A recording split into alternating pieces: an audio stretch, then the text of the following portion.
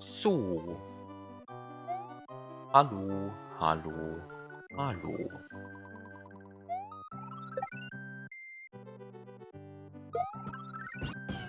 Hi.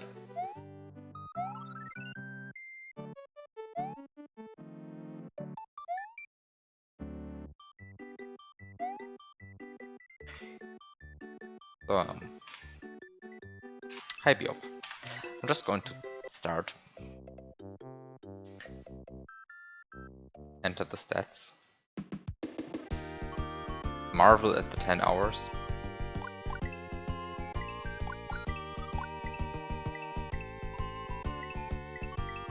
Impressive. And then note that this time it's probably going to double before I get the last achievement. But whatever. Although there's one thing I wanted to check.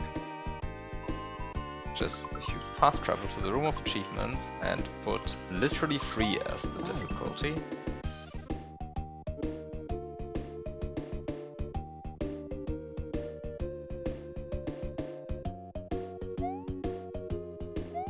I guess it says using any checkpoints.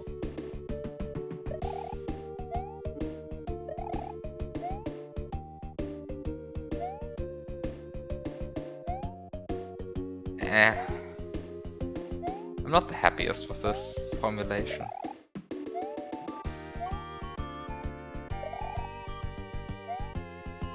feel like without collecting any checkpoints would have been clearer.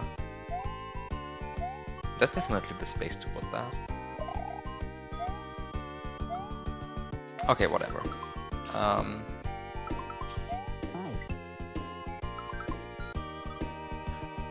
So, time to go for a save stated walkthrough of what I'm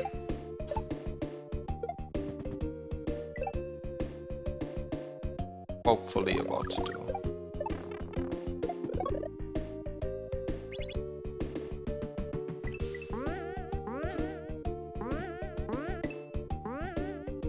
Okay.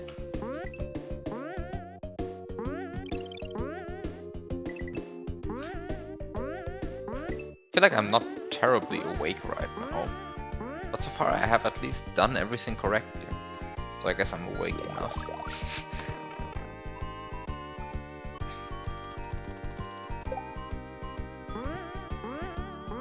Okay, so this is fine, all of this is fine. I don't even think I loaded a save state in that. Did I? I forgot if I loaded a save state in that. Whatever. Doesn't matter. I'm going to load a save state now. Ah, right, because I forgot that you can't press A. Sometimes you really just need to realize what the level's gimmick is, right? Like, impressive. Like, 10 hours deep into playing the game, I forgot what the gimmick is again.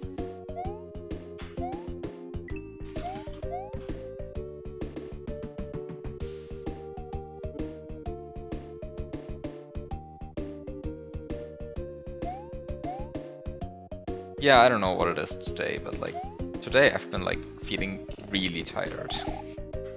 And I don't understand why, really.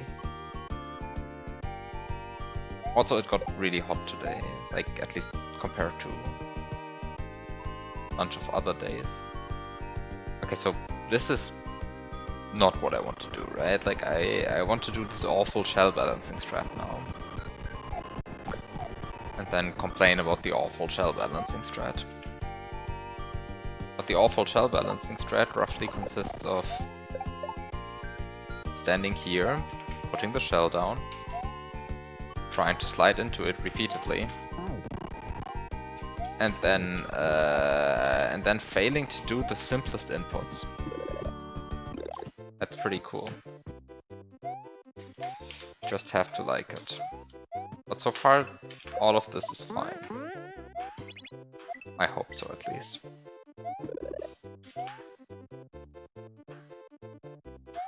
Wait, that was bad. Wait a second. All of this is bad. You press the on-off switch. And then you can do all kinds of bullshit, but you have to press the on-off switch, right? Wait, do I have to press the on-off switch? Wait, why do I care about the on-off switch again? Ah, for getting the springboard. I care about the on-off switch for getting the springboard. Later. Way later. Okay. Then there is this awful thing. Wait, what was my strat for this again? Was it this? No, this sucks. I had some strat which didn't suck for this. I mean, to be fair, this doesn't seem terribly terrible.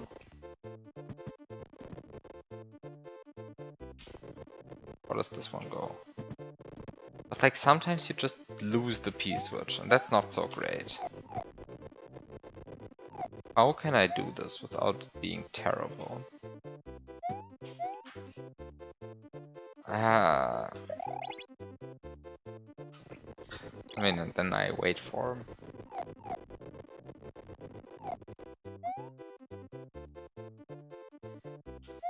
the star to run out.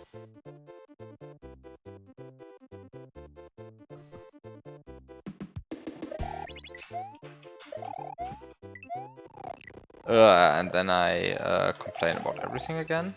Wait, how do I do this?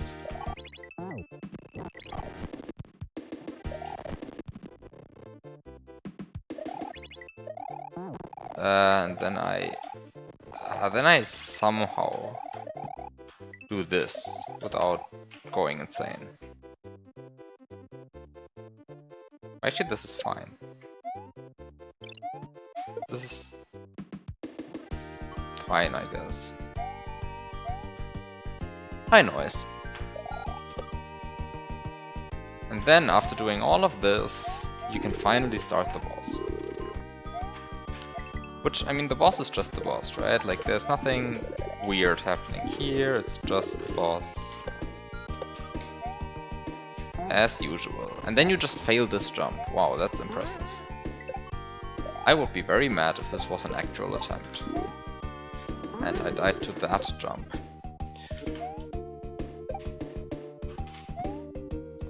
Okay, so you just wait. You have lots of time.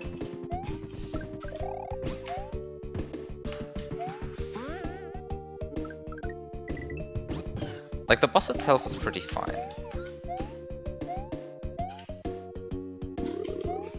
I mean, I died once during it. But also it was only once. Which surely means that every second attempt will make it past the boss. Then there's this chase sequence, which is actually pretty simple, but I tend to lose focus during it. And then you're just done, right? And now for the nerve-wracking part, which is going to kill most of the attempts probably. Right, okay, focus. You do this, you wait for a bit. And then you get the springboard. You just get the springboard. There's nothing weird about that. And then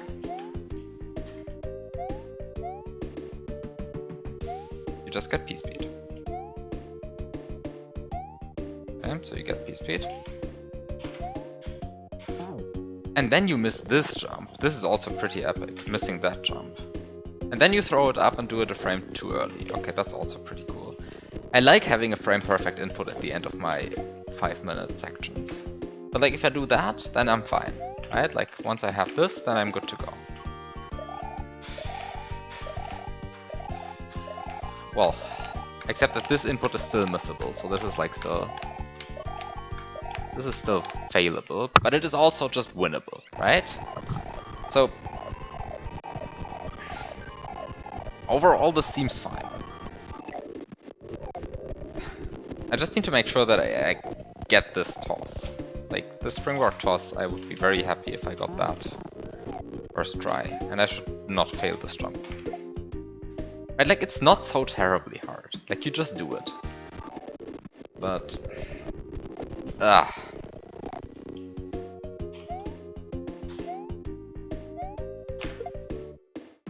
You just do it, right? it's not the worst jump and like the worst throw in the world. It's not the worst input in the world. But like I cannot believe this is frame perfect. Like I get this way too consistently, but I think it's frame perfect. But yeah. No, I'm pretty sure it's frame perfect. Like it's impossible to get it 3 pixels further to the right, and you're moving at 3 pixels. So the one thing I don't understand is there must be something cheating here, because like some ASM must be influencing the springboard's trajectory here, because for some reason I always get it on this pixel or 3 pixels off. I never get it 1 or 2 pixels off. And that shouldn't happen, because I move at 3 pixels a frame, and I am not doing anything to align myself. So something here is cheating. Something here is cheating. But I don't actually know what is cheating here. Maybe these clouds are pushing the springboard? Who knows? I could pull up the Lua script and figure it out probably, but also I'm going to leave that as an exercise to the reader.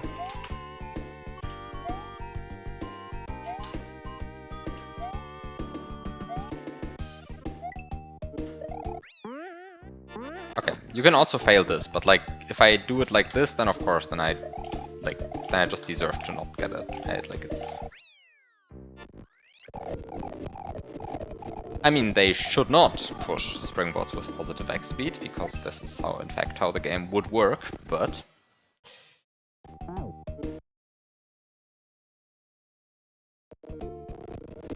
time to find out, I guess. Solving the exercise for the reader. SMH. Got a message on Discord.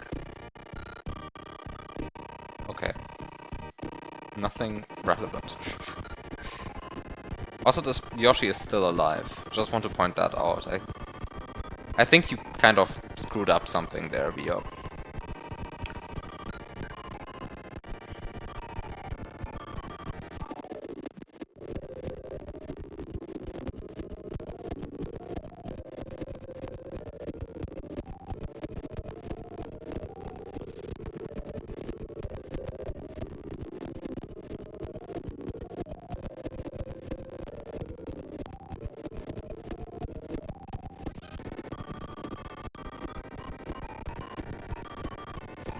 Rewinding for half an hour, 10 out of 10. Yeah, this is the content that you come here for, right? I mean, this is just peak gameplay.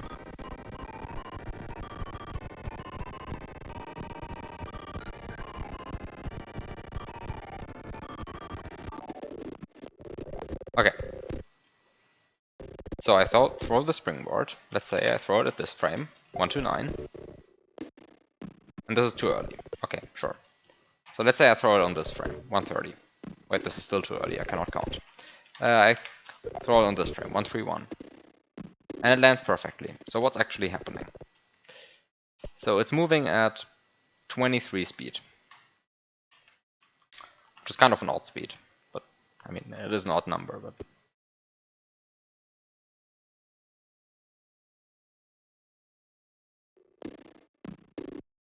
I guess the thing is just that 23 speed is slow enough that most pixels get traversed, and it's unlikely that... I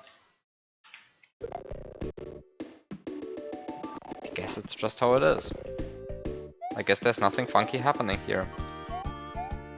I guess it is just a situation of if you throw an object slow enough, then you can take any possible pixel position. And 23 is just slow enough that you just tend to see this phenomenon. By the way, this was, again, a successful attempt. I really like how consistent I am at that trick. I'm totally going to fail it, but... Can you jump before kicking spring? Yes, but I'm trying to do RTA attempts here, so I'm not going to do that. Because it makes it a lot harder. Like, as it currently stands, it's a 1 frame input. And if you do it too late, you can just retry without punishment.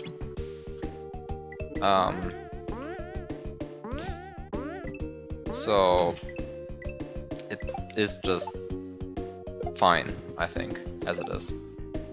You can, it's like jumping doesn't make it a ton easier. Like, okay, I mean it doesn't make it easier, that's kind of the problem. It makes the throw itself a bit more lenient, but then the jump itself is also, of course, an additional input you have to do. But... like, the issue is if you look at the situation, then you see that there are a bunch of clouds. Which are item-only clouds. And those... well, those prevent you from throwing the springboard if you fuck. Those prevent you from throwing the springboard. Can you see them here? No, you can't see them here. So there are some item-only clouds, like right above the screen, like around here, I think. And if you jump and throw it like here, then it will just bash into those. And I guess what you could try is you could like jump here and then try to throw it in such a way that it goes under them or something, but I don't see how that would work. Like, it might be possible.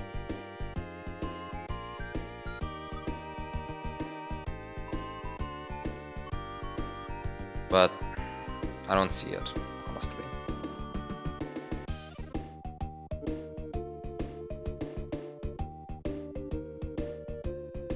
I don't see it.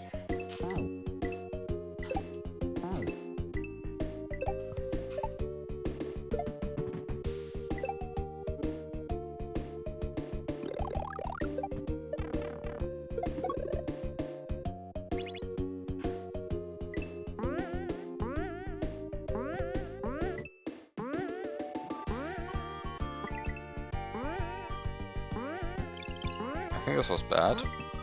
No, this was fine.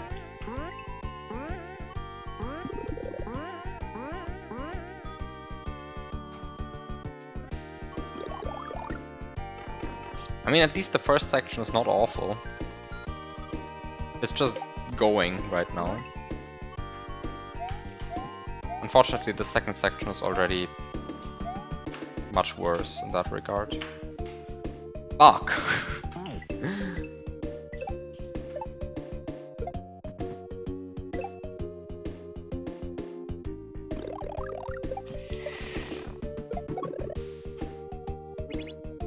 So yeah, I got to the boss once.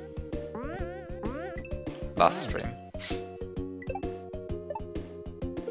Would be really nice to get at least past the boss. In like... the next few hours. Like, the issue is kind of like... as much as I think the strat is reasonable when performed in isolation, doing that after you've like gotten a good run past the boss means you're like somewhat nervous. And I am particularly prone to this kind of nervousness, I feel like.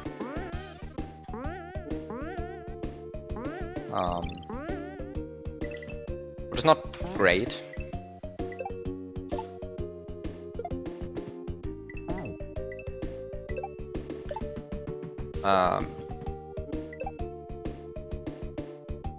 And, well, good luck me trying to do a bunch of frame perfect inputs then, but I'm convinced I can do it.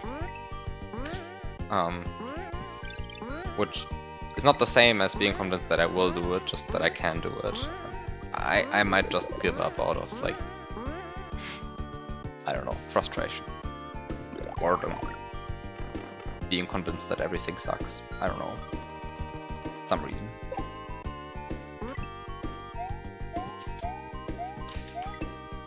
Okay, so you do this, and then you do this, and then you fail it. Okay. But then there's the backup strat, which I don't like, but which is technically possible.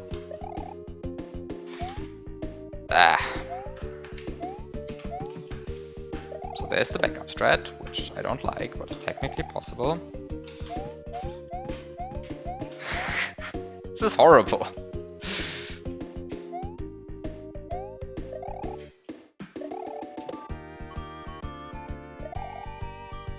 there's this find the better strat. I mean, yeah, there is a better strat. I'm sure of that. But so there's also. Wait, did I just kill the spike? Yeah, I just killed the fuck! I should have just trusted that I killed the spike and just went for this. Right, like, I should have just trusted that I killed the spike and just went for this. Because this is the strat I usually go for.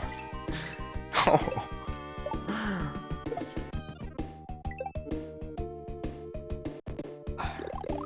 I got baited by this spike being trapped there.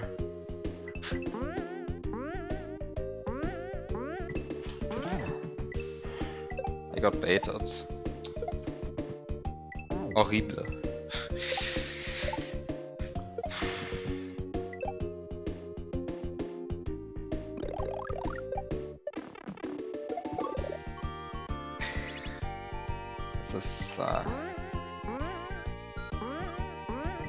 This is the kind of stuff that just happens. You just have to shrug off and move on.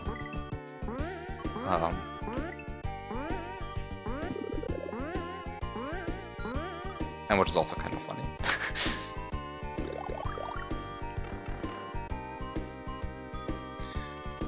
So...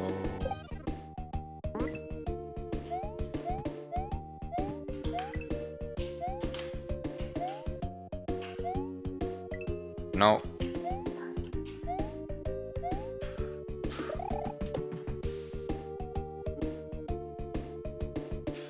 This is also not working. Thought there was some like... I guess I have to just slide less. I think you can do like... Fuck! Why am I like this?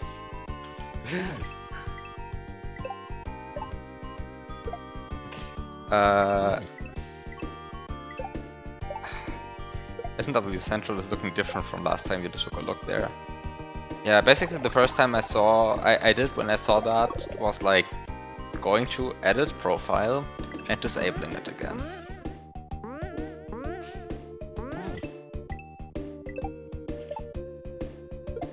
I'm not a fan of these kind of schemes. Like, but the C3 theme. Yeah, I don't know when the last time was that I actually cared about a C3 theme.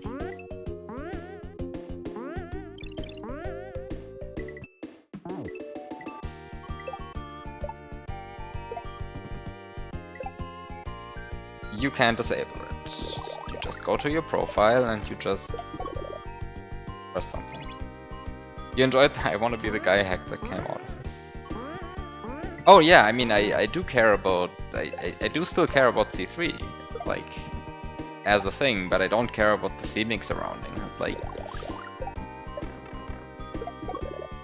although like this C3, at least from my point of view, had like not a lot of stuff that interested me,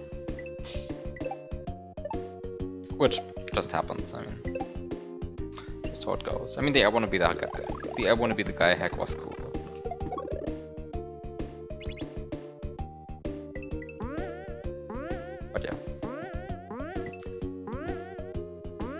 Well, if you're not logged in, I think you cannot change it.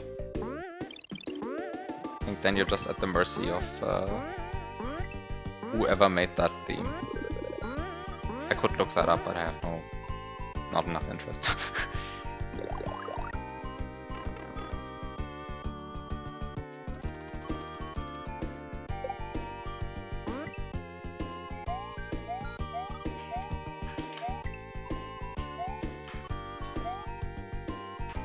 Fuck! How did I miss that jump input? I'm like... I pressed jump, I swear, I pressed jump. You can probably look at the input log and see that I pressed jump. And... see what went wrong. I don't know. I mean, maybe I pressed jump like one frame after walking off the ledge. That would be very sad, but possible. Or maybe I did hold B for a long time, so maybe I did the complementary thing to a 0 frame button press and did a 0 frame release. But I don't think I did that. I think I released the button.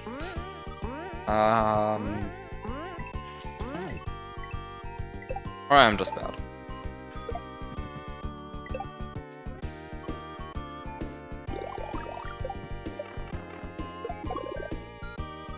You're not in the mood for playing any hack lately. That just happens.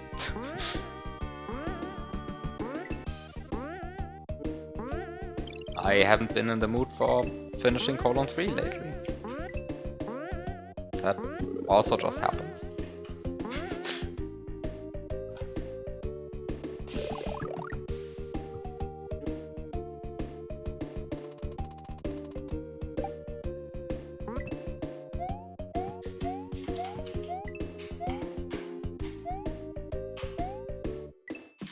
Finally. Finally. Okay, so this is good.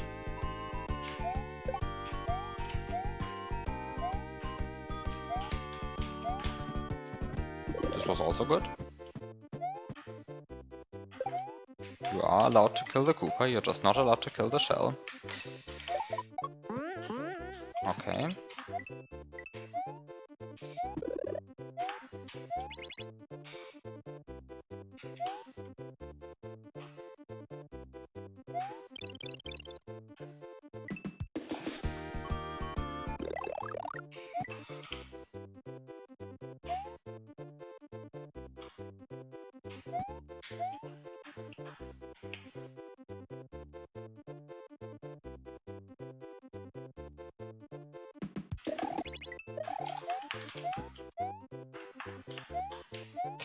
This was bad.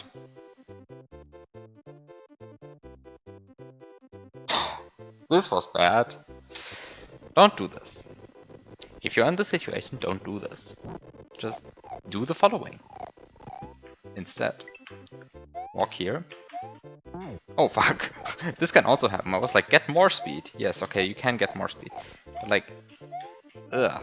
This is actually a not so great sequence of inputs you have to do, but I feel like you cannot do nothing to prevent having to do that sequence of inputs.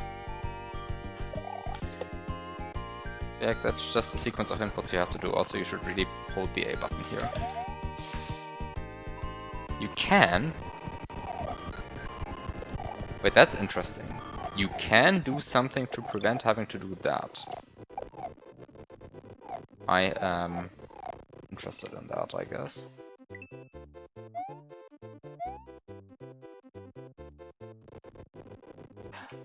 Can you do...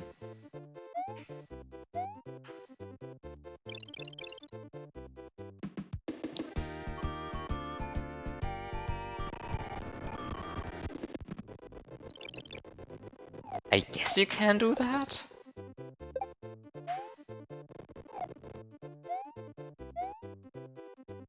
Not so sure that this is a good thing. Like, I'm really afraid of like the Koopa kicking the shell in this situation. I mean, I guess if you just go fast enough, it won't happen, but... Ugh.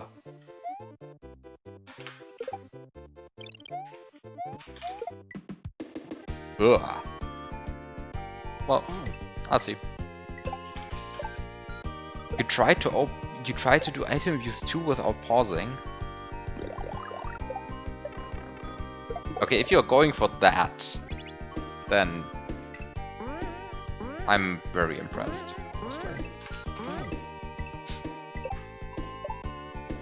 Like without any pausing, crazy. One pause or maybe one pause and one scroll, I can see that happening, but no pausing? Ugh. Good luck with that. But I think it's more likely you go insane before you find the correct manipulation for the fish. Which maybe you don't mind, I don't know. Just a bit of RNG. The issue is like, there's barely anything you can do, I feel like.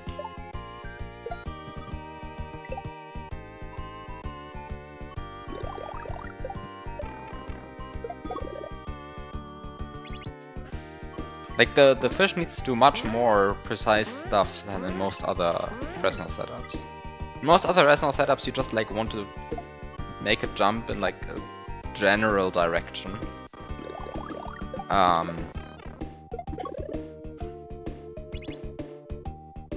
But like for the item abuse 2-1 you needed to jump up a 2-tile high ledge.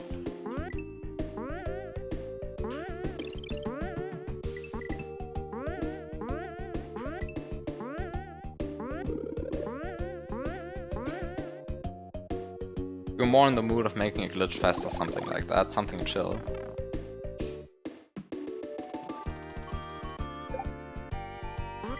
I haven't done something like that in years.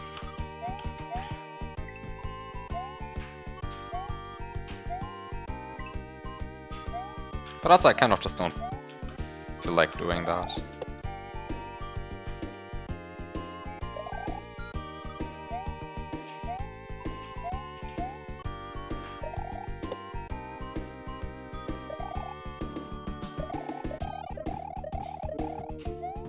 Ah.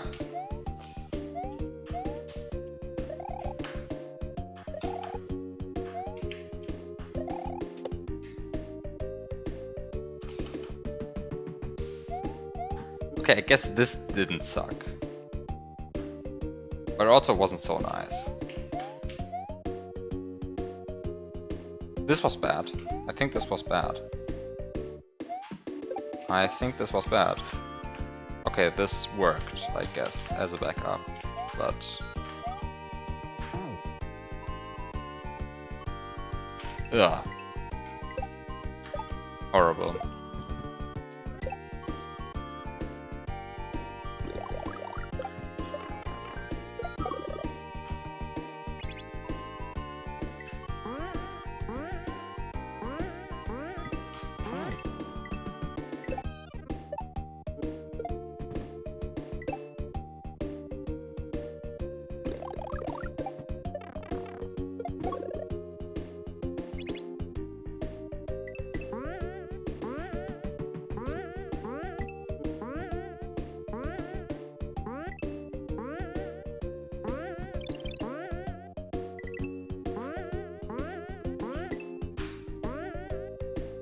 What am I doing?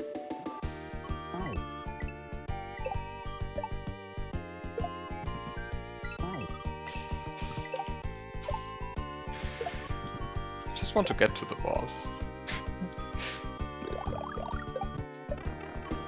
But also, I mean, yeah. I feel like getting to the boss is the hard part. I feel like the stuff after getting to the boss is kind of the quote-unquote easy part. Not because it's really easy, but rather because I have more practice with it.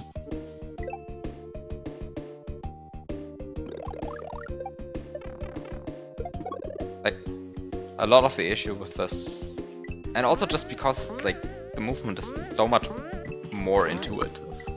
Like the movement for like the second part of the pre-boss stuff here is just really awkward. It's a bunch of like slapped together stuff that feels like it shouldn't really work, but somehow works, and maybe there are better strats, but who knows? I mean, I guess Bjork knows.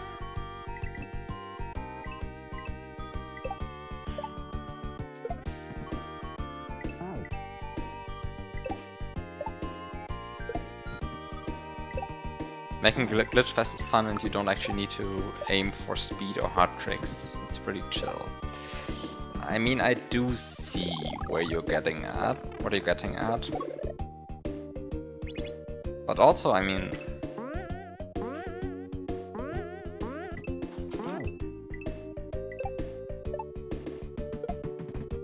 I don't know.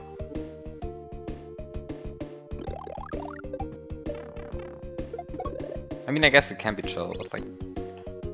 Also just don't... Like, I don't watch Glitch Fests myself. Like, I don't care about them. Really. I mean, I used to like, watch them or something, but... But like at least for S&W, I really couldn't care less about Litfest.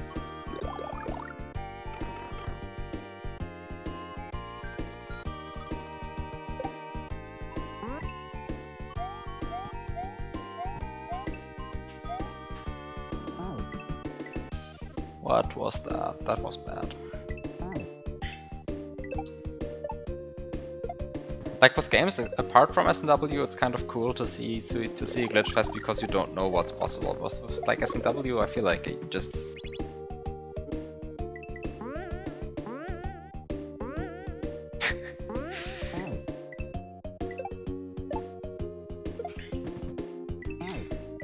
not like you care about much stuff. You are pretty chill lately as well. I mean, I do care about quite a lot of things in S&W hacking. It's just like more behind the scenes right now. Like I've been getting into music porting again. I've like spent hours upon hours on on like dealing with all kinds of stuff about music porting lately. It's well, stuff that I really didn't think I would like do half a year ago, honestly.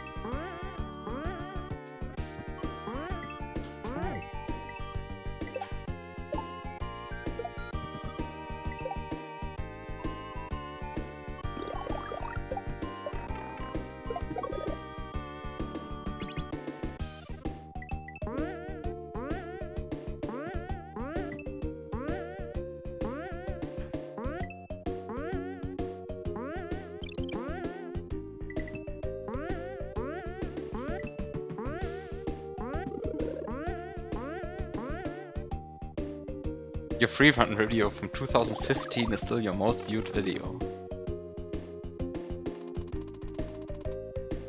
I don't even think I know the one you're talking about.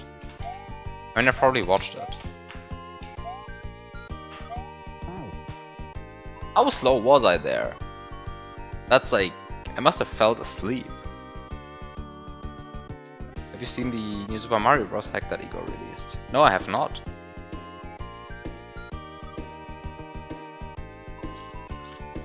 What kind of hack is it?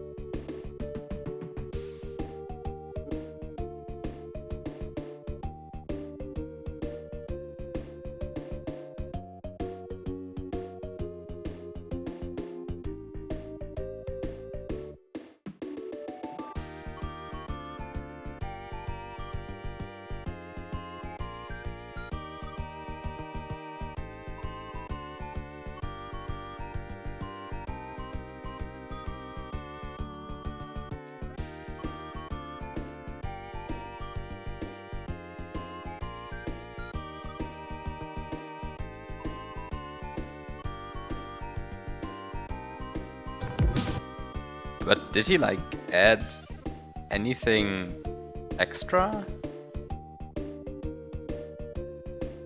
I mean, I guess he added like star coins, but like what did he do about the star coins?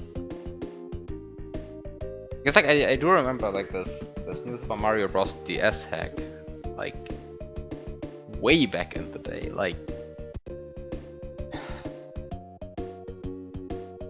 must be like 13 years ago now. Called New Super Mario Bros. 3, which was like essentially Super Mario Bros. 3 levels remade on the New Super Mario Bros. Engine. And like, honestly, the main draw to it was like that the star coins were insanely obscurely hidden.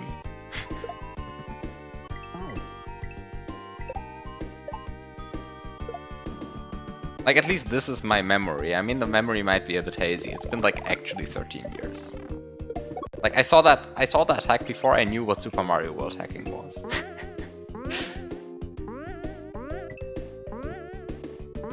And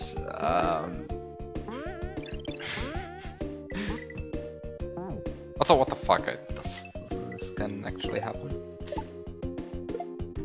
Like, I'm not sure like how to even find that hack today anymore. Like, maybe it's still, I mean, probably it still exists in some form or another out there.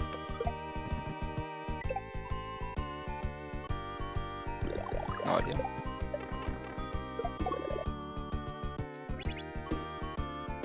But like, honestly, I think this was like the main reason why that hack was at all interesting. Because like, just remaking Super Mario Bros. 3 and New Super Mario Bros. Like, why would I care?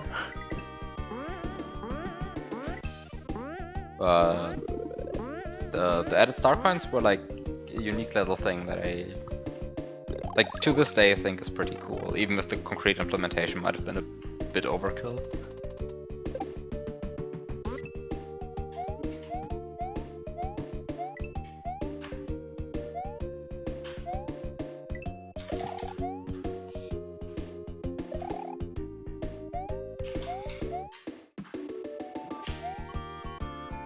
Are you kidding me? Okay, no, this works. Okay.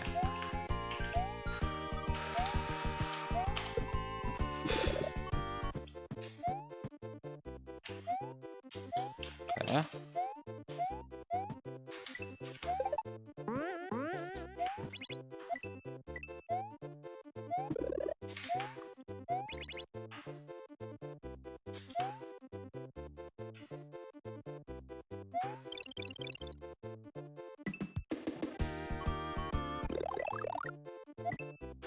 I mean, I guess he is. I'm like not really following him at all, honestly.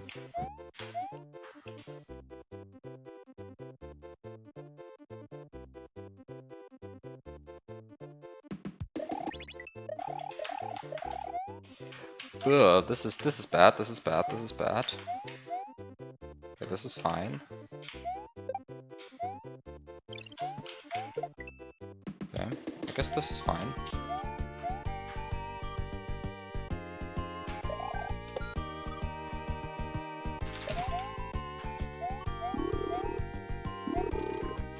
Okay, time for this.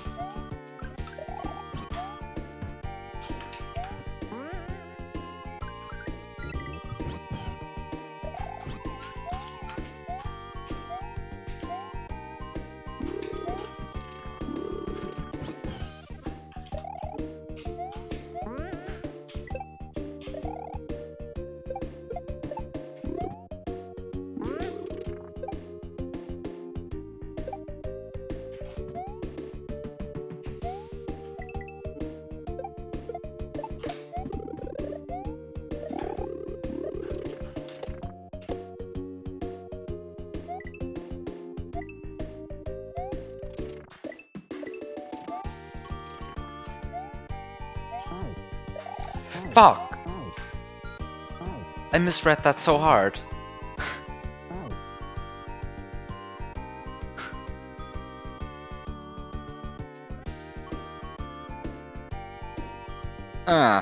Well, I got to the boss. Should put a counter on screen or something.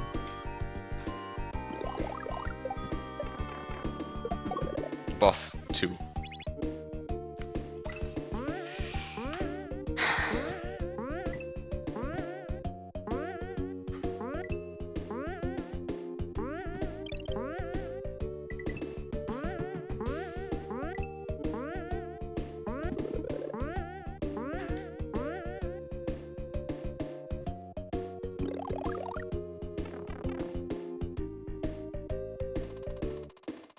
Springboard throw miss 0 for now. Yeah.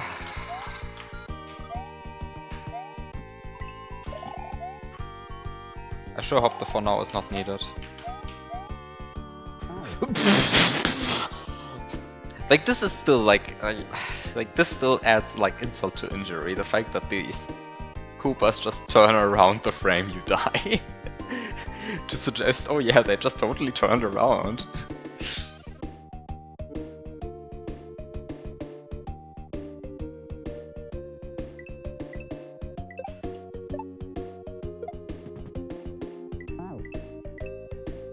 Okay, so once I get like to the boss a few more times, then I will actually put up a counter, I swear.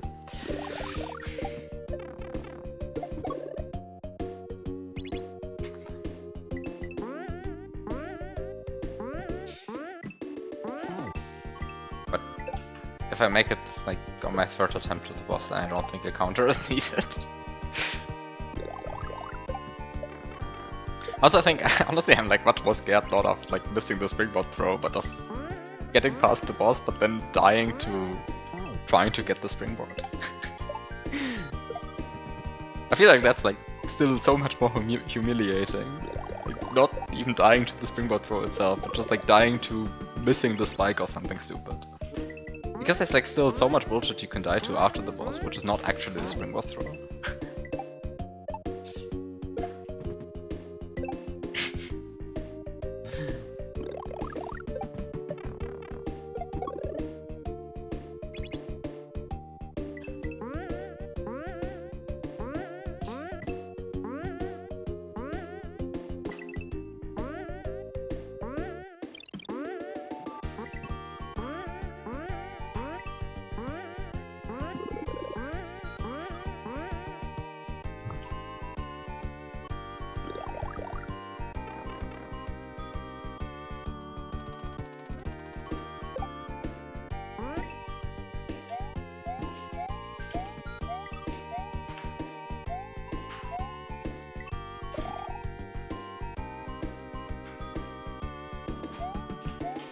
No, that's not good. This is good.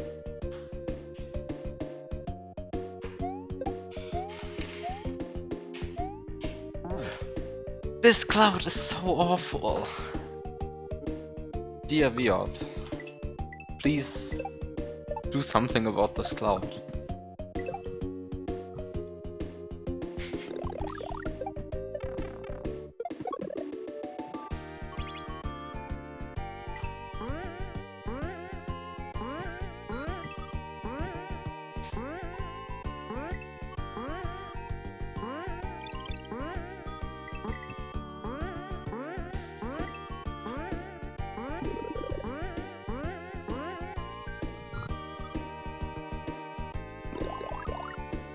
Come back into your room, just heard Dear Viop.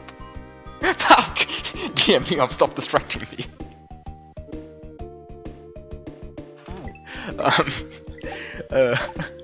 No, I just died to the cloud up there. You know, the cloud to the right of the mushroom.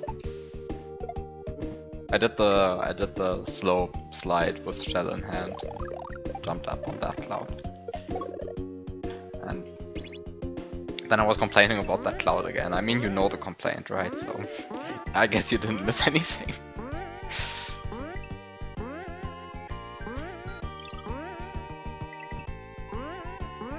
This is going surprisingly well. Like,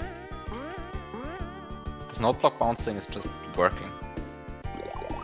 It'll be a 1F0 if you release an update. That sounds good.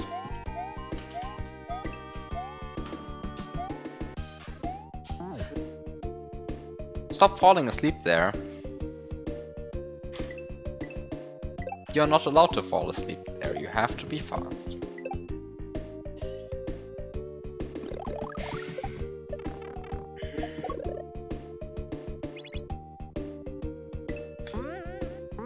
Yeah, I mean, I don't know if it's worth like updating this. Because like everything is kind of minor. Except that you probably think that a lot of the stuff I did was not so minor because I like kind of broke half of the pipe entries, but also no, everything I did was probably completely intended, you just forgot about it.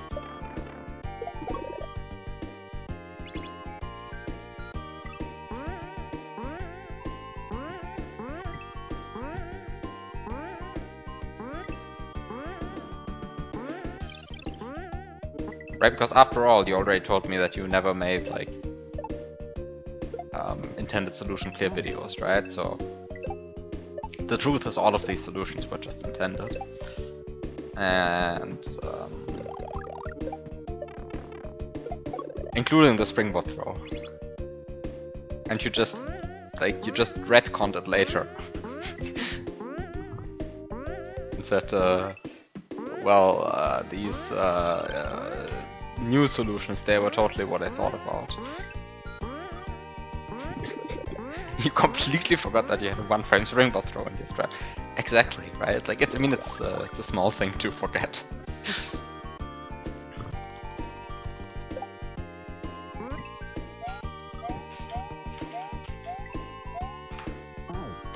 You know, the worst thing about it is, like, this one-frame springboard throw is, like, by far not the scariest thing about this route for me. Exactly, it's only one frame, so it's a very, very minor thing. One frame in a route that takes over 10,000 cannot be so important. No, but honestly, I mean, like, the springboard throw is, like, not even on my top 3 things. Top 3 list of, like, tricks that I would remove to make this easier. Like, if you gave me, like, 3 tricks which I had to, like, remove from this in order to make it easier, I don't think I would remove the springboard throw. And that probably tells you everything about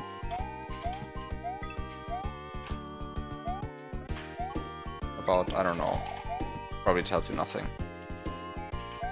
Probably you should just forget that I said that. Fuck! I should just wait there. Just wait. Stop being greedy. Ugh. I do, in fact, not know what you realized.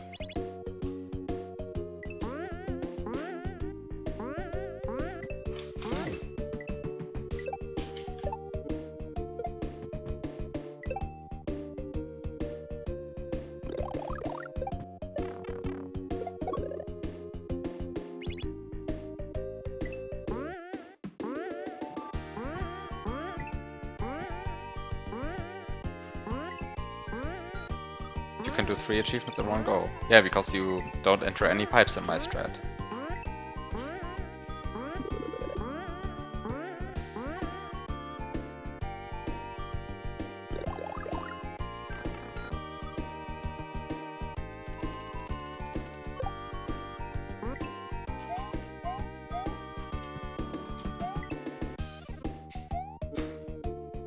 And you... Fuck! Why did I do this? I was scared, and I was thinking about what the remaining achievement was. You don't enter any pipe, and you don't use any H's, and you... you can collect all coins during the boss chase. That's totally possible. You just have to start the game on walkthrough. Literally free. Whatever, one of the two. I mean, literally free works. Start the game on literally free.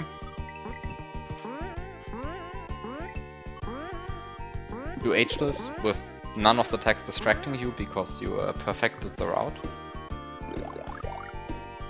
And you just don't enter any pipes. Because there's no need to. Why would you enter a pipe?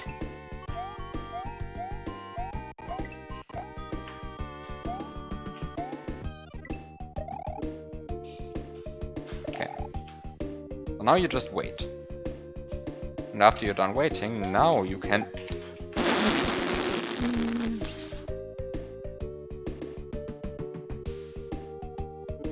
Then you can just do that.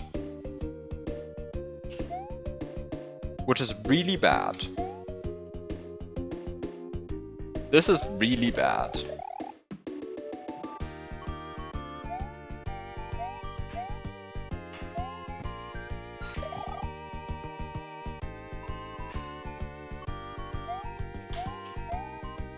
Ugh.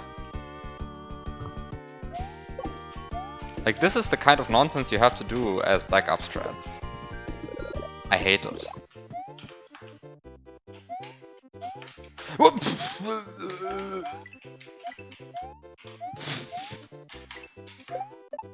So much nonsense is happening on this attempt.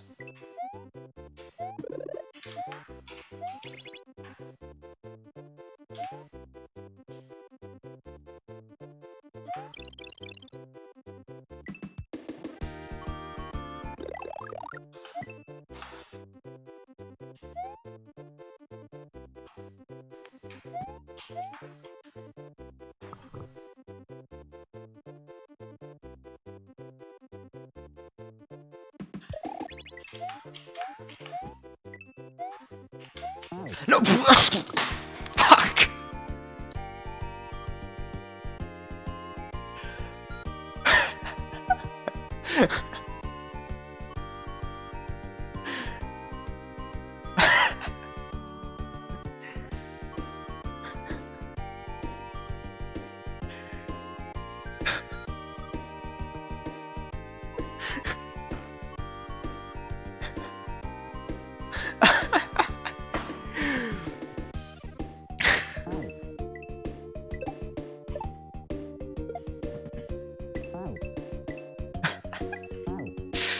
Oh no.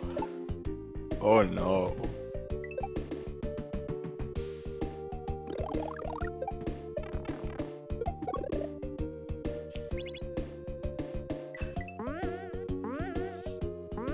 Yeah, what a perfectly placed spike.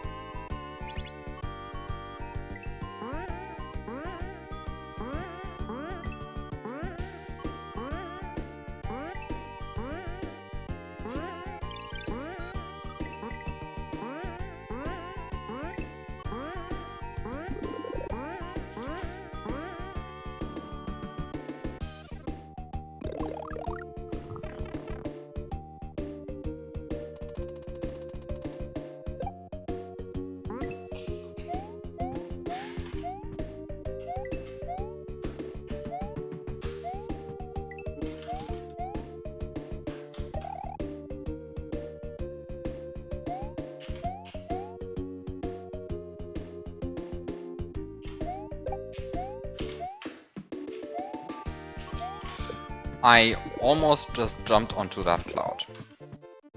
It was like really close. But I did not jump onto that cloud, which is everything that fuck.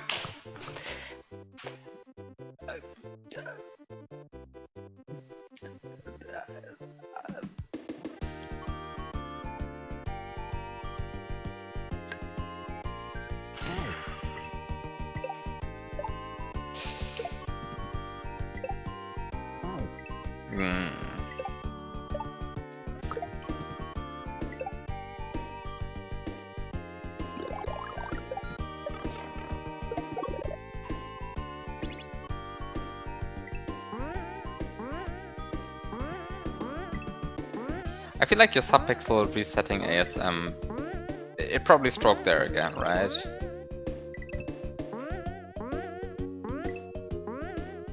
I feel like it makes some of these setups a bit less intuitive.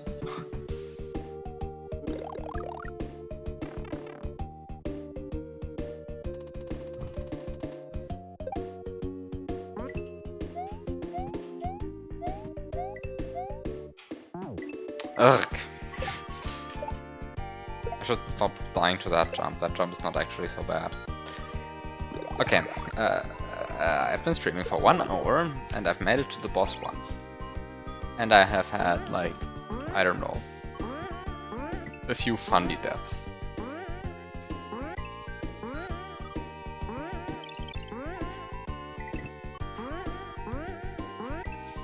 I'm just hoping I'm making it to the boss again in the next hour. No, because I have made contact with the wall before, and that kind of restricts which kind of subpixels you can have.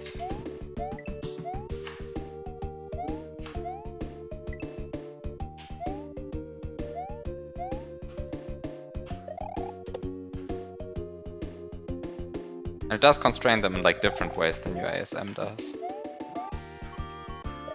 But I mean, I think most people are not going to care about that. I think like for the general public, this kind of ASM was the better choice.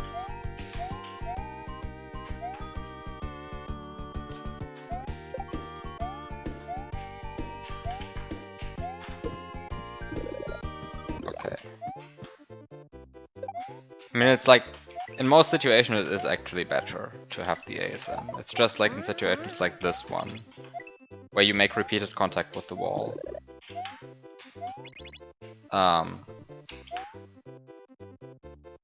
That your ASM leads to different behavior than vanilla would. But someone not familiar with, like, someone not having not spent way too much time in this engine won't notice anyway. I mean, I guess that's just true for everything. I guess that's even true for the wall clip patch, arguably. Are you kidding me? Can I stop being bad at this? I mean, it's just nothing I can do about it. Like, I mean, there's nothing I can do to save it. That's what I want to say. I mean, there was something I could do about it. Not anymore.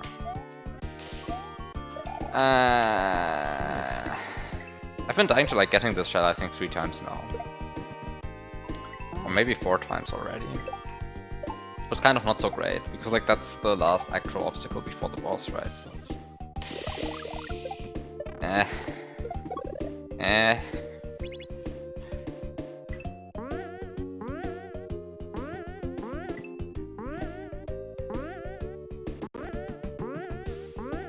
Did you see that? The emulator lagged and just ate my jump input. I mean, like, it just skipped a bunch of frames where I held B, so I got less jump height. I missed the down arrow. I like emulator frame skips. Also, there have been 5 lag frames since I started playing. Terrible hack, lags a lot.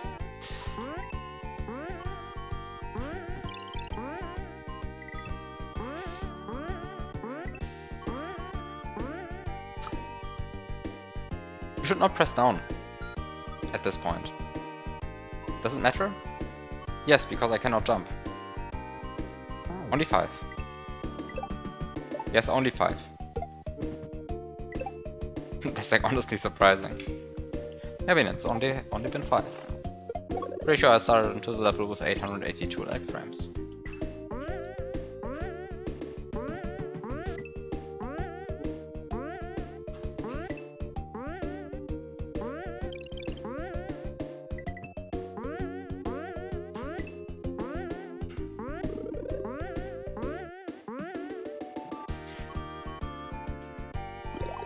And I could not tell you when that happened.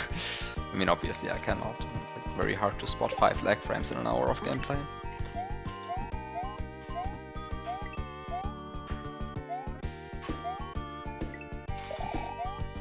Okay, this was good. This was, in fact, not good, but I was able to save it. This was also not good, but I was still able to save it. This was also not good, and I saved it. Can I stop being bad though? I mean, like, I can save all of them, but... it's reaching a point where I kind of just want to get to the next obstacle. There we go. But this was bad, I think.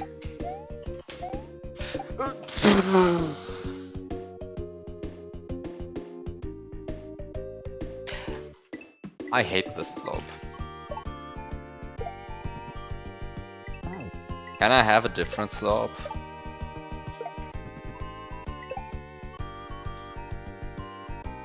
Can you just make a version of the hack for me where that slope is replaced by like a gradual slope? You can still slide on it, you don't need 48 speed anyway. You just don't get pushed automatically to the right if you don't press the down button. I guess that's bad because you kind of need that at the beginning of the level, I think. Yeah, you need that at the beginning of the level. Ah, terrible. Yeah, the first setup relies on that, I agree, yeah.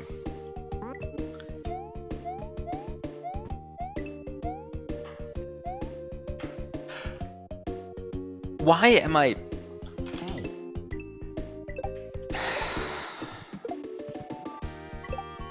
Why am I not jumping there, though? I feel like I'm inputting jump early enough, but I guess I'm like inputting it.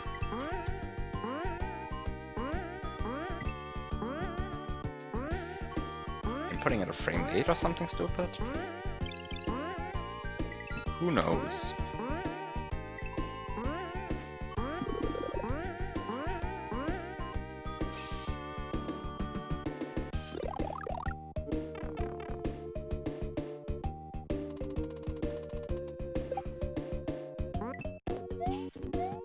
Emulated lag, I love it.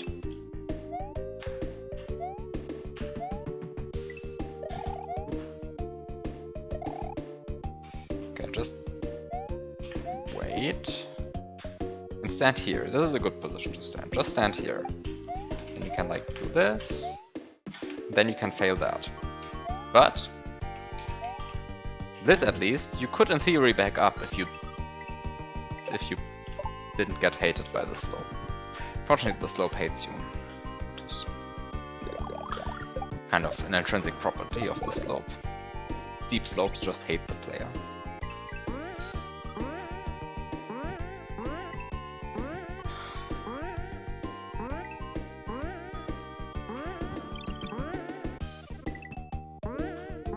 By the way, why is this coin here? I don't get this coin. Yes, you should have made that. Yeah, please add that. Please just add that.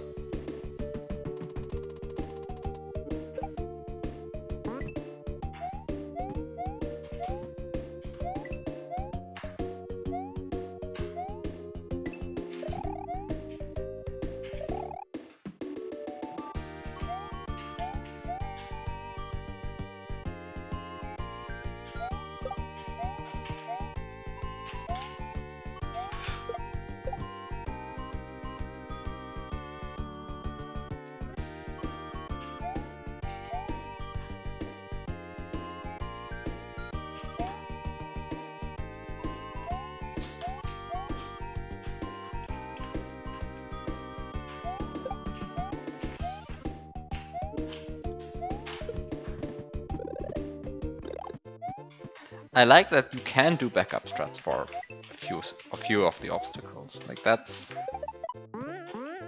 something I generally really like.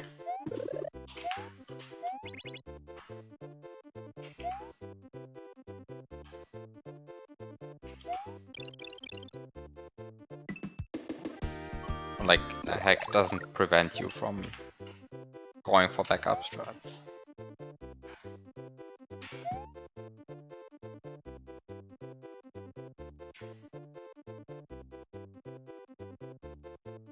Where the backup strat.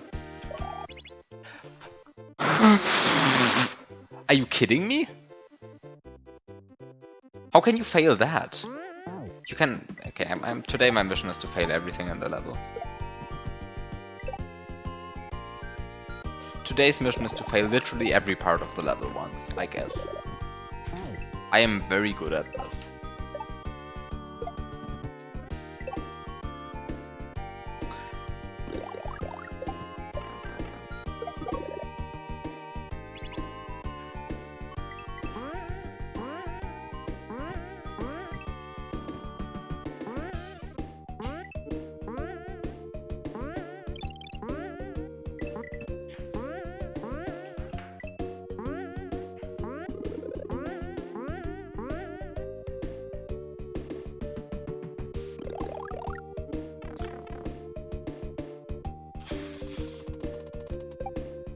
That was a bit risky, I almost killed the spike there. Which on the one hand is kind of... You would be usually happy about that, because the spike has already ended a few of my runs by just killing me. On the other hand, you kind of need it for later. What? What happened there? I guess I just slapped somewhere. No idea what I did.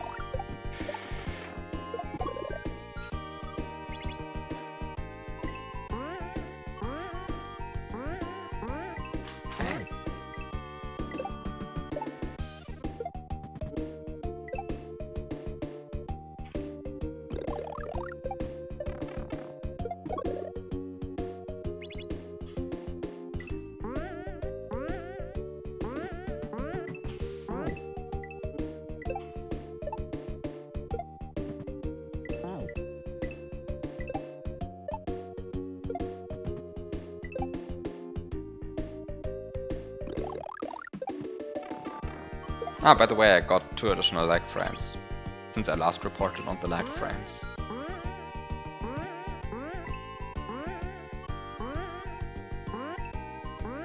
To the people watching this not live, have fun scrolling back and looking for those 2 lag frames. They're hidden somewhere in the last 15 minutes. Actually, even the last 10 minutes.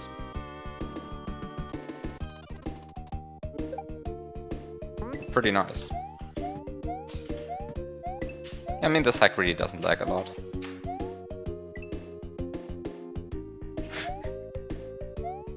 Yeah, clip the lag frames. Very exciting, extremely exciting.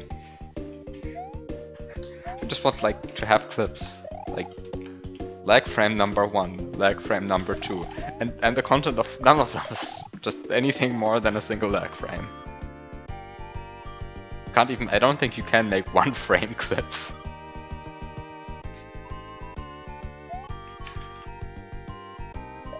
Just clip the lag frame, nothing more.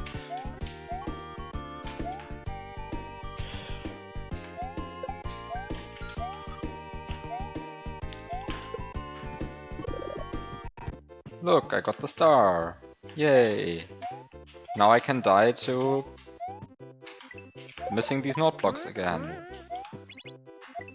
Next I can die to something. I don't know what I can die to. Oh, fuck. I think this is bad. I think this is bad.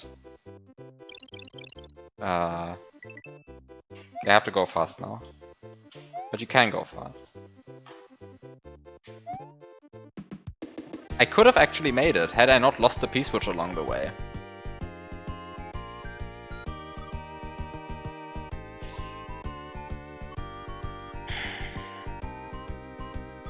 It becomes a bit more hectic, but actually it's not so bad.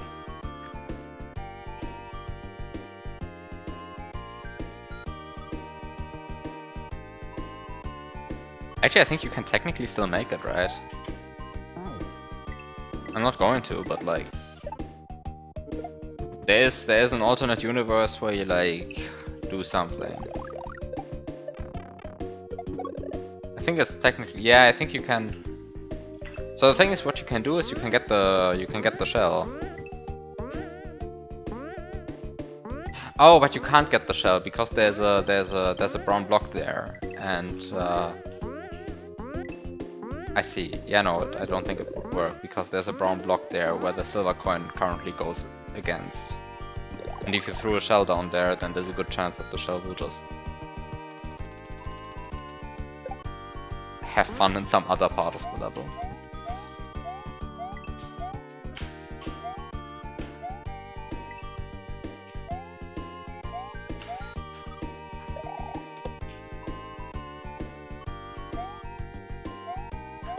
Just get the blue Koopa there. Yeah, that sounds like a good strat.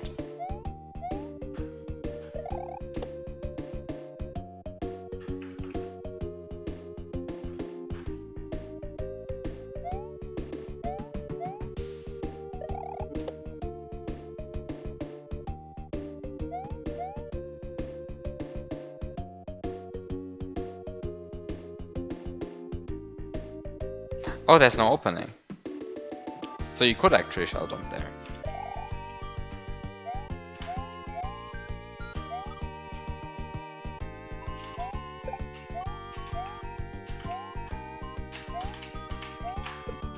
This is so scary, the sequence of inputs.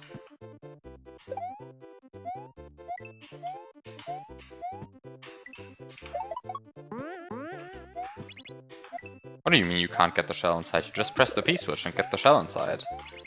Like, I mean, where do you get Mario inside?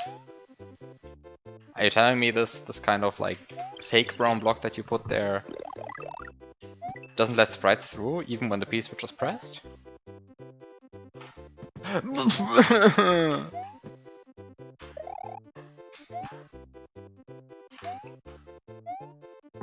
There's sprite plant blocks about?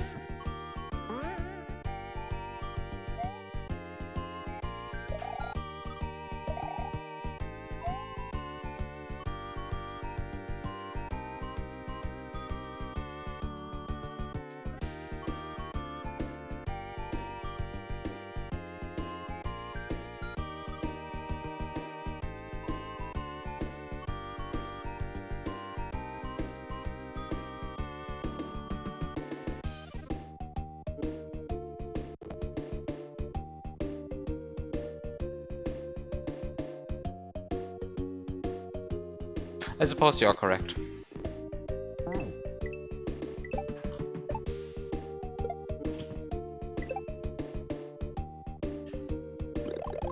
No backup strat. Sad. If you would kick the shell would go on top of the spread solid blocks. Wouldn't go down. If the question mark blocks there were actual light switches, I think it would fall down, but I think the 1 pixel you get extra from standing on an actual block is enough to make the shell clip upwards. I think this is how it would go.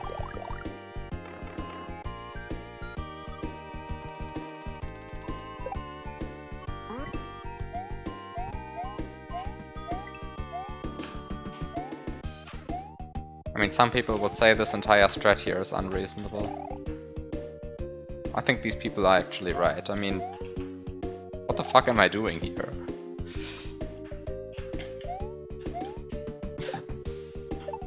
This is horrible, by the way, when this happens. Like, this just feels bad.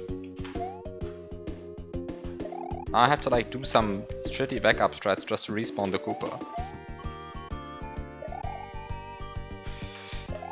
To be fair, the shitty backup strats actually work for some reason.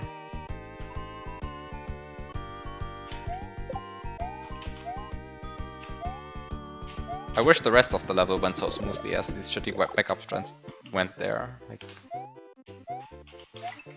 that just worked, I don't know why.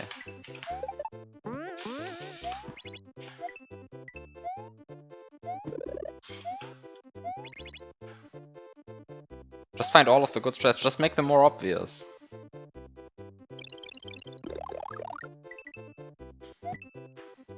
Smiley.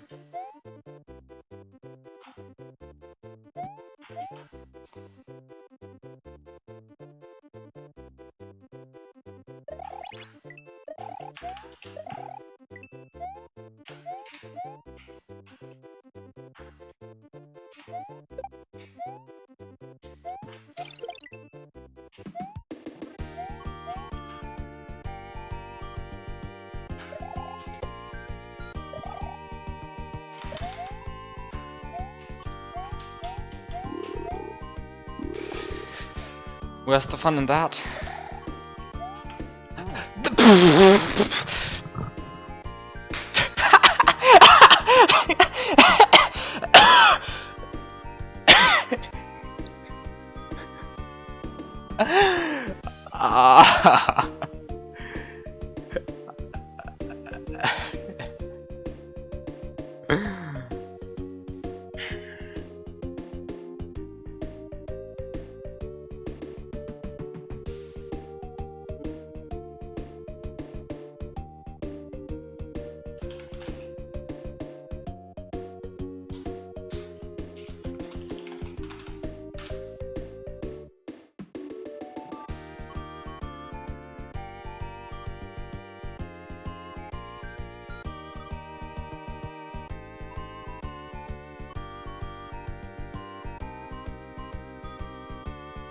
But of course we need a good font. Actually, I think this is a worse font for this.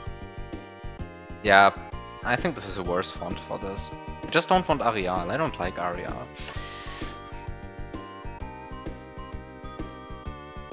Give me a better font. This one. No, I'm not doing comics now. Also, did you just correct a typo for an S that was a D with an A? I like that. That's the spirit.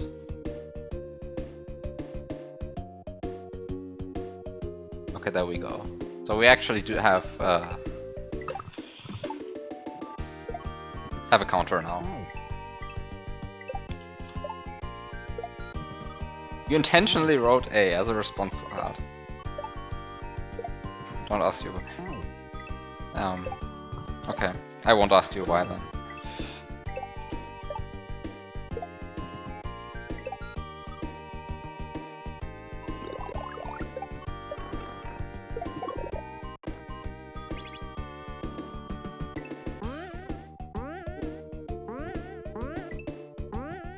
So you intentionally wrote A, but you don't actually know why you wrote A. So you intentionally... Okay, I want to analyze this further.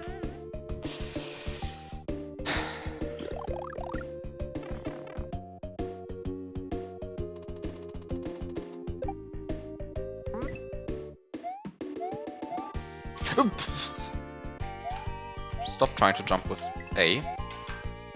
Stop trying to do spin jumps, it doesn't work. Have you realized what the gimmick of the level is yet?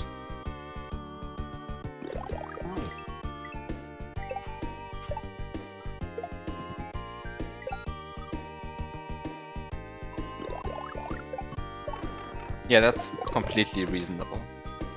I agree with you now.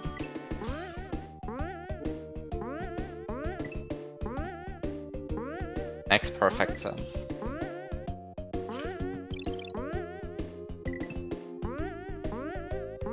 At least I'm making the silver piece each timer now. Like, this just works.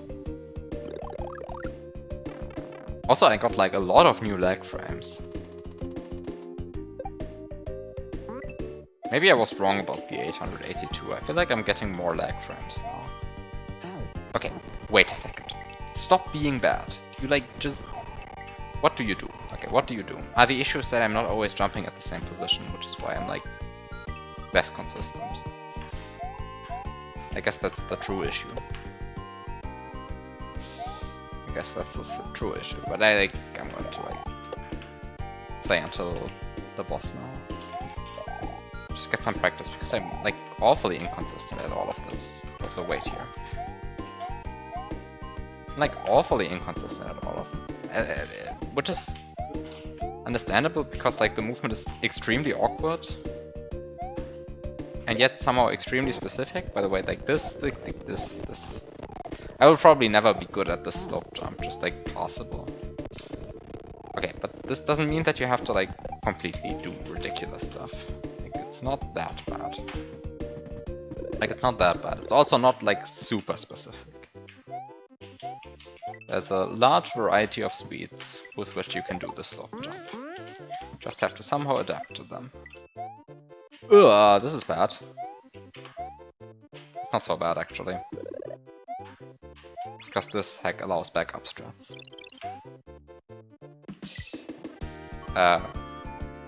This is bad.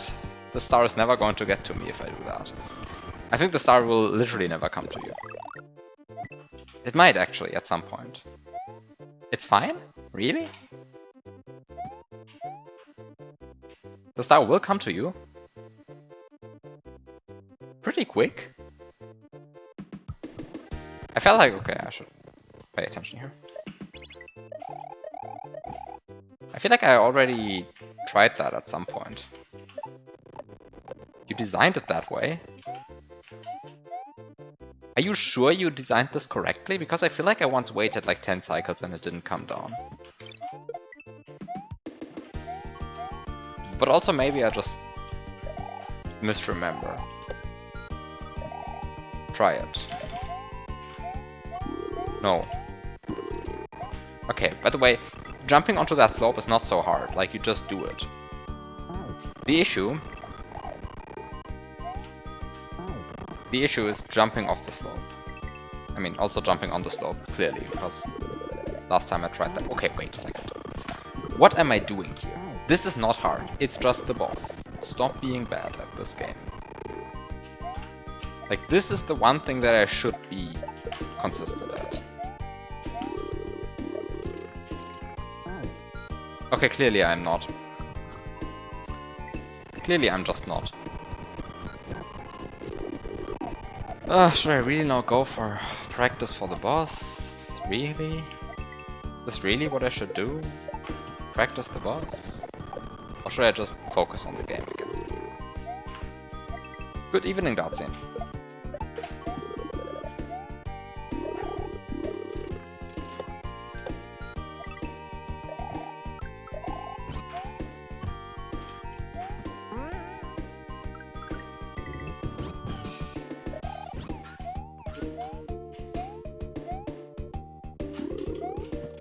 welcome to me trying to beat this level without using any checkpoints and partially going insane during it.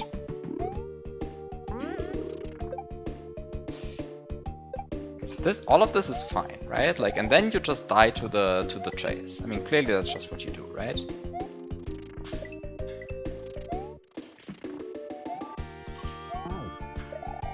Like, this is not bad. Like, this is really not hard. I'm so frustrated that I died to this on like an actual attempt. Of course, now in practice it goes fine because it's actually easy.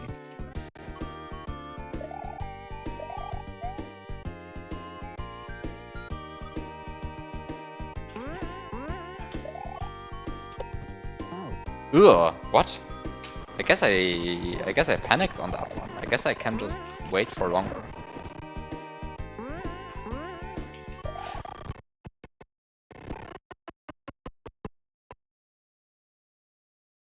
I finally saw it again.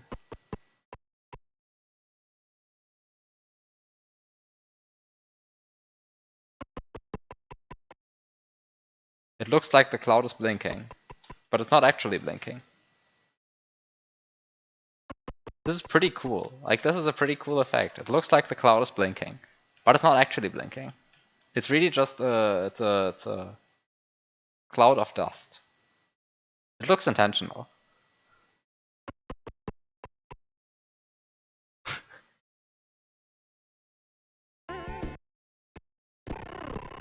What if it is blinking?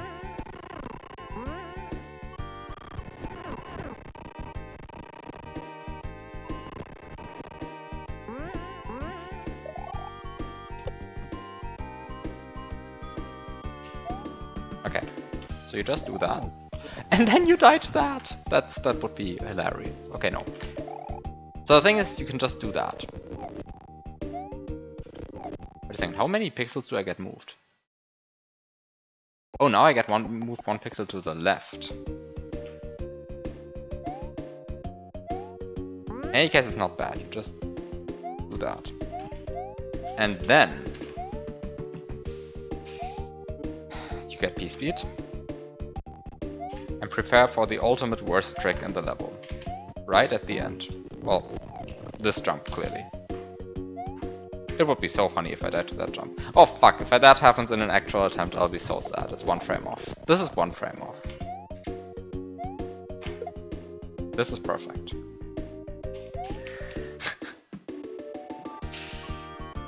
Well, and then I try to collect this orb. It's going to be fun.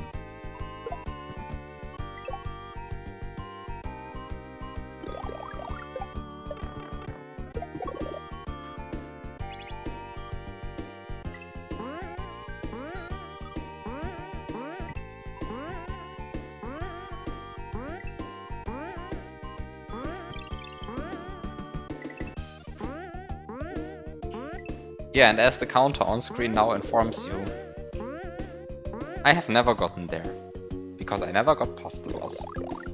Because I died twice to the first part of the boss and once to the second part of the boss, which is still very sad to me. Like, I'm still sad about it. The fact that you can actually die to the chase. Also, like, sometimes I'm just slow there. I guess sometimes I just spend more time setting that up. And I don't even realize it when it happens. Like you don't actually have to be that fast. But you do have to not fall asleep, and apparently that's too much for me sometimes.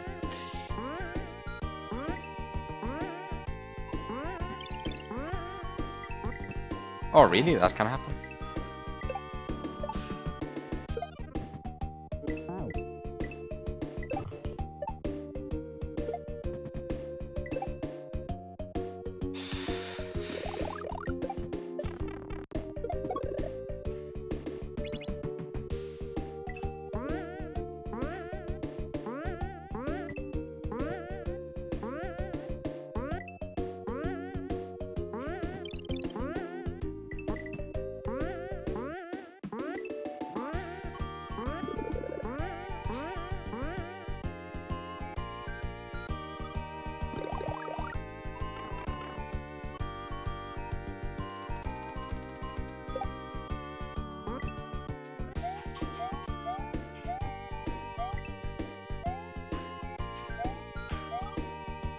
Like, you can't wait that much and it's still fine. Sometimes I still die.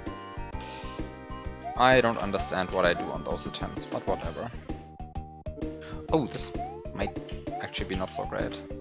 No, it works. Okay.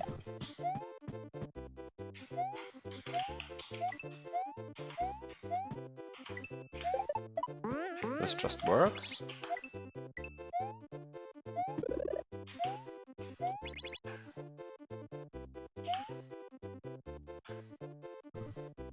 I'm not going to try what Biop told me because I don't trust him.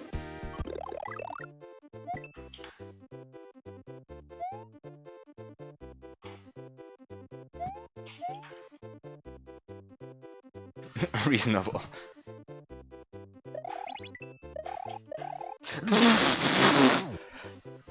I should stop playing. Really, like, when I do this kind of stuff, I should really just stop. Do something else. Much better to do that.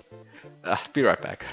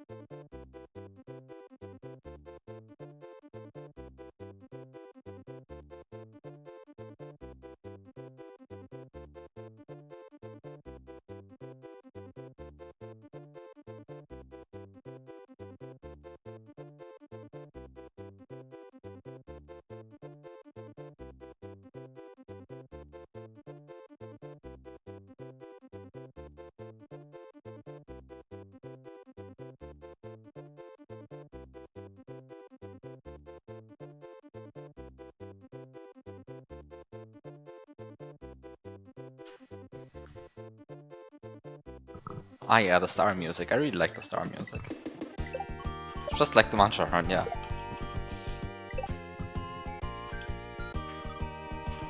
This was bad.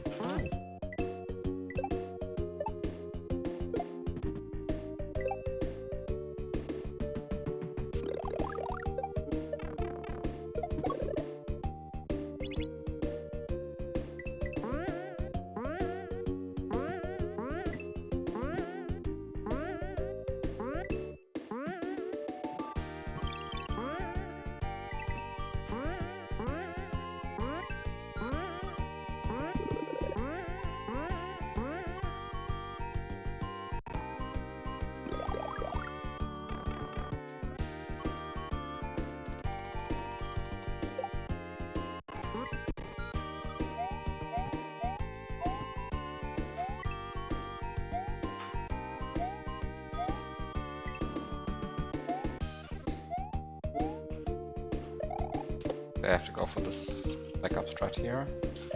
But this one just works. If you know what you're doing, it just works. So that's at least good.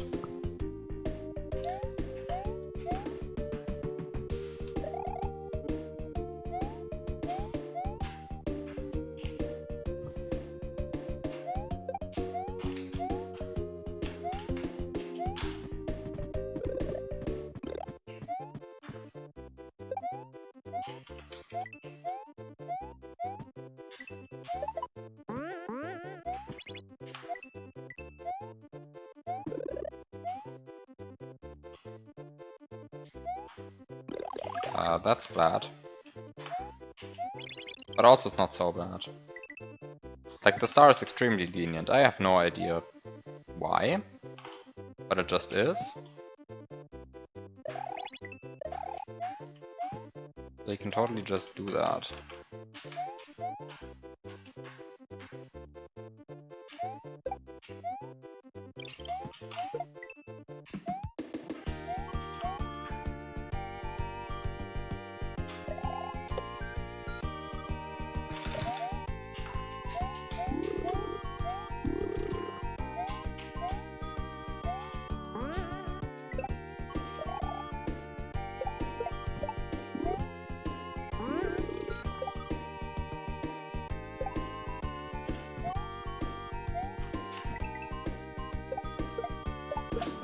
No! No! No! Ah.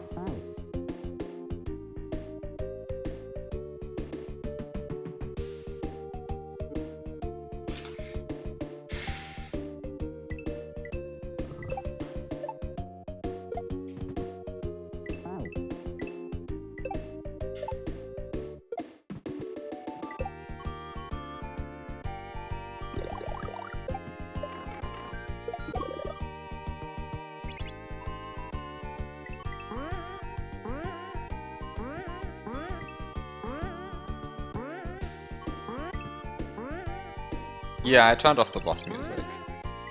About the star music and the P-switch music, I did not turn that off.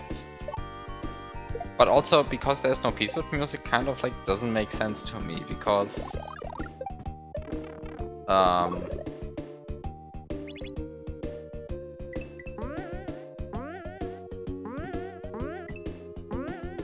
Because it even extends the... Or maybe it doesn't. No, it even extends the... It even extends the star music when the star music is not even playing anymore, right? Like it's...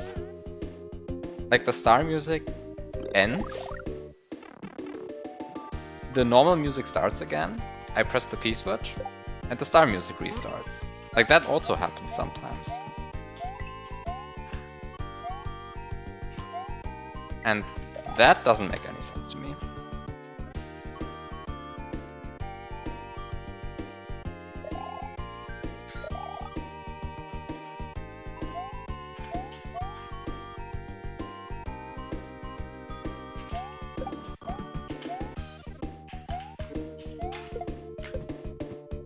It might be a case of the game sees, oh, a P-switch is being pressed, so I should start special music. Then it sees the start timer being non-zero and goes like, oh yeah, the special music that starts should be blah.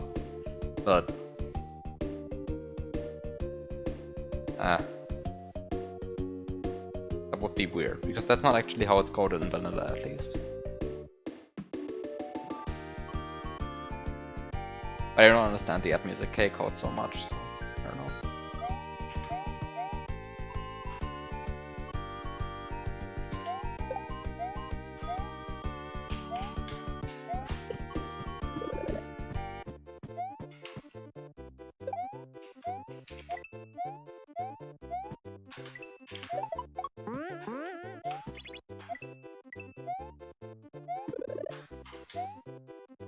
Oh, this is bad, this is bad, this is bad. I'm not happy about this. I have to be fast now. I don't like being fast.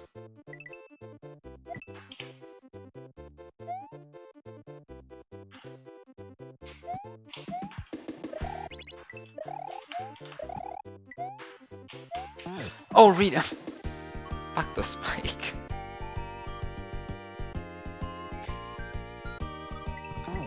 This is also the issue of having to be fast. Like, if you have to be faster, then you can't wait out the spike. You enjoy that spike. Good spike. Like, the worst thing is I have at least 2 or 3 occasions I have to consciously avoid killing that spike. Because I need it later. And it just kills me. Start a spike counter. No. Not yet. I only died to the spike in this way twice. Counters only from 3. Counters only start at 3.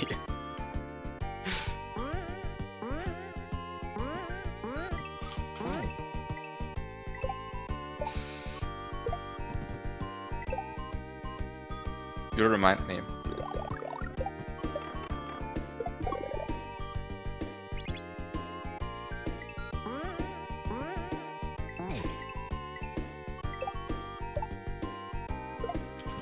By the time I beat this, like, the entire screen will be blasted in stupid counters. Why do you expect that coin to the right of the note block to turn back into a muncher? Yes, thank you. Finally somebody else thinks this way. It messed with my brain for like 5 hours while playing this. And now I just got used to it. And then I asked Mio what this coin is actually for, and he couldn't even tell me.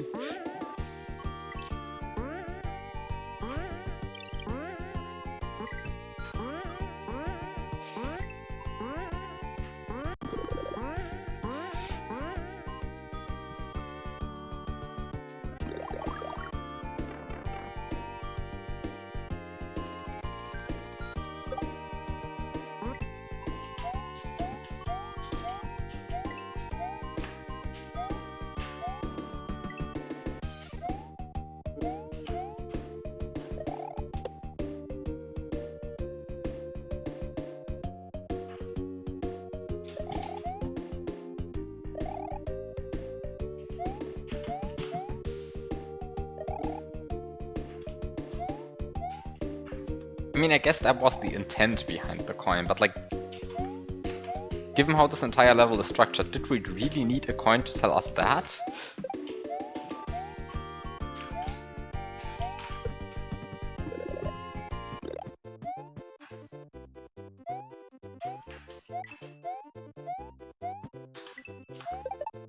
Like, given what this level tries, or expects you to figure out, that coin feels like completely unnecessary. Now it's meowed, yes.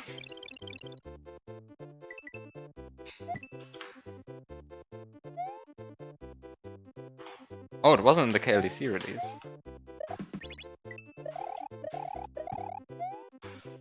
Oh shit, oh shit, oh shit. This is really bad, I'm dead. This is over.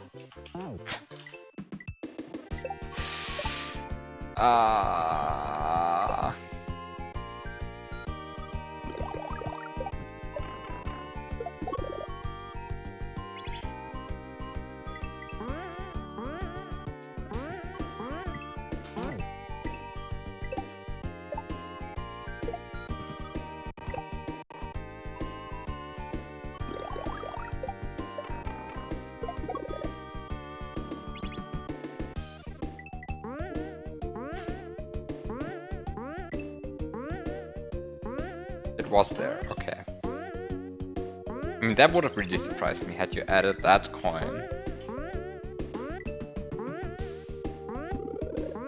later in all of its useless glory.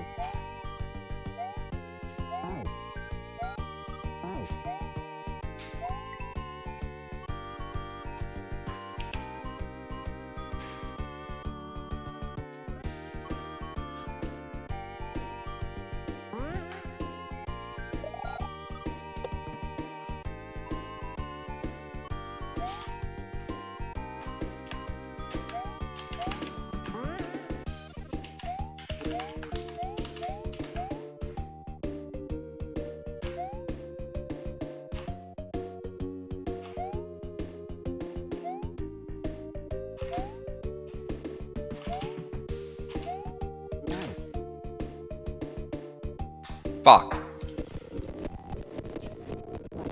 I don't know why. I keep like thinking I have to jump here. Like this messes with my brain, like this setup. Like I keep thinking I have to jump here when I really don't. Like it's really, you can all the way up here. Okay, I would have failed, but it would have been fine because I had it. That makes me mad.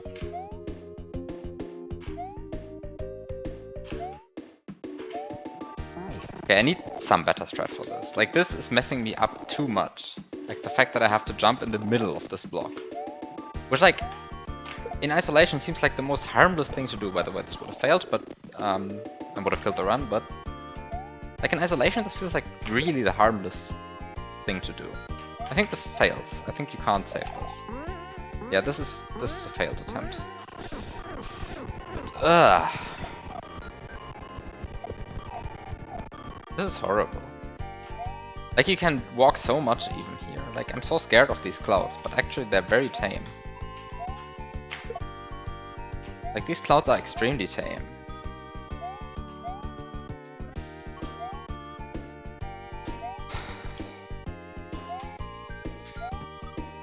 Okay, is there some better strat? Like is there something like this? Oh, it's like... You kind of just have to do that. And then you just do it. Oh wow, that's an amazing throw. Like when you get this throw, then you're just happy, right? Because like now it's free. Lol, it's not actually free. It's actually worse this way because... Ah, it's good that I know this. It's worse this way because you... Ah, because you're not flush against the orb. Like you actually have to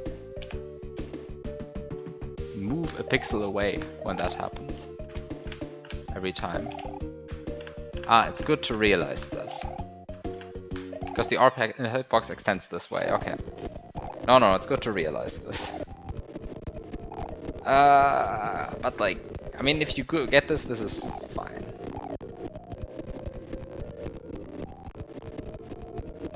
PS speed.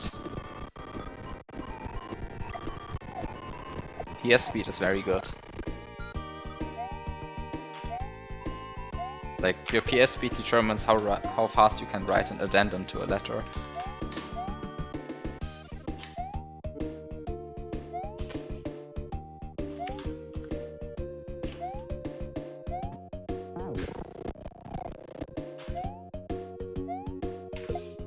Oh.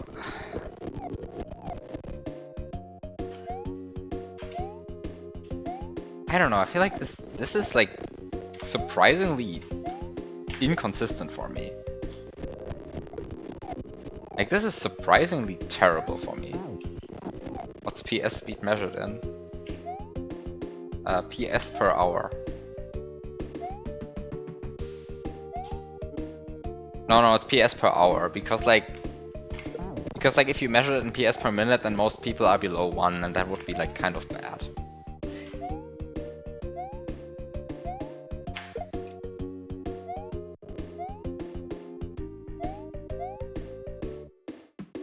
I mean, just writing PS doesn't count, right? Like you also have to add at least a bit of content.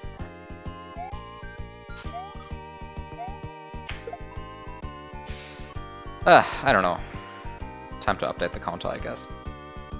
Boss 5. Past boss 1.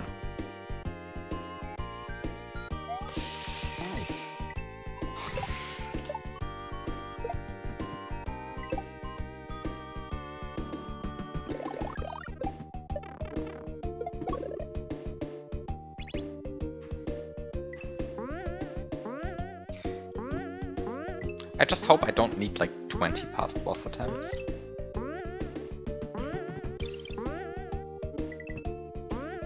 That would frustrate me a bit. I think when I played like Forest of Illusion, I think I got to the wing stage 21 times before I beat it.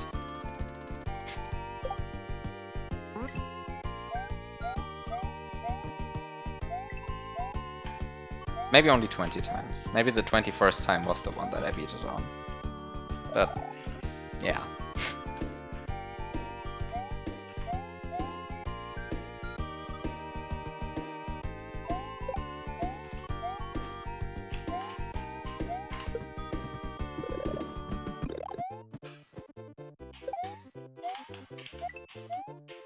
Yeah, luckily this doesn't have a wing stage.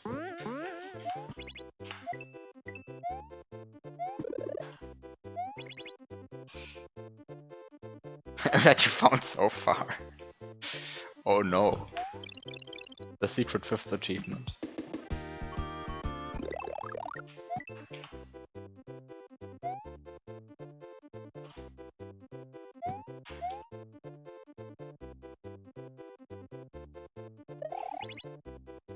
Can I stop doing that? Can I like stop doing that? Like, why am I doing this? Like, I'm moving so much here. Like, just do that. It's not so bad. Like...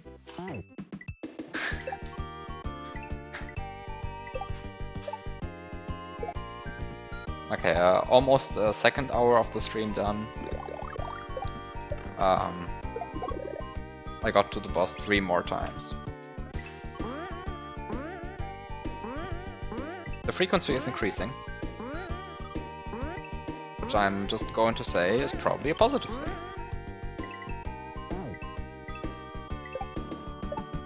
Of course, by saying this, I have automatically barred myself from entering the boss for the next 2 hours.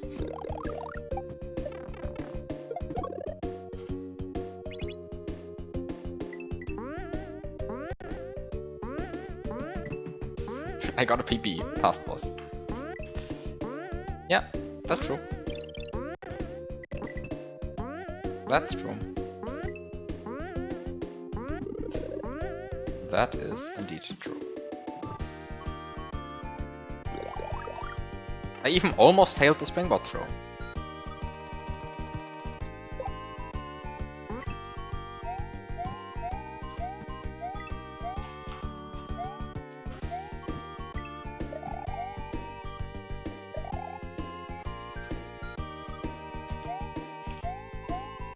But I didn't get to the springboard throw, so I still have failed springboard throws to look forward to, I guess.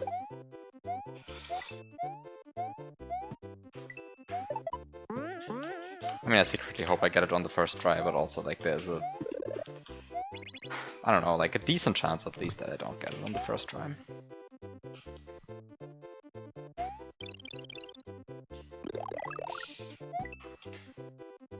Like, it is kind of precise.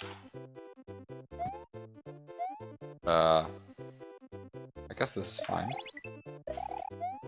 Just do this.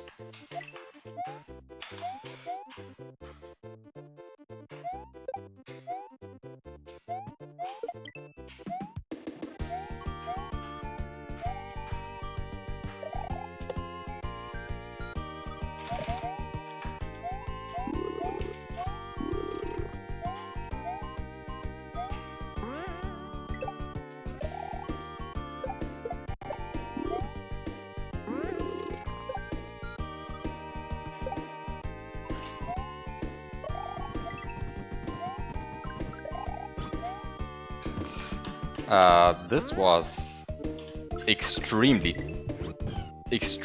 awkward. Fuck! No! Really? I mess up that? This is horrible. You can mess up that? I mean, you can, of course, but like, wow. I had hoped I wouldn't do that. Well, too bad. Too bad.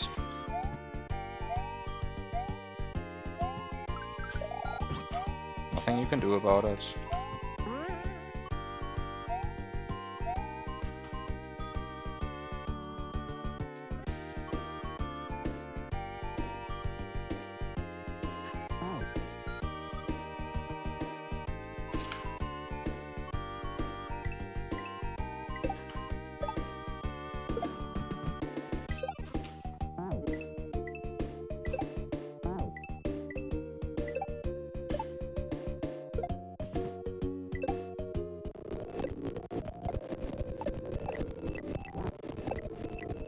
Actually, now that you say that, I kind of feel like I could have.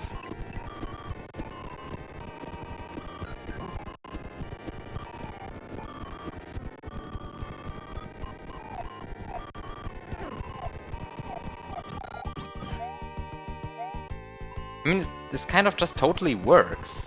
I don't know, I kind of remember trying that at some point and it didn't work. And then I was like...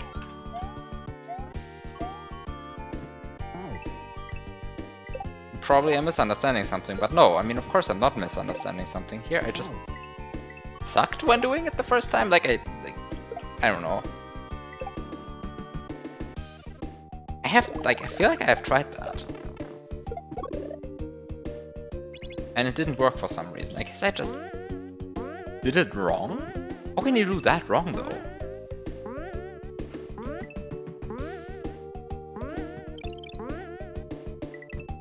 That was just in the KLDC version?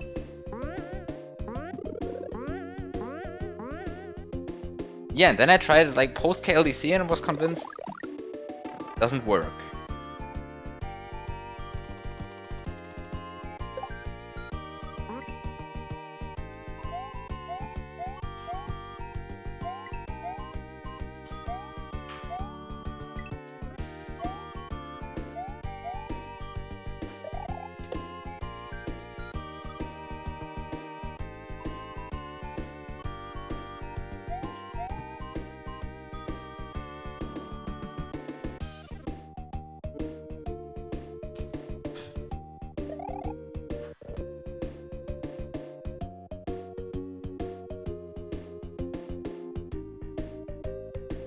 I almost found a non-achievement secret back there.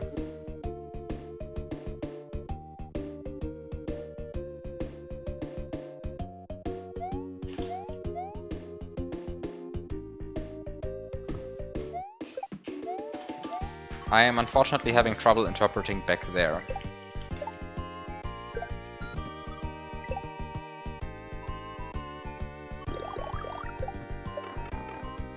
Do you mean during the boss when I like moved right using Yoshi?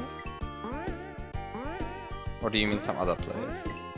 Also, I really hate that these two coins are out of sync. Please fix.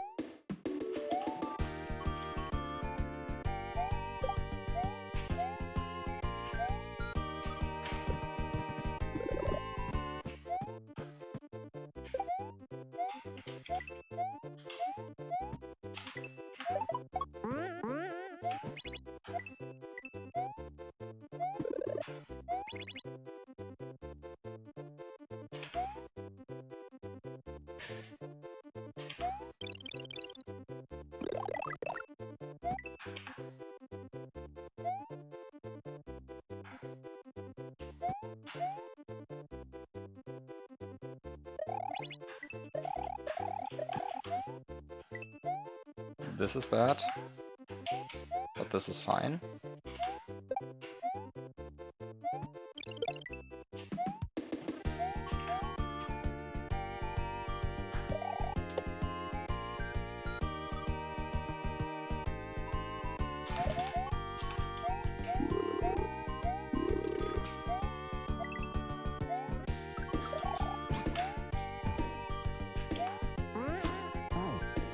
Ugh.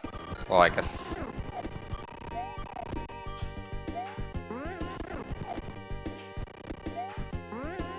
Time to see what's happening here.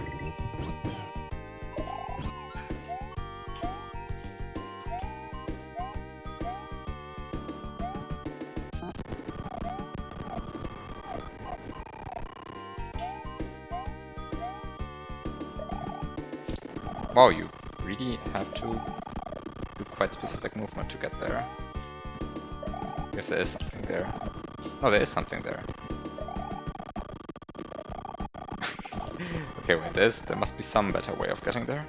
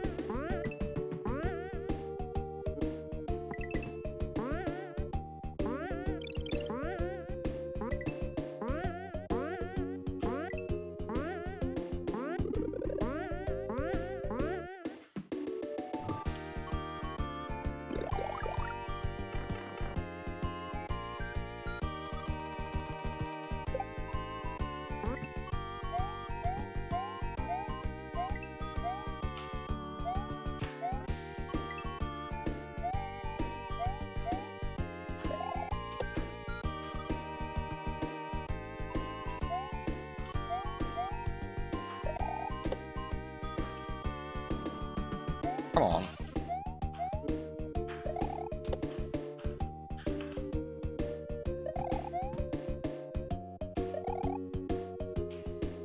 Would be kind of nice to have a visual cue for that, but well.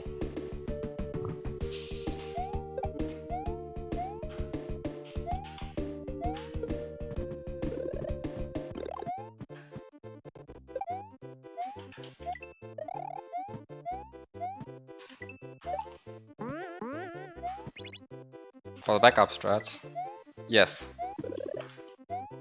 Would be kind of nice to have a proper visual cue for that. I mean, there surely exists one, I just don't know it.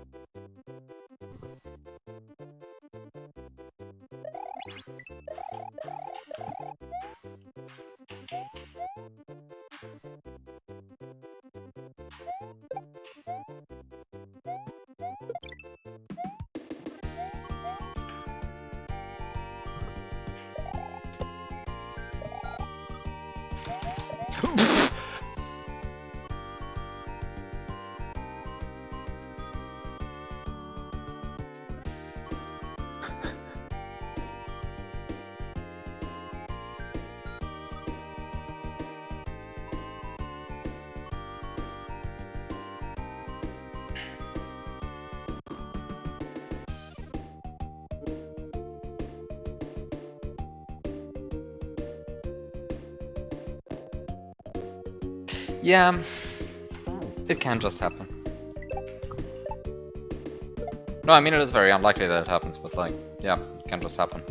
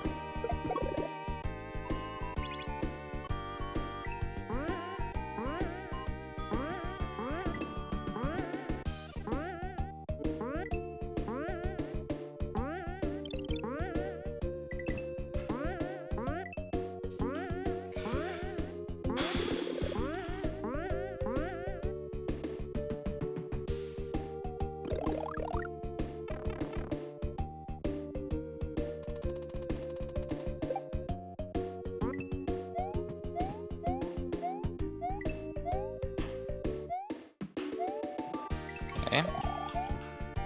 This just works.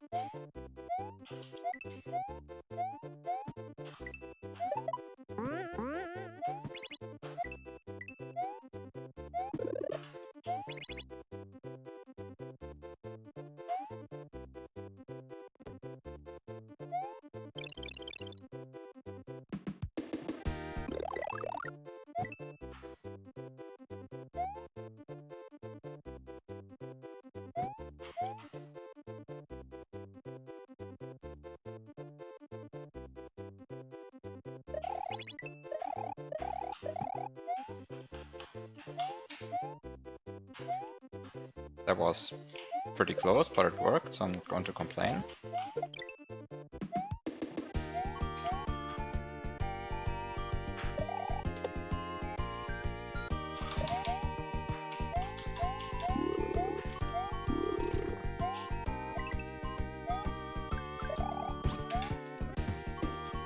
This was slow, but it was still fast enough.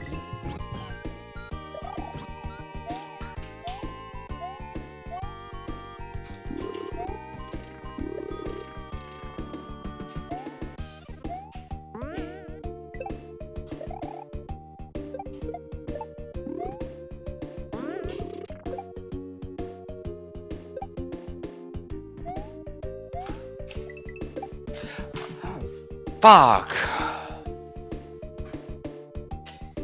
Dear Biop, this sucks.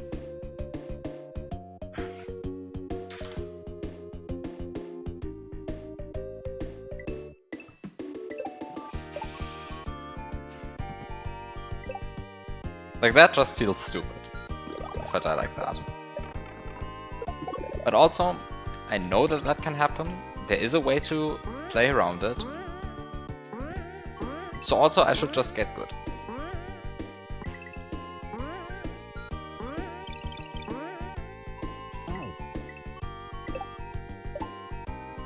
Like, this is not the first time it has happened, it's not even the second time it has happened. I should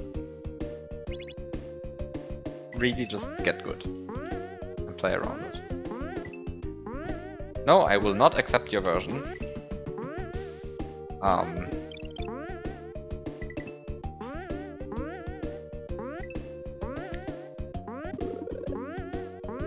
Because I only play hacks that are already approved by the SMW Central TM Moderation Team.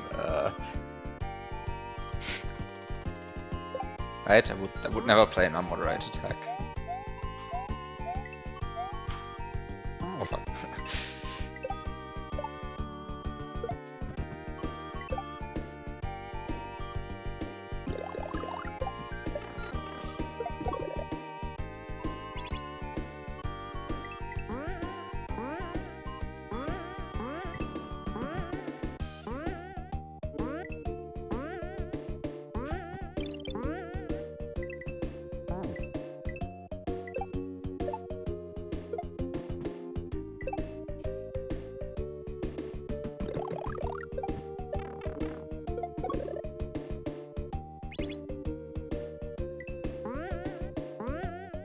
You uninstalled Visual Studio, which got rid of the .NET framework.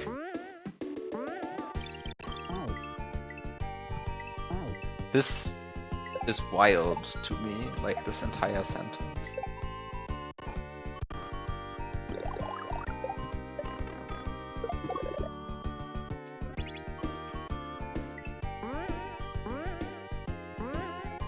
Like, the first thing is, of course, what caused you to uninstall Visual Studio?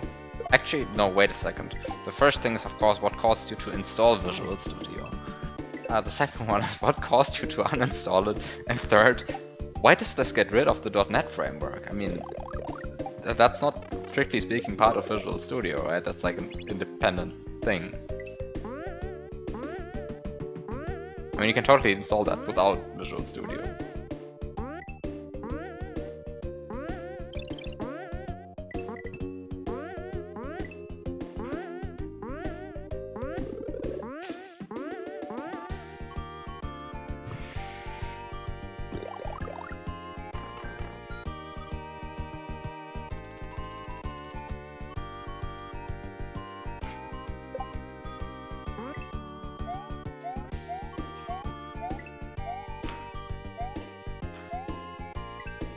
Okay, you actually use it.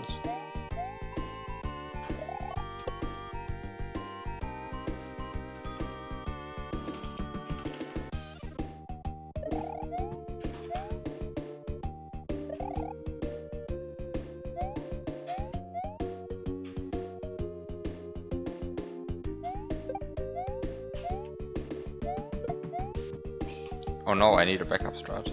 Actually, I think this one should be fine. Yeah, this one is fine.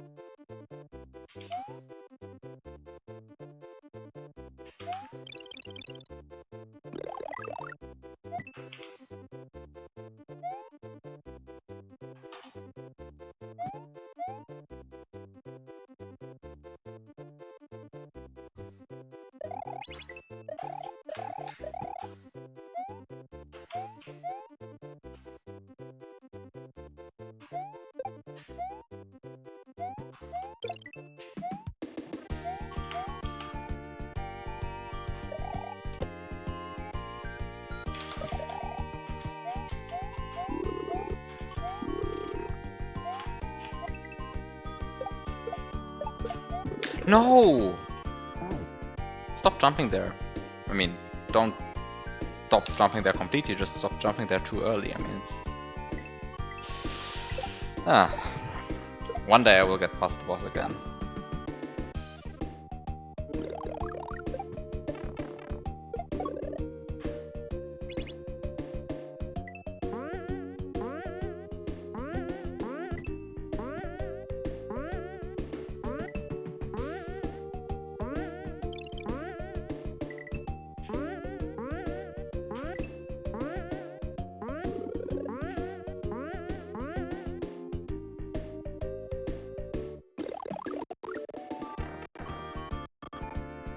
Now I get actual emulator lag. Like it. I love emulator lag. Oh, stop dying there though. Like, I'm dying there too often. Like, that jump is not actually so hard. I guess the one thing that makes it hard is that you kind of have to hurry up a bit because I don't know when the spike spawns. I guess that's something I could Lua script out. Like, finding out when the spike spawns. Do I actually have to hurry there? Or can I take my time? Not so clear to me. But...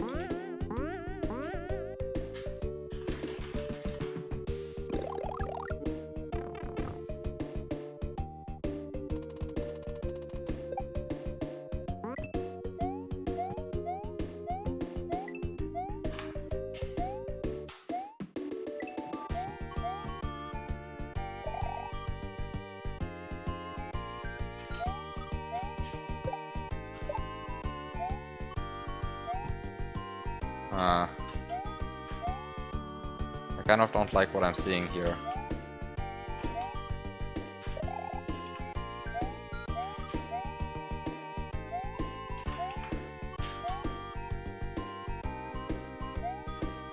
I really don't see what I'm like what I'm seeing here. I should have just gone to the left and did the strat there.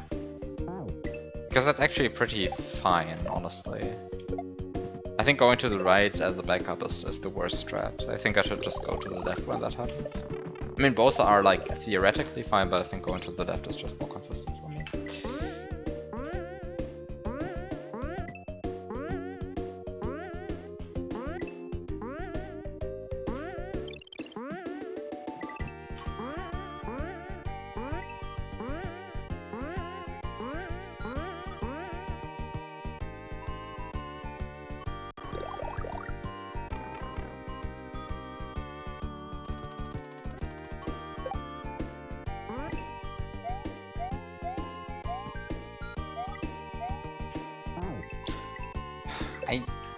I don't know, what am I doing wrong? I think I'm just releasing the Y button too early. That's the entire reason I'm dying there. Yeah, that's kind of the reason anyway.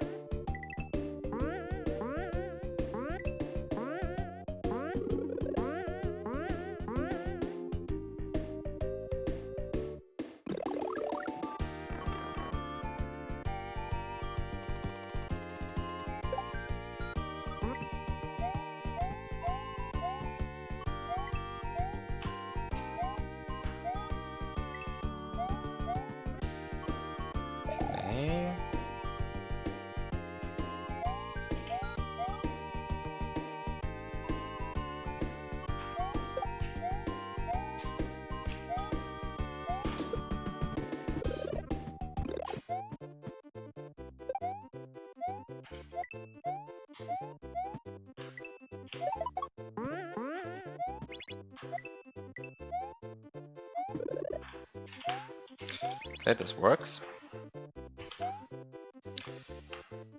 I'll just do this a few times and be happy.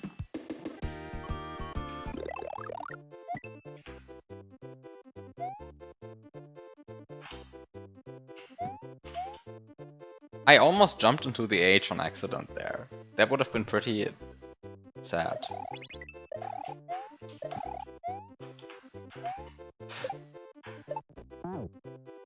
I panicked because I saw the spike. I'm hesitant to call it a spike death though.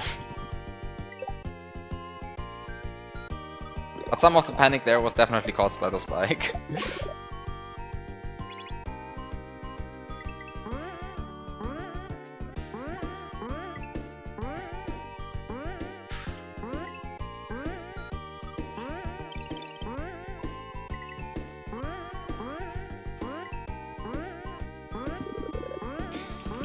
Like, this is going surprisingly smoothly now. Like, it just works.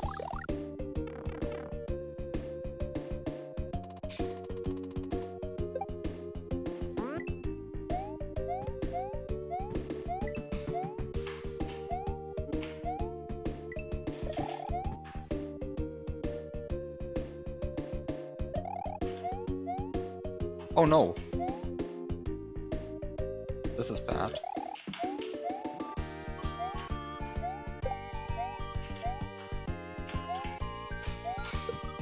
Okay.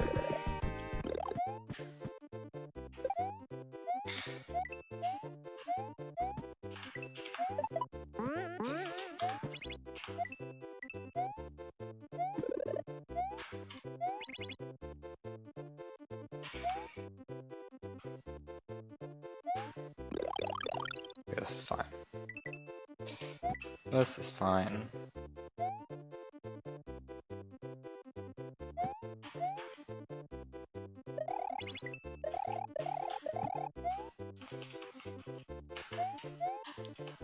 Okay.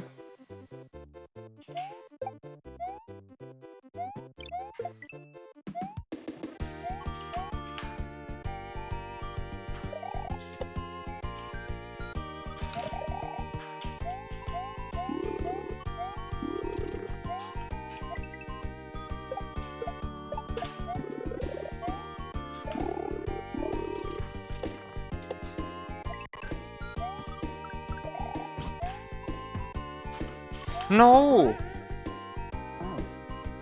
No!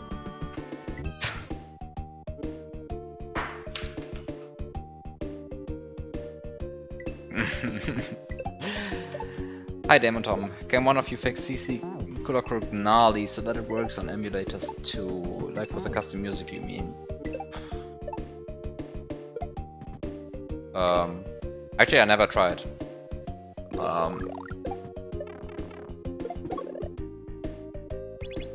Like I'm not sure if Add Music Extract just works on that.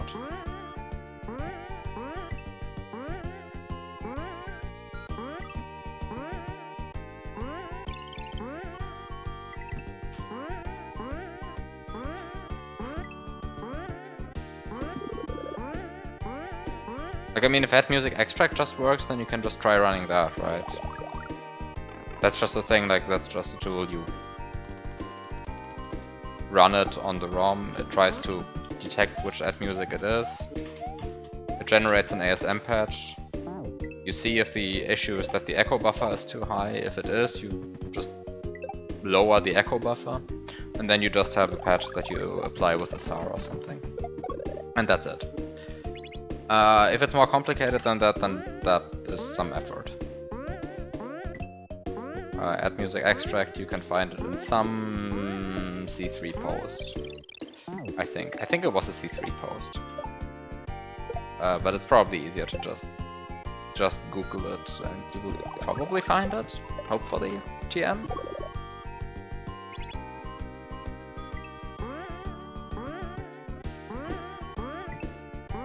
But the idea behind that tool is just that it says, okay, if you have a hack which has broken music, then we can just disassemble the music and reassemble it with slight changes, and those slight changes will fix it. And one of those slight changes, and the most common one you should probably try, is lowering echo buffers. But I don't actually know what's causing Add Music, what's causing Color 11 to crash.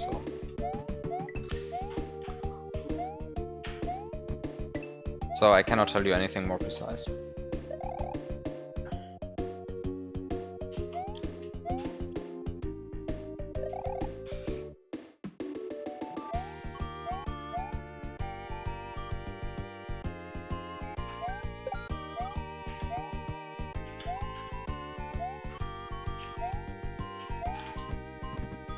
Like it's been ages since I played Color 11, and actually, wait a second, didn't I play it on... Didn't I play it on BizHawk?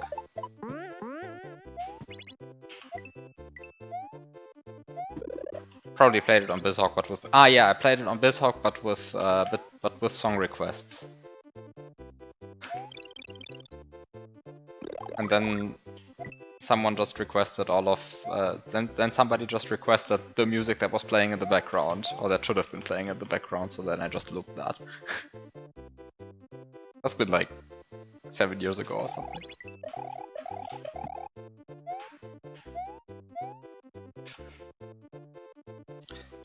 Yeah, you never know. I mean, actually, with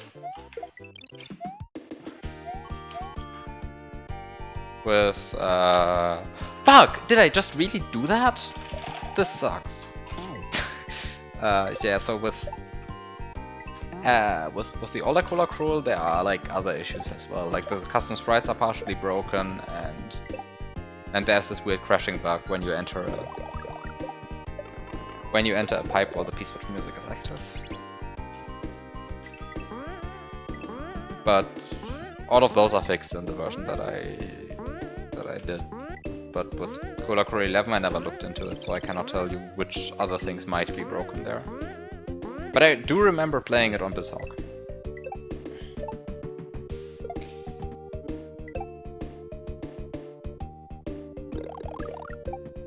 Yeah, I'm not the biggest fan of SNES 9X. I mean, you can definitely use it. The issue is if you're kind of used to rewinds, then SNES 9X just feels impossible to use.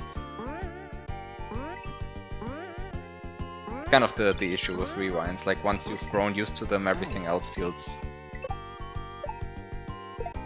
like an incomplete experience. I mean, I used to do tasks without rewinds, then I did them without rewinds read and write mode, but now I'm just so used to it. Like sometimes I try and it just doesn't work. Which is also the reason why I cannot like imagine testing anything but SNES games. Or actually, I mean, that's not true. I mean, I cannot imagine testing anything that isn't supported by BizHawk. So I tried to like get into GameCube testing a few years back, and I was just like shocked by the lack of rewinds. It was just incompatible with me.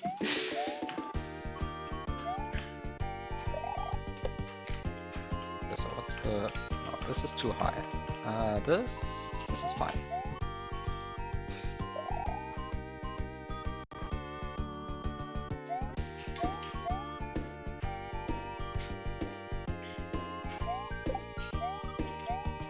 Actually, there is a BizHawk build that does support GameCube games, but it sucks in other ways.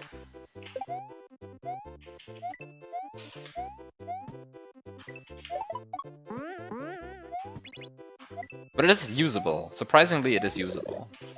Like, it exists and it is usable.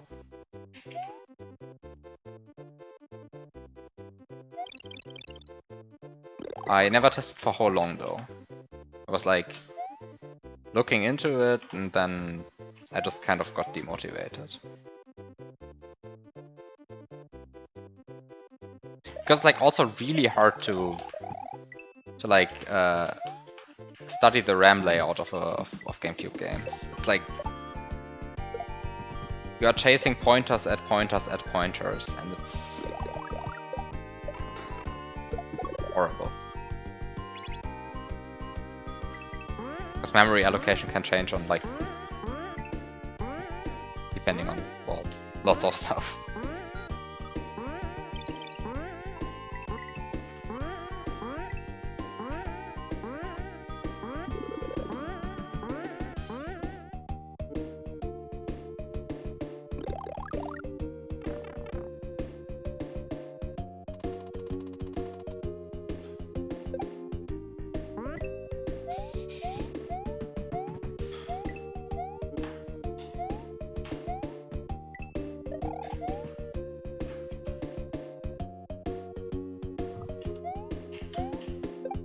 Oh really?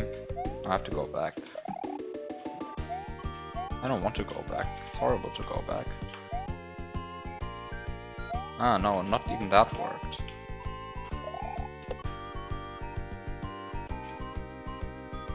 Oh, this was bad.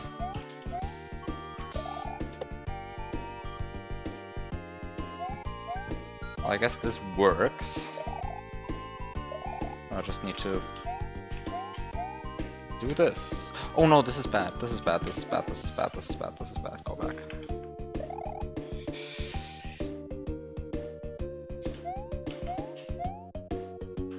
I have to like stand somewhat here because you need to be able to put the shell on the slope. Otherwise everything sucks.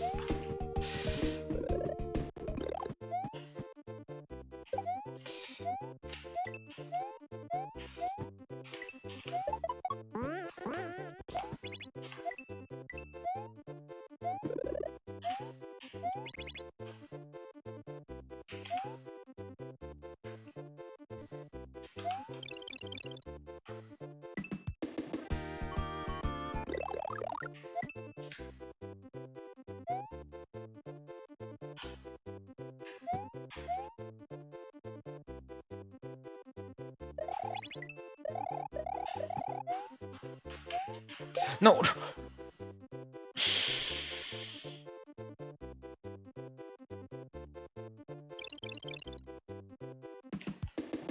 I really want to have a better strat for this section though. Like, this sucks what I'm doing here. Like, I've been losing so many runs to like this. Like, what is this? I mean, what can you do here really? Realistically, like you do this. You go here slowly. And then you wait for the spike to fall. But then by the time the spike has fallen, you Yeah, you just have to do that, I feel like. I mean, there are better strats. I mean, there are other strats, but I'm not convinced they're better, unfortunately. Well, whatever. Retry.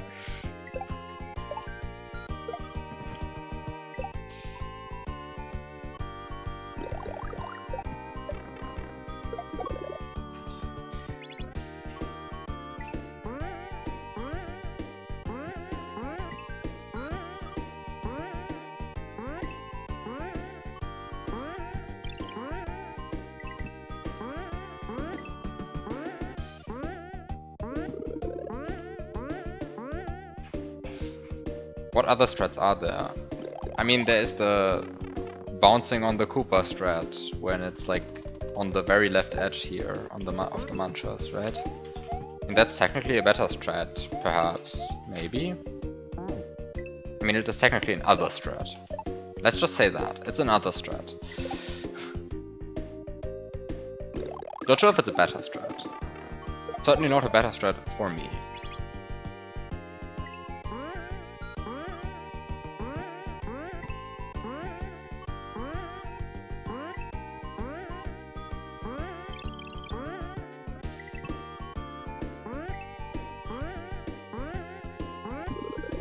Yeah, I think the thing I have to do is to just get good. Stop being bad, get good. I mean, I've gotten to the boss how many times? 9 times today.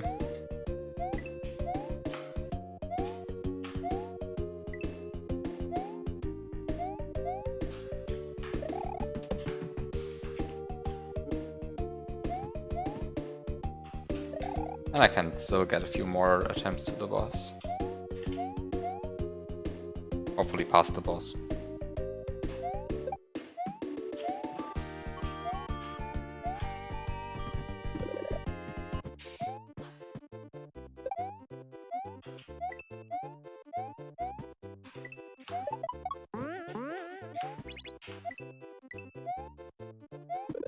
And the star run itself feels like free now. I mean, you shouldn't say that because there's still always a way to die, but like at least the part up there feels fine. But then there's this part. And this part is kind of awkward. Oh no.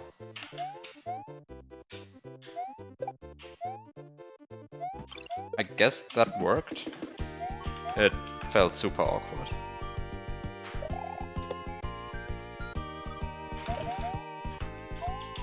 Like, just jumping randomly works far too well for me to abandon that strat.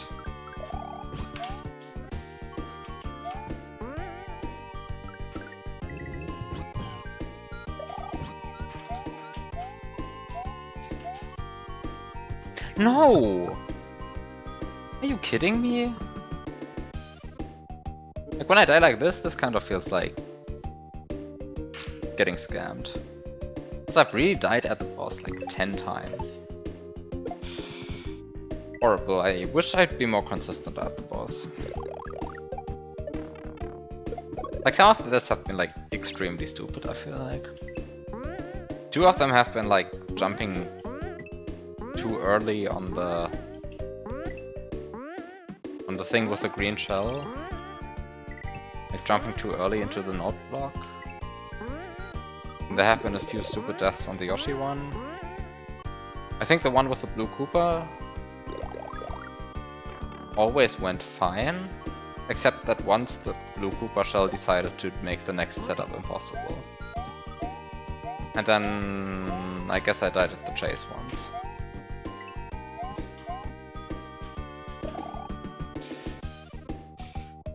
Well,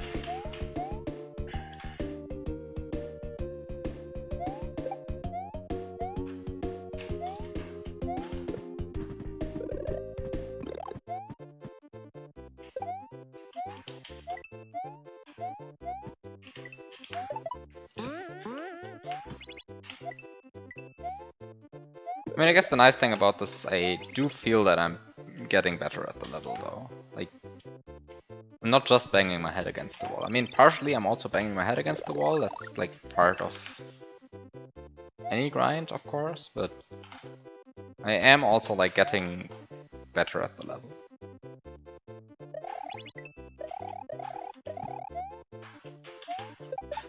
Well, he says and then does that, but to be fair, I also did similarly bad stuff 2 hours ago, so at least I'm not getting worse. No, I mean I am getting better. It's like it doesn't mean that silly deaths don't happen anymore, but it does mean that they're getting less. Like also, for example, this, like about the silver coin, I feel like I'm much more consistent about that now than I was like, well, at least last stream.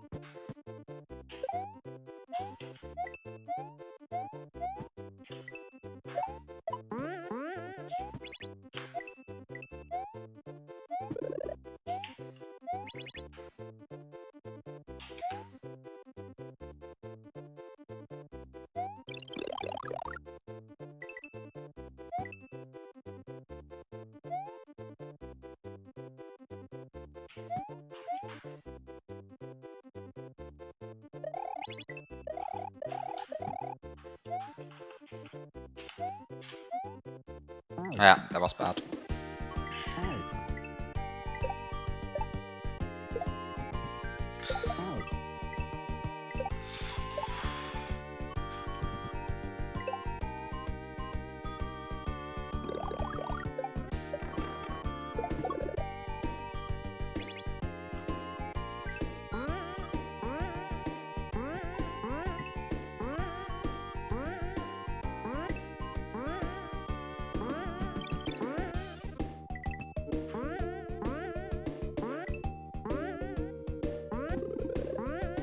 So I've been going for like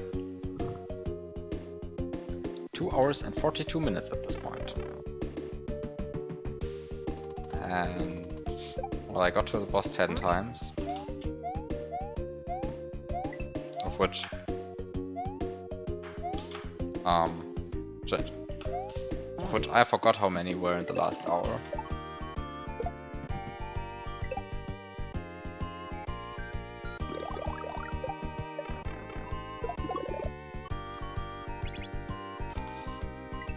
How much are we lacking behind on controls? Well, currently all of them. Now not the down button anymore. Hi, Suru. Well,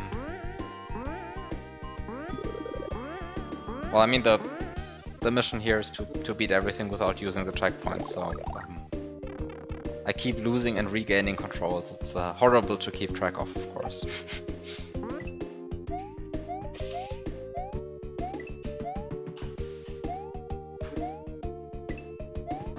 This sometimes it just works, this strat, and then I'm happy.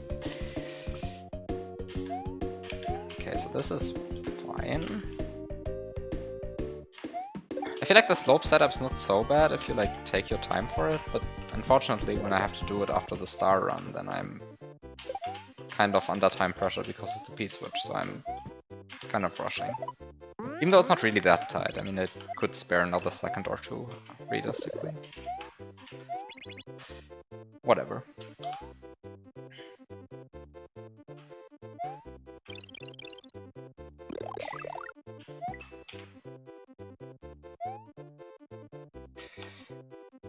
I like that this just works, even though last time I kind of found out that sometimes it won't work. But it just works, so I'm not going to complain. Oh no, don't do that. I just got emulator lagged on, did you see that? I swear, that would have worked. I got emulator lagged on. This sucks.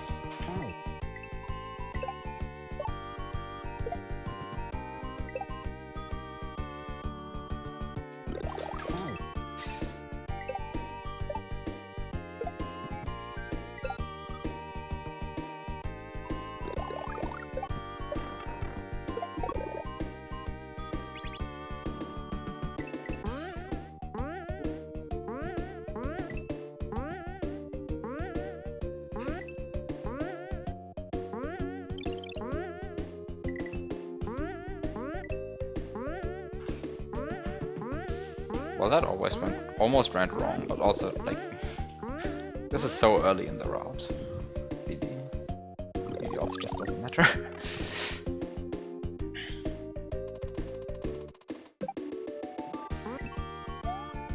I actually don't know at all how long an attempt takes at this point. Oh, this worked, wow. I should probably like look at the frame counter for once and see how long an attempt actually takes.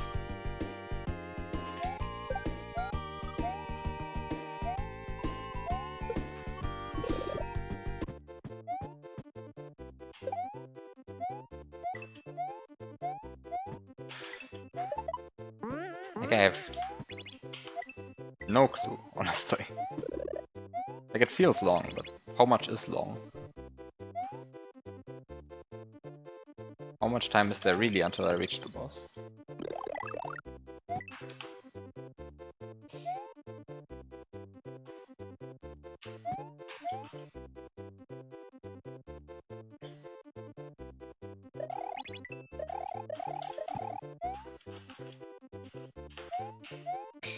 Ah! Like I keep messing up this slide though. Like why am I messing this up? Oh, of course I do realize why I'm messing this up, but... Yeah, okay. Really have to consciously do that then. Maybe it is better if I just do this strat then. But like this is also not the greatest strat. Ah, but you can do it without sliding. So maybe it is actually good. So like you do this and then you do it... Ah, but then you have to like get used to the timing here. To get used to the timing here, I'm not sure if that's better. Should I do that? I mean, I've really not have had a lot of like good luck with the other strat. Maybe it is time to switch strategies, just see how it goes. Because I feel like I've been dying there more times than I've gotten past it. And given how deep that is into the route, it's not so great.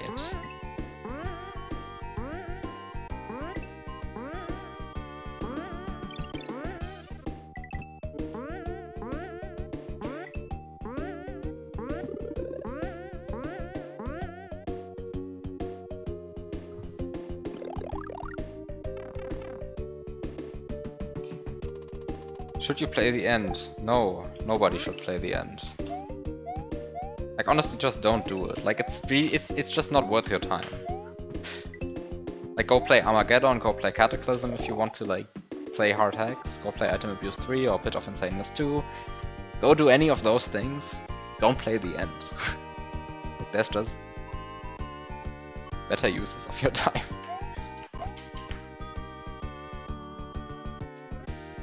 This is bad, right? Yeah, this is bad.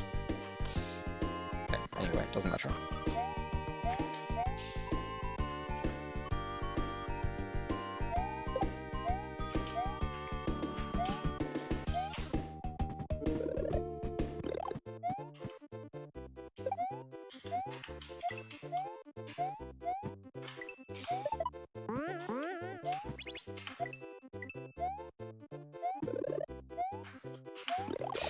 Ah, this is bad.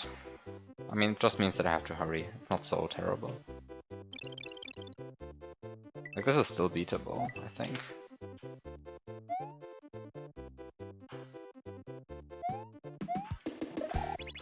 Yep, still doable.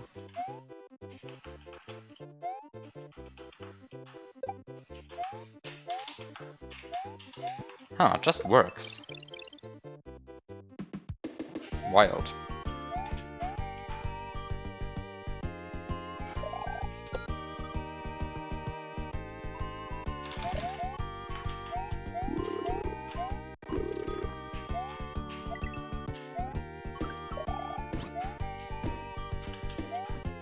No! Are you kidding me? Fuck. Guess that's a 12. You tried Cataclysm, you can't pass the first part somehow. Yeah. That's how it goes. I made sure to make the first jump one that is a bit tricky. I mean, honestly, the entire first room is like not to be underestimated.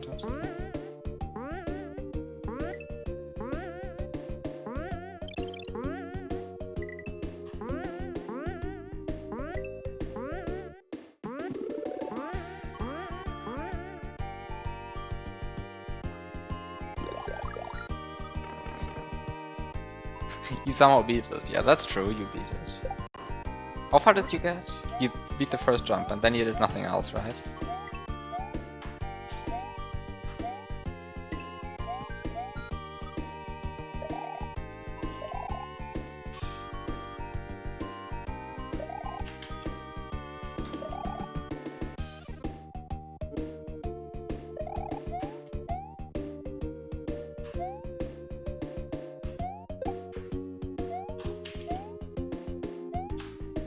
Oh no, oh no, oh no, this is bad. This is...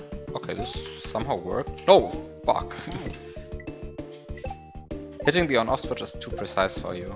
Yeah, I mean... that's what makes the setup hard, right? Like, if you don't hit the on-off, it should be fine. But of course it doesn't work. You have to hit the on-off.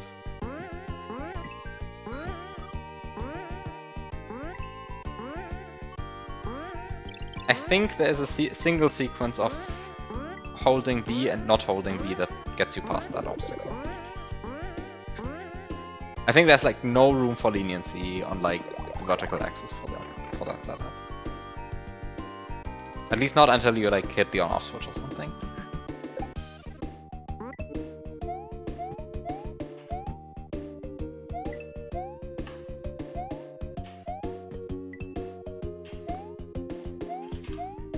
Also, actually, I should probably point that out. You can only pass the first obstacle on one of the two frame rules. Like, if you're on the wrong frame rule, the setup is actually impossible. Like, you have to enter the level on the correct frame. And please don't ask me which one it is, because I forgot.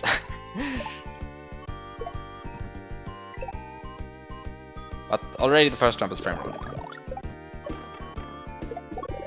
And subpixel perfect.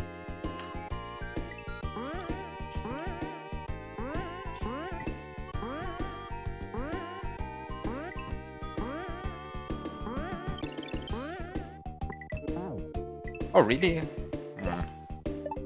That feels bad.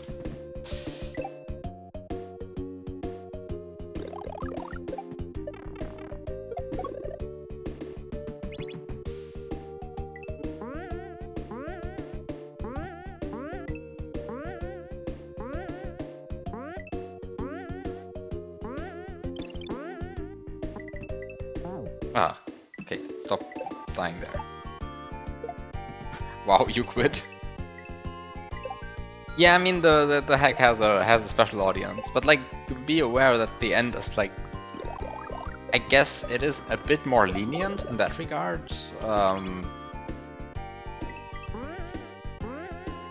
At least for the first like half.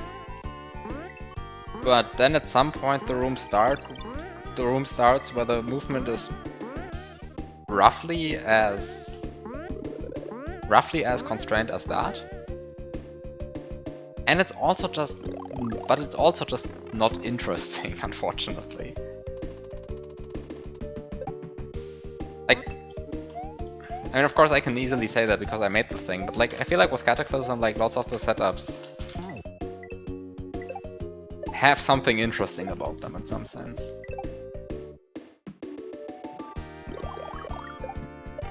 Like there are quite a lot of setups in there where if you just do the obvious thing, you will fall short by a frame or short by a pixel or something. And you have to do something extra. Which may be pausing, which may be something else. But it's kind of designed to be like that.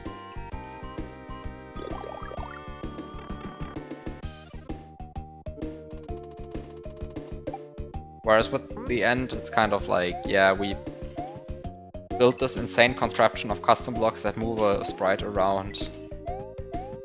and we just dropped the sprite and then built the contraption. Good luck finding out how to drop the sprite so that the contraption breaks, because it only works in like a 2 sub-pixel window for the sprite.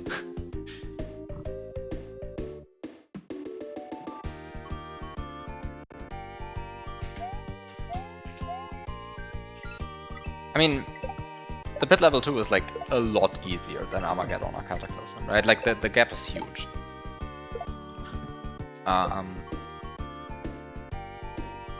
I mean, Armageddon kind of has this funny thing where, I mean, the first setup is kind of trivial.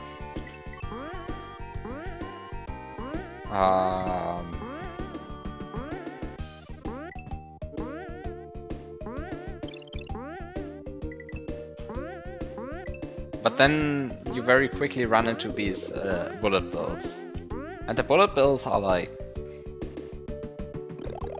very clearly built by somebody who just finished Cataclysm.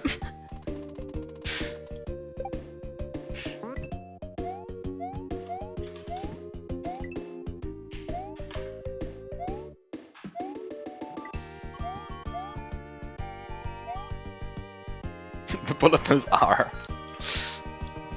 I really like the bullet bills. It's honestly one of my favorite setups in Armageddon, but I think I'm alone with that opinion.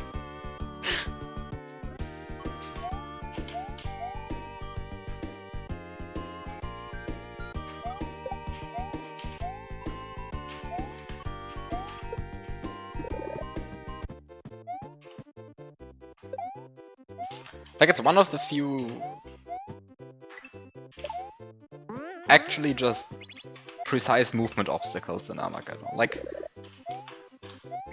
most obstacles in Armageddon are of course precise, but like very few of them are like precise in this very constrained movement kind of way. And the bullet bills just are.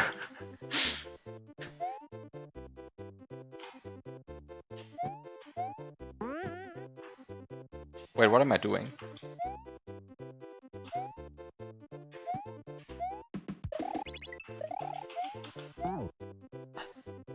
I moved somehow around so much that the spike was in a different position than what I was used to. I was like, yeah, let's wait out the start timer by doing something random. Fuck, that's my 3! No! No!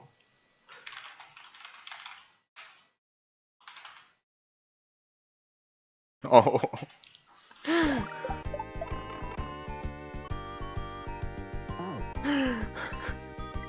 Oh.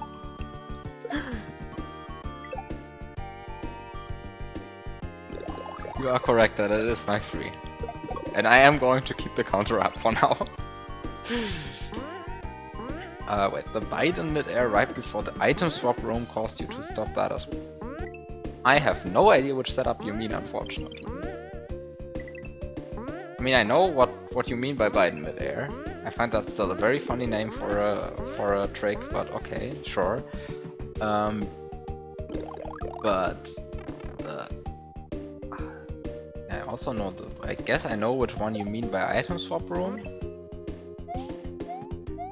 And I do not remember the jump at all.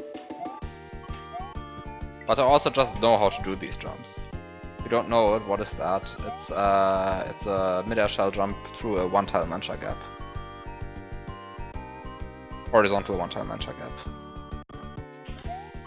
Now you might be asking, why is that called a bite in mid-air? And the answer is because a vertical mancha gap was called by somebody a Trump jump.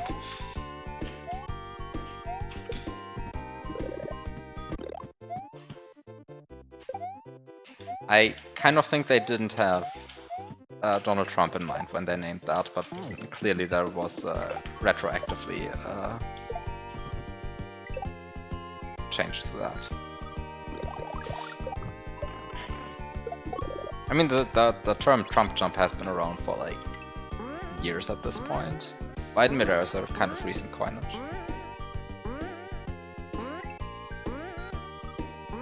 You learned something new today.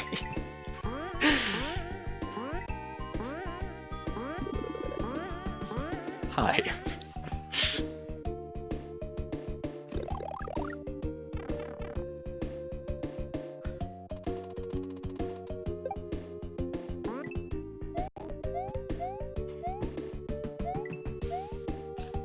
Oh, that worked. Wow. That also worked. Wow. Sometimes things just work. Okay. Can't work forever.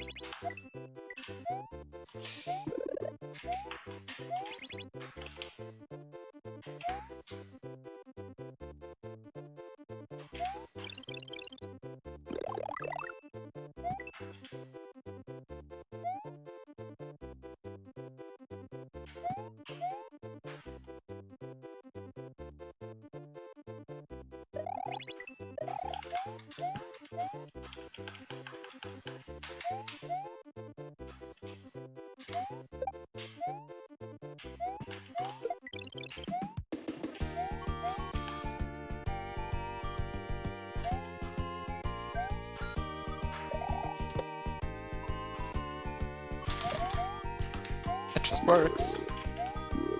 You wanted to relax watching a game you know nothing about, only to learn about a jump TM.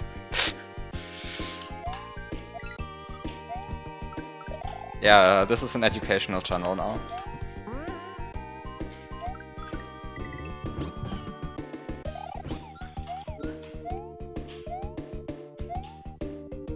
No! Why do I keep dying to this shitty setup now? Okay, I guess I just do because it's hard. Screw the setup. 13. I really want to get past the boss at some point again. Would be great. Like, I've been playing this for 3 hours now.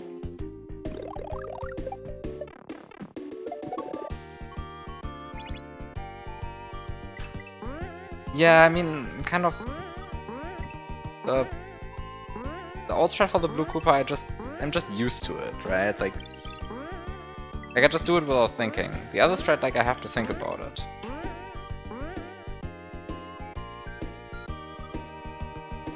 Screw this. Stop grabbing vines, Mario.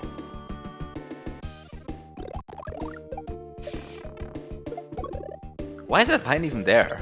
Like, is it really just there to annoy me for pressing down for too long because I didn't think? That's the real reason for that vine? Or is there some... Yes.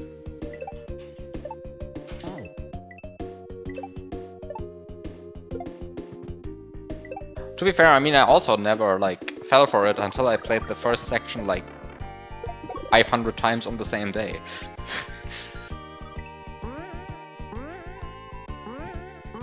That have kind of caused me to lose attention.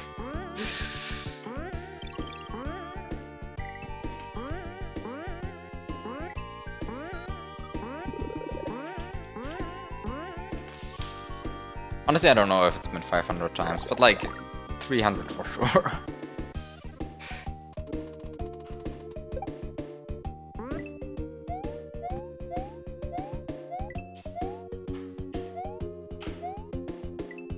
Oh no, I have to go up there again. And then slide here? Yeah, it doesn't work. I have to like slide very precisely. Good enough.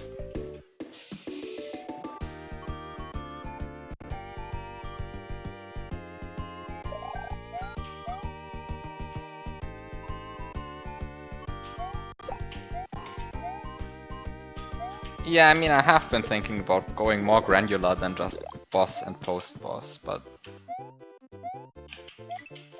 Also, like, ultimately it doesn't really matter, right?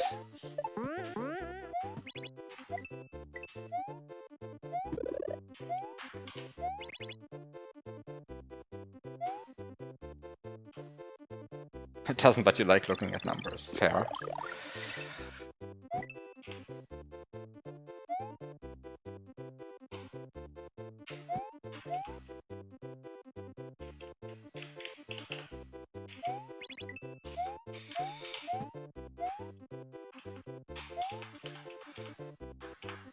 Yeah, this is the reason why I went to the old strat. Like, the new strat also sucks.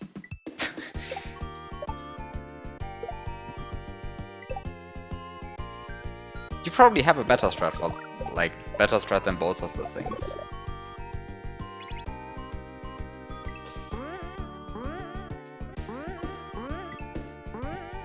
You might, but you won't tell me. Well, fair.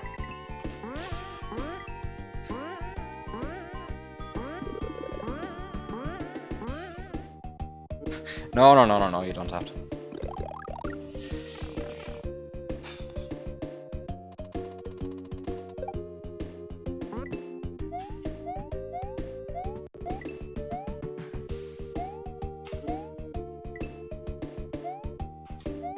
I mean, I could just also just look for it myself, right? It's kind of a thing of like also just being a bit too lazy to strat it properly.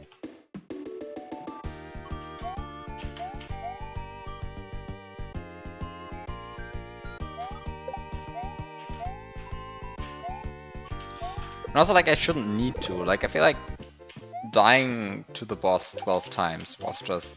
it's just too much, I feel like. Like, I mean, the boss is not easy, I'll say that, but it's also... at this point I shouldn't die to it 13 times.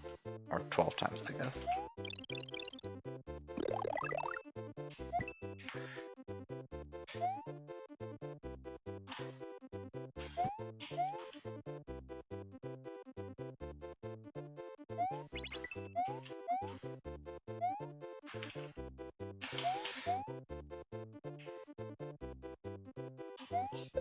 And actually the main reason why I had so much trouble with the old strat is because I refused to go further up the slope.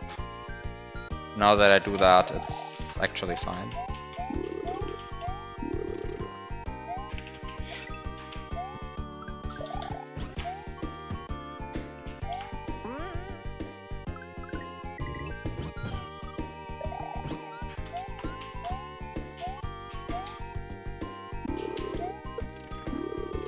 What?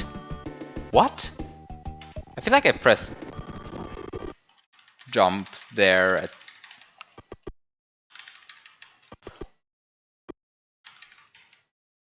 I guess I pressed jump actually literally 1 frame too late.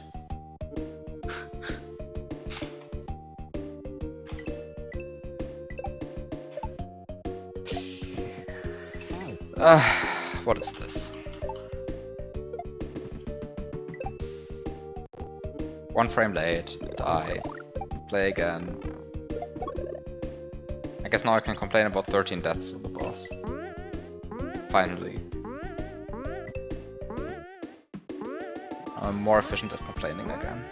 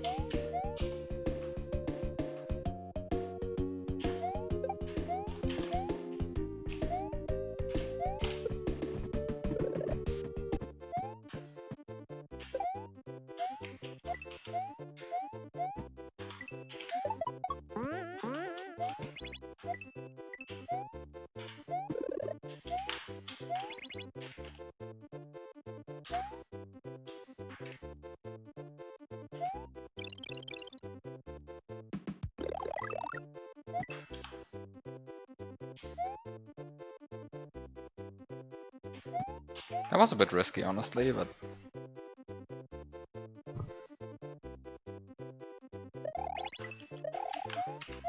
okay. No, this was bad. This was fine. Okay, sometimes the awkward strats just work.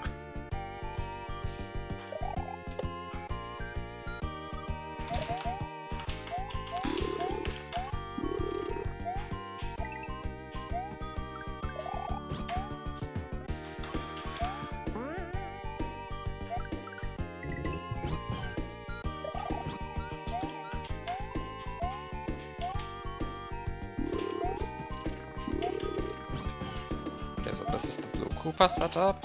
This is fine. I'm so going to die to this after saying that.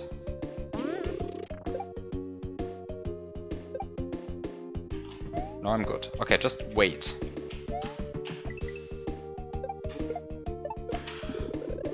Okay. Fuck!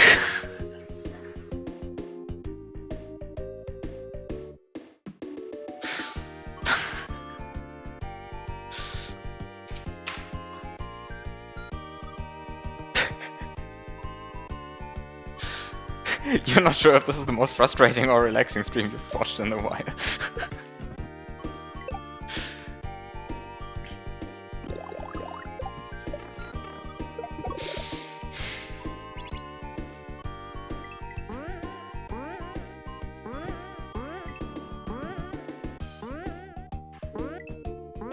What am I doing?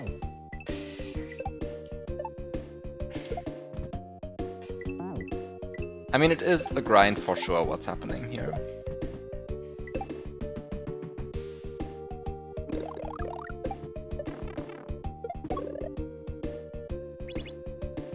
And at some indefinite point in the future, this grind will hopefully end with me beating this level. Although, given how much I'm like struggling with this, I am... Oh! Now I realize why I'm dying here. No, I'm not. I thought I realized why I'm dying to here. Wait a second, what?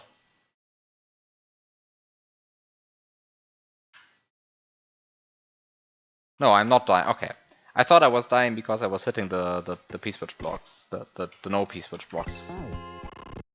But no, actually the P-switch timer is also just running out. Okay, great. Well...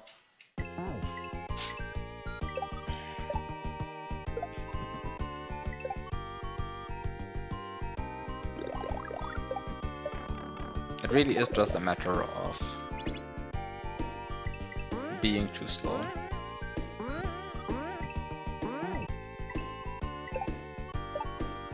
They set it to 5 unless it's below 5. Oh yeah, okay. I mean, I guess you can't set the timer to 5. You can at most set it to 2, which then corresponds to one of the values between 5 and 8.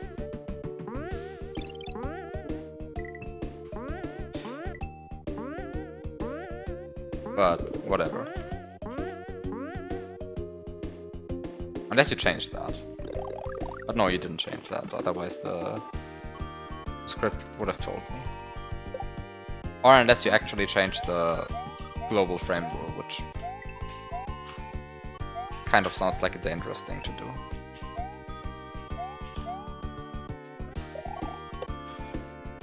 Up. Works.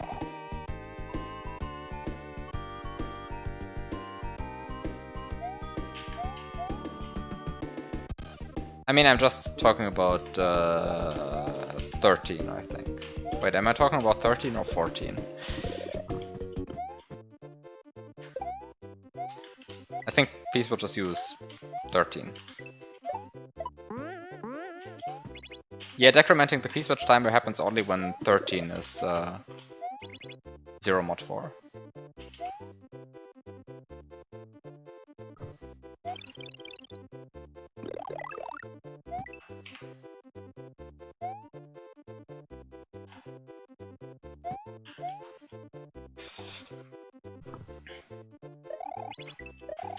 Right, because the P-switch timer itself is only an 8-bit address. But, well, you would think it gets set to 700, but it's an 8-bit address, so clearly that cannot be happening.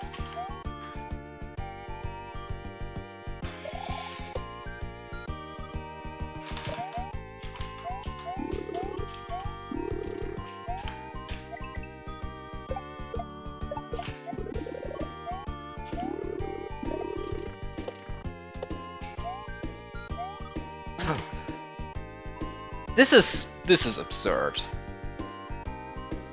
How does this look and like how does this look when you play it back?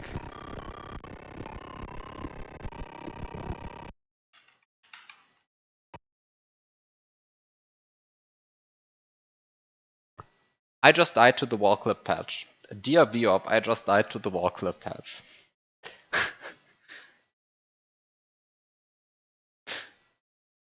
Are you kidding me?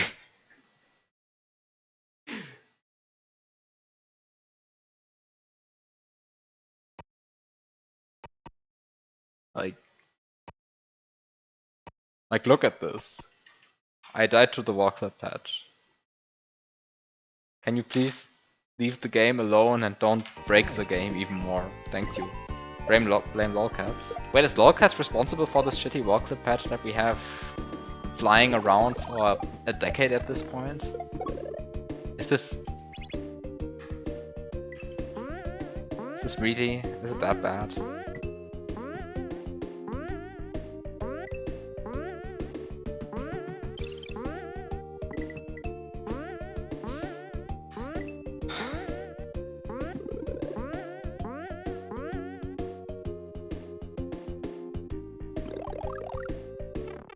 They've been like inactive for, I don't know, 5 years at this point, right? I haven't seen them around in ages. Like it's... They've left a legacy. Oops. I should stop doing that. That setup's really not that bad. I'm just dying to it.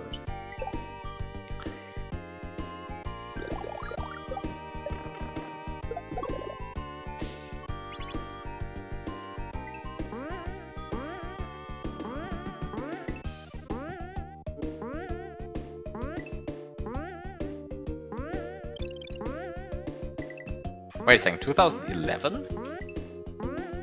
Wait, last post, but not last activity, right? Oh, I guess when it's 2011, those kind of match up. Last activity 2015, yeah, okay, that makes more sense.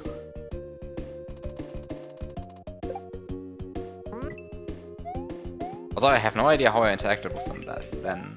I'm pretty sure I have, though, at some point. Ah. Certainly not in 2011, though. Question mark.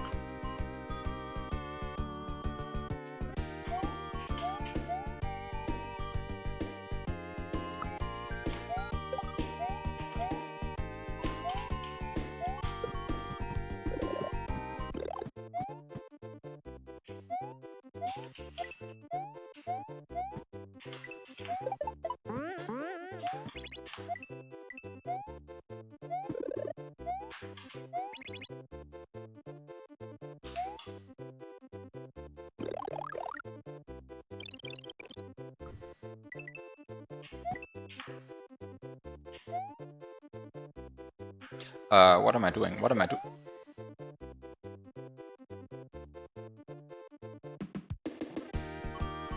Why did the spike respawn? Oh no, it didn't respawn, it just spawned.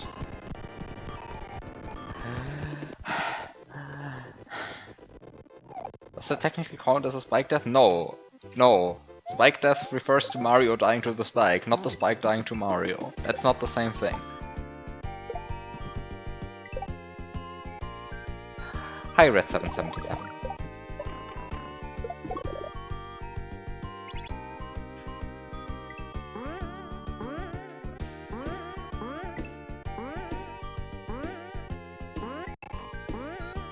No, not every contact between Mario and the spike will be counted in spike. Only Mario dying to the spike directly counts as dying to the spike. I will not change the rules, otherwise I have to like retroactively add a bunch of stuff. I'm not going to do that. Maintaining these counters is hard enough as it is. I should really put a counter for this one though. Like, it's not even hard. I just keep messing it up. Yeah, I mean, have fun scrolling through 3 hour 20 of me playing this level and counting all of the times Mario killed the spike. If you actually do that, then I'm going to put it on the screen. But also then, by then the stream will be over. I don't think I will be going 6 hours and 40 minutes. I think that's not going to happen.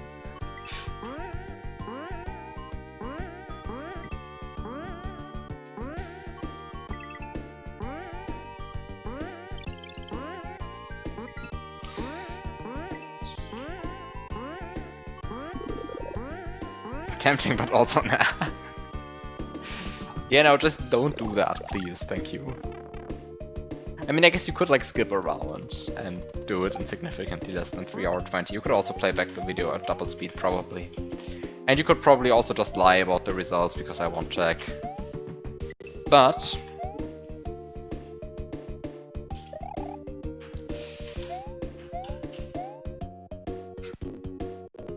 no. Wait, what am I doing?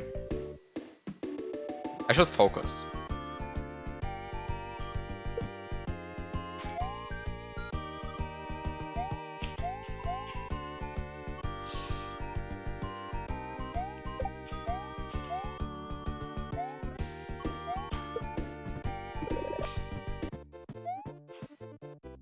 But not focusing is so much easier than focusing.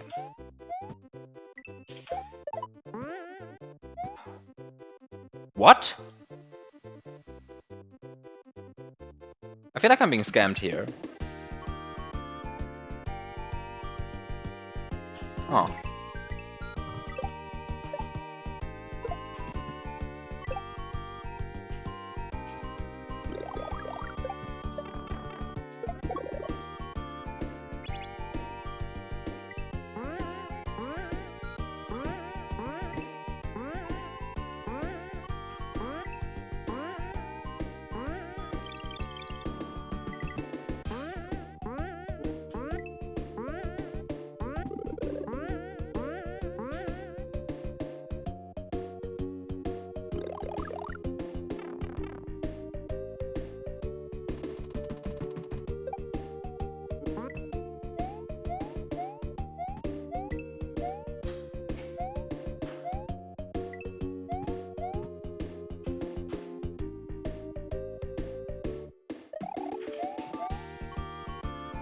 This was bad. Don't do that.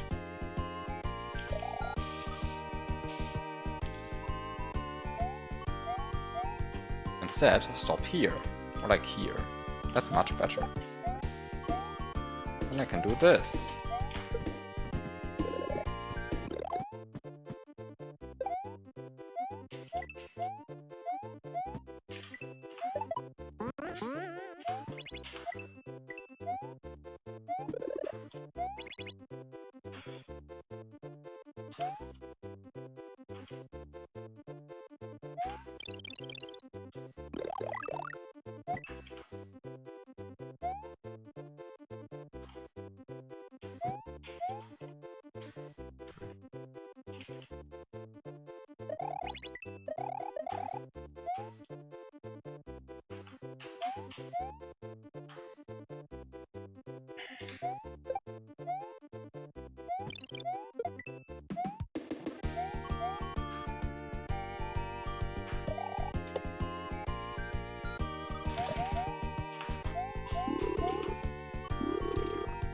Okay.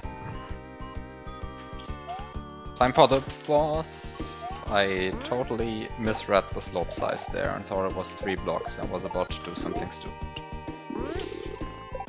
Good thing that I can still count to 2. This is a 3-tile high slope.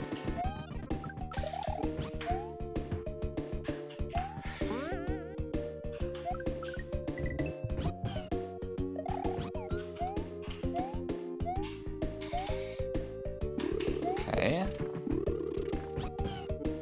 Time for the 4-tile high slope.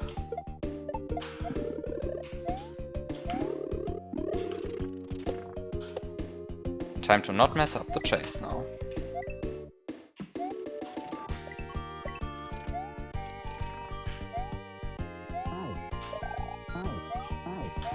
No! What is this? Like sometimes I really just cannot see what the thing is doing.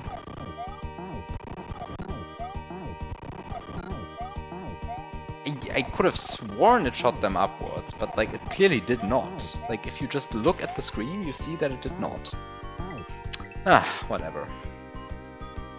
I don't know why I'm like not able to beat the chase today. Like I've died to the chase twice now. That's pretty awful, the success rate, given how easy that thing is.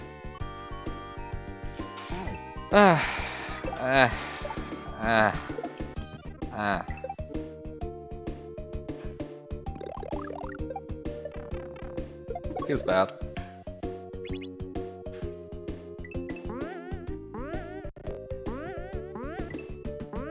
Yeah, dying to the chase like kind of just feels bad. Like it feels like it should be free, but somehow it kind of isn't. Like I don't know what causes that, honestly. I feel like if I oh fuck. I feel like if I did that in isolation now, I would be like totally fine. Maybe I wouldn't be actually. Who knows?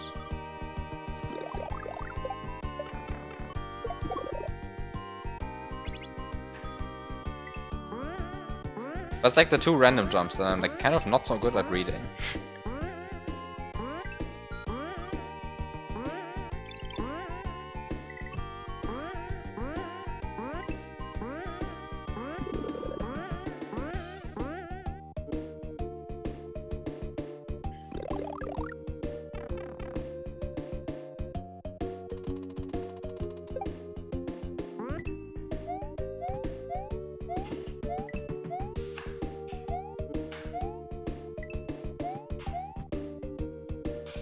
I should probably like practice the part after the chase again. Because like there's still stuff after that, right? Like, but I haven't been there in like 2 hours, so kind of need to prepare myself for what's happening there. Actually, that's not entirely true. I have been like playing around with the springboard throw like an hour ago. But still.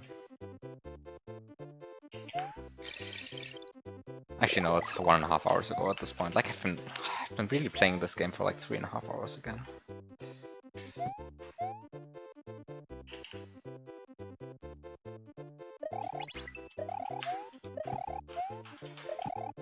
What am I doing? What am I doing? I'm not paying attention. I just wasn't paying attention. Okay. Should probably take like a few minutes break. Well, be right back.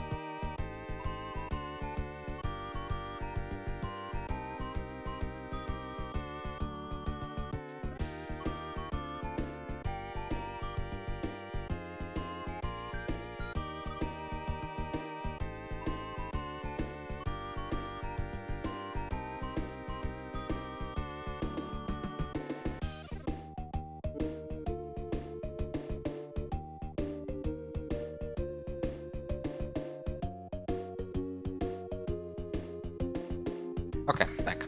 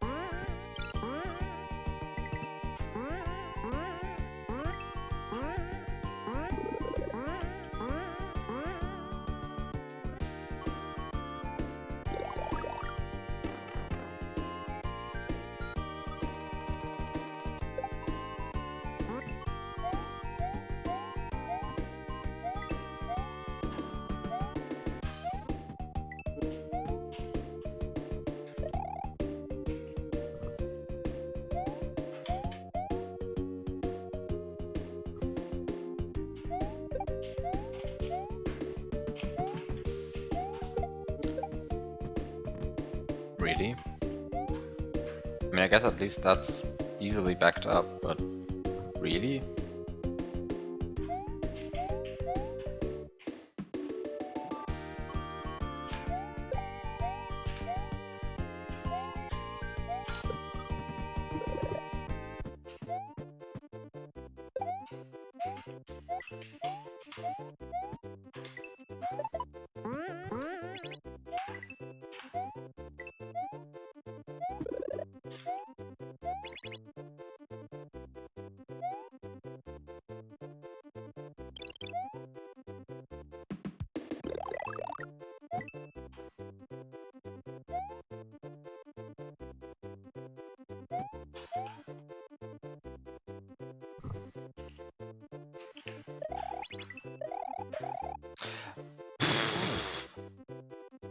Okay, that hasn't happened in a while.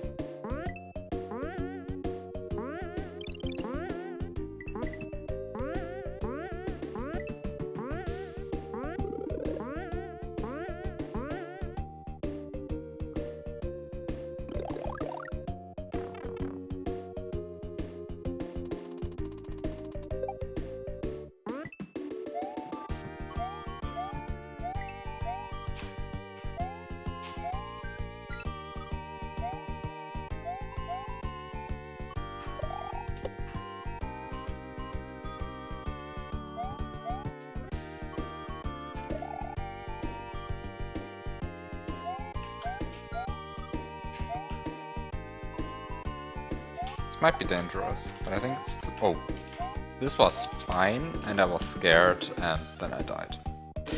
Ah, like the shell looked so awkward there. Or it was actually fine.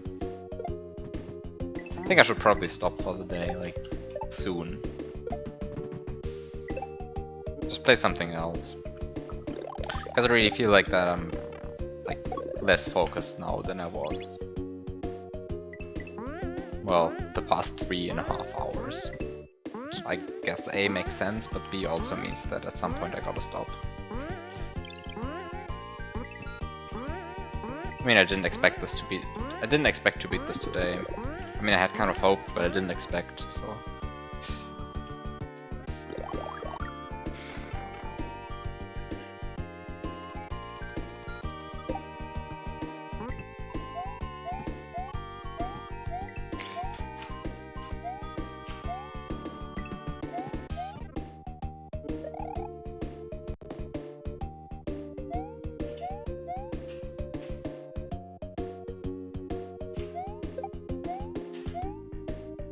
Yeah, but like when I die to stuff like that, then it's kind of like just mood.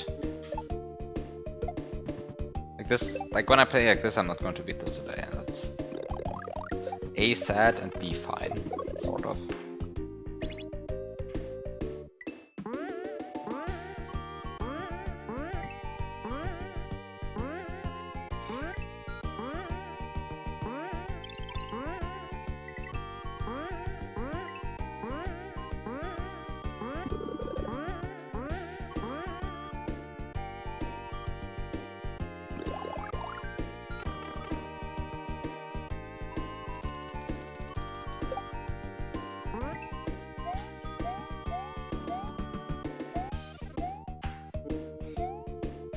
I mean, it's not even necessarily that it's not going well, it's just that it's, like, going... Well, it's kind of that I'm getting exhausted, right? It's like... I feel like the grind itself is, like, going fine. Okay, modulo that. Like, this is too much. I just died like 3 times in a row to that stupid jump. I'm done. But, like, I got to the boss 16 times in 3.5 hours. That's not even bad. Like, overall, this is fine. But actually, I do have something else planned. And it is not I wanna be the guy. And it's also not the I wanna be the guy Super Mario World hack. Instead, it is that, which I just changed the stream title to, which is a hack that exists. And that looked interesting.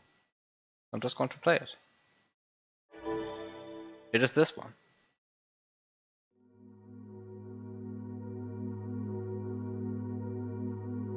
It is not clear to me if attempting a cryptic puzzle hack when you are too tired to grind Kaizo is the best idea I could possibly have.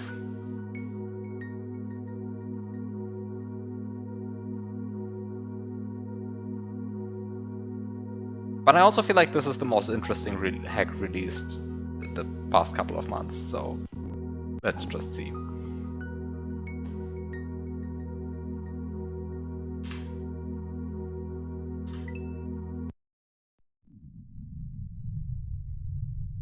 Wait, I can press right now. It's so awkward to play a game now, and that the right button works. How did this happen? Why does this button work? Feels weird. I can spin jump. I can go to the right.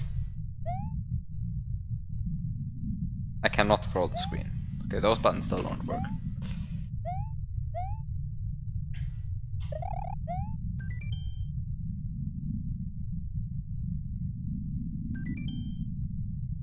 I cannot interact with Y, I can only interact with X.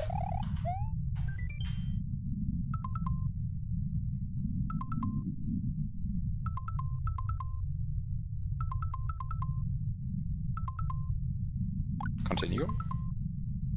Map.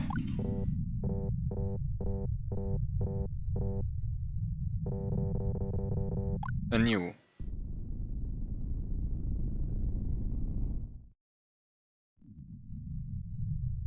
Scary transition.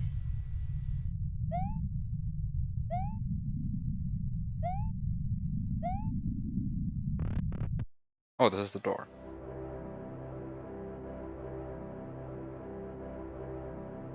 And there's a timer running.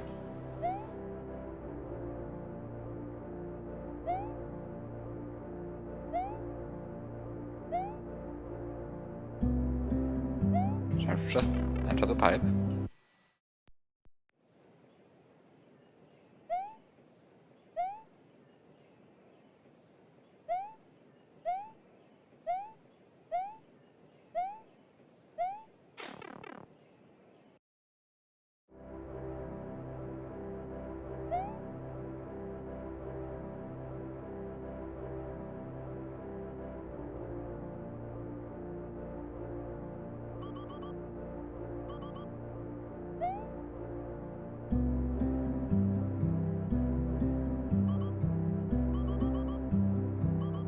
There's a sound for climbing up, but not a sound for climbing down.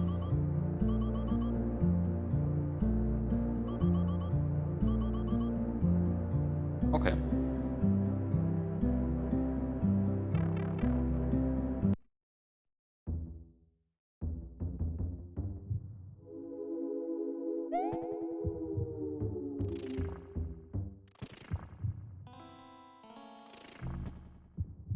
By the way, I have no idea what I'm doing. Like, I don't know anything about the sack. I'm just running around at this point.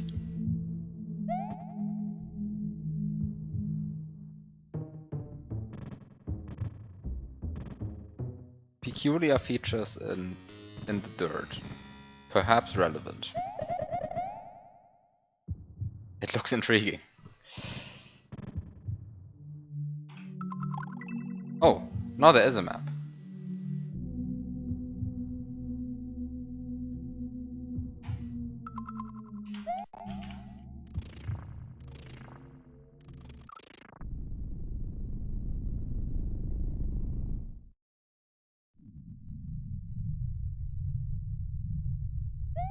Oh, you respawn here. And you can't go to the right, so you have to enter the door.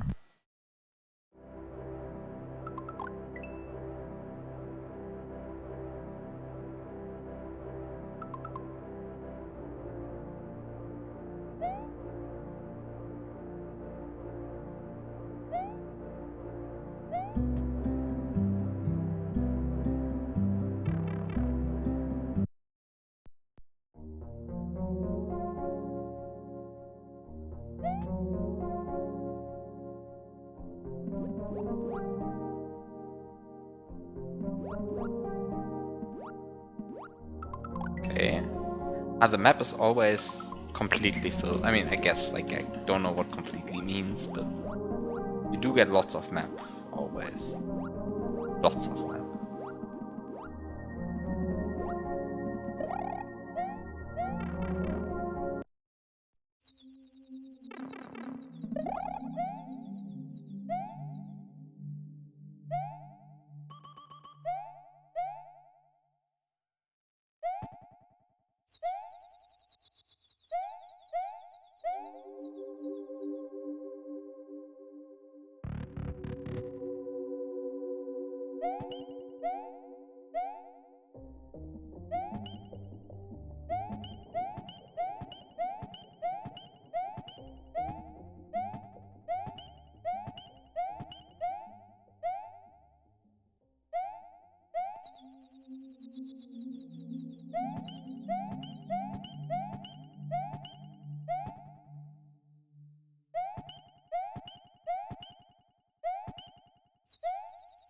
So it's a note block that only bounces from below?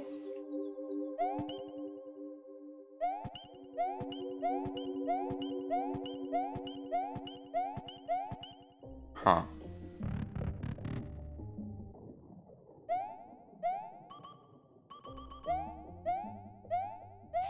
Okay, I'm definitely going to get, like, horribly lost in here. What the hell?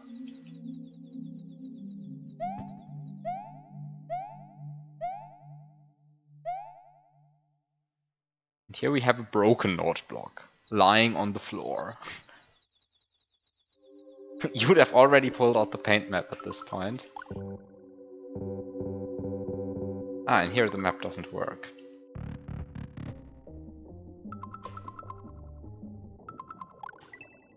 So I'm in the treetops. The treetops look like this. And there are some doors in the treetops which contain 5 brown blocks and a note block.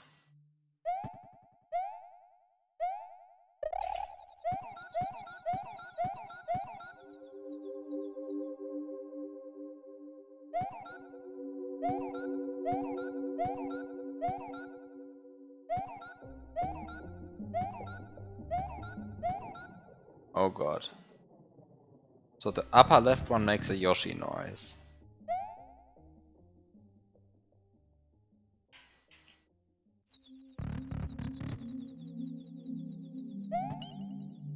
And this one makes I walk onto a new overworld tile. The lower left one. And the upper one is broken. Like the upper middle one is broken. There's a hidden pipe here.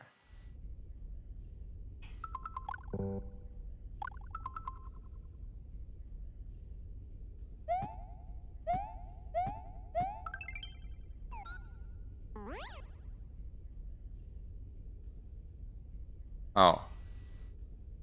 Okay. So there's also a 1-up and a cape noise. And one more noise probably that I have to figure out. So this one is... Lower left is overworld tile. Upper left is Yoshi noise.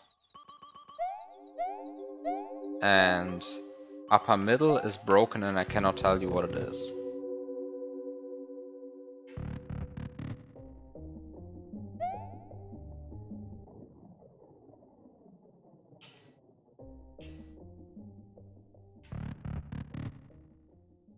And lower middle one is enemy bounce.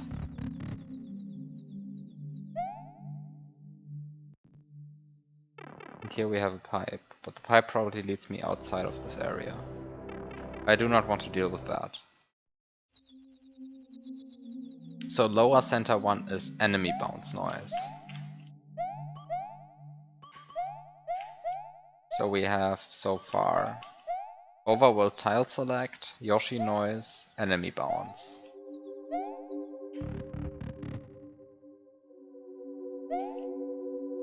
And then upper right is fireball. So this one is fireball, this one is Yoshi noise, this one is overworld tile select, and this one is enemy bounce. Fireball, enemy bounce, overworld tile select, Yoshi noise.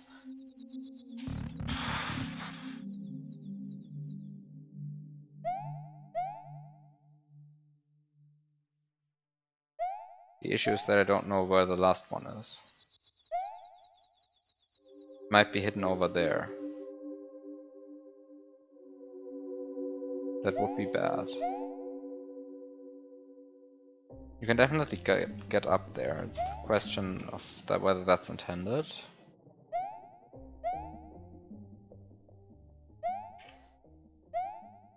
Seems ultimately that it doesn't matter. I think this is not the kind of hack where... I mean, maybe. Maybe at some point you have to do a non-trivially wide jump. Okay, so this is where you enter this stuff. We have cape noise and 1-up somewhere. This is Yoshi noise in the upper left corner.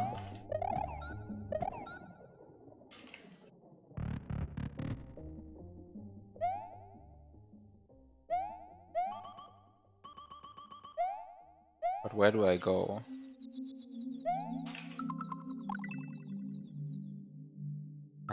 The fact that there's something over there makes me unhappy. Could be the last door. But I haven't checked all possible other spots, I think.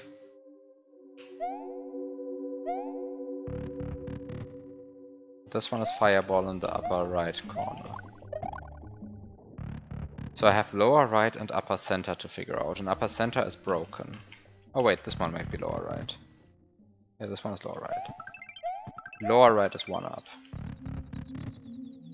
So I guess upper center is cape noise, because I know that there is cape noise somewhere.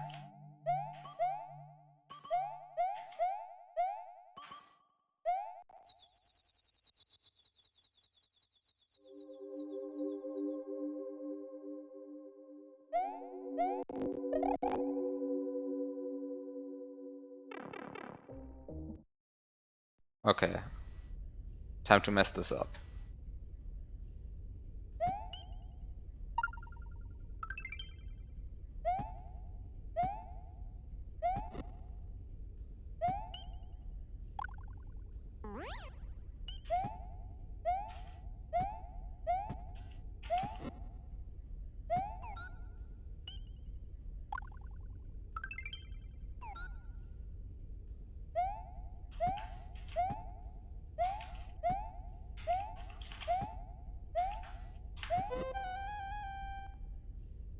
Oh, it's the La Mulana sound.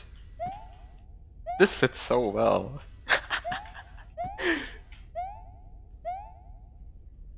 I really like this sound. I want to hear it again.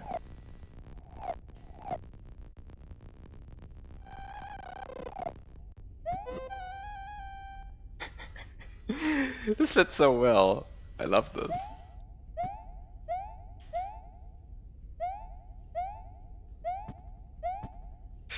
Okay, so I have a key now, but the problem is I don't actually know what to do with the key.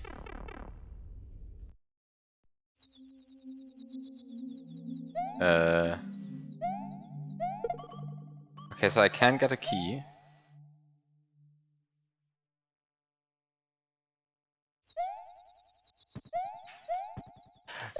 No! No! I was so ready to key jump.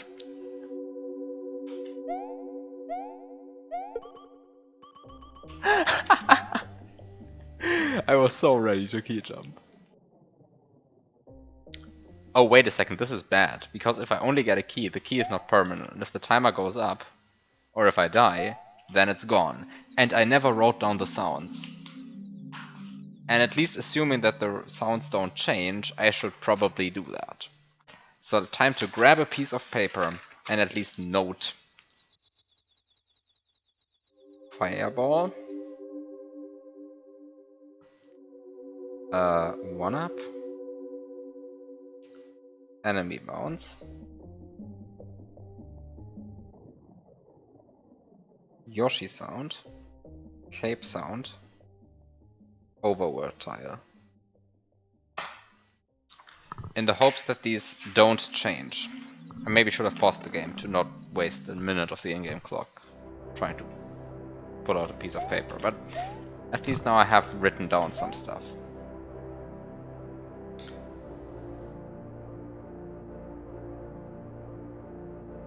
Okay, so now I have a key, but the question is, of course, what do I want to do with this key? I mean, I would kind of hope that the hack remembers that you did the puzzle, because but maybe it doesn't. Maybe it expects you to do the puzzle every time.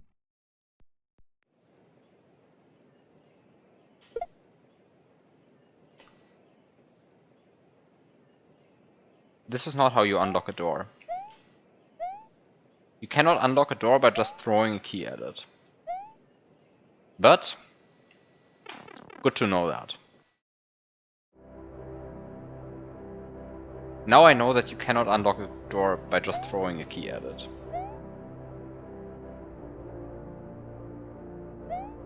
To be fair, I mean, I would have unlocked the door and I still wouldn't have been able to actually go there, but I would have learned something.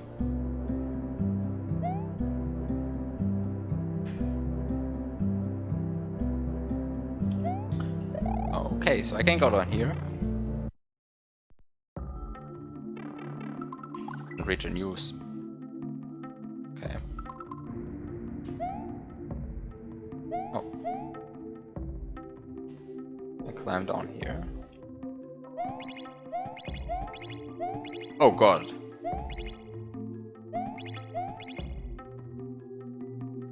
I have no idea what this means.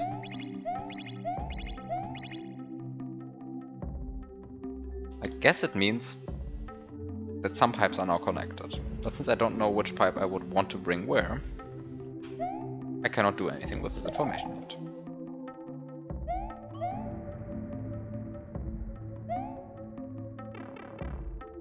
So we have a big pink pipe.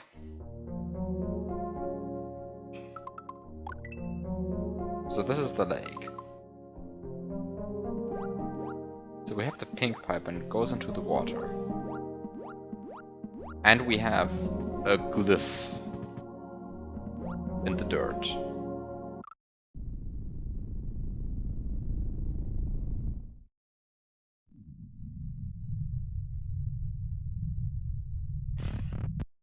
And somebody should have checked the map if it still goes down.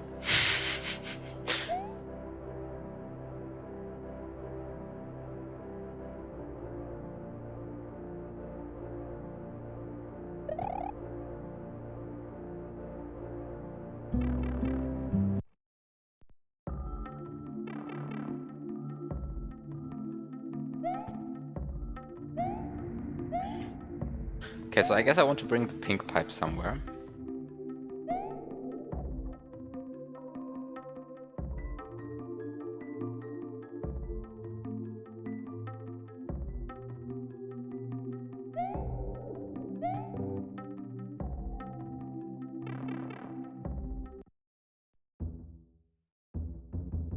Well, of course we'll learn what the timer does in 11.5 minutes.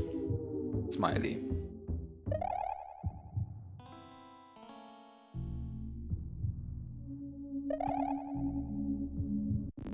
Surely.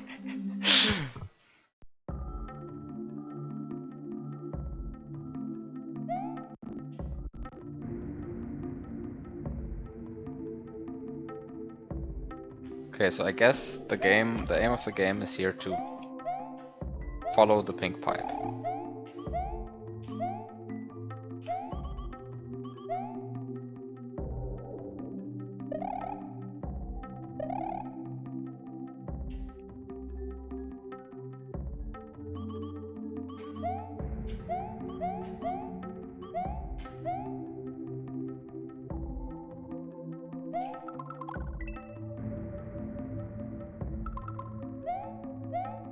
also and check what's up here.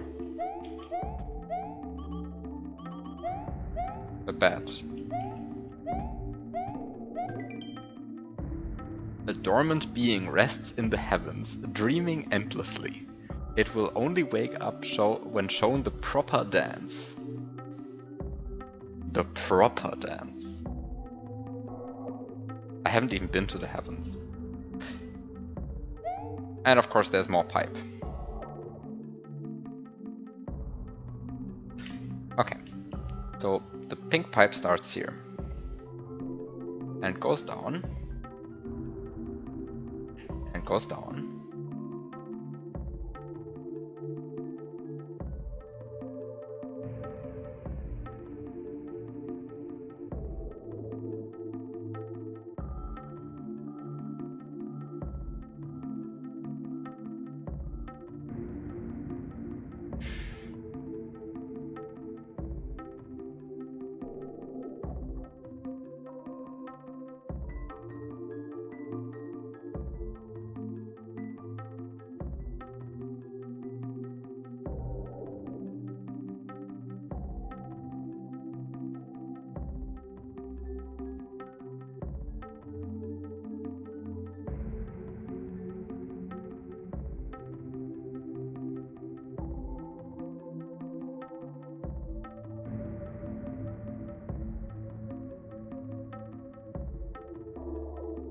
Okay, so there's a unique position where this makes sense.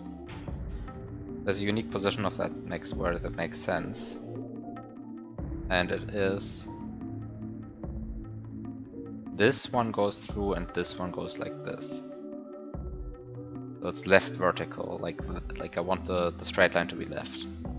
And then the stuff from the pink pipe goes into the gray pipe, so now I have to chase the gray pipe.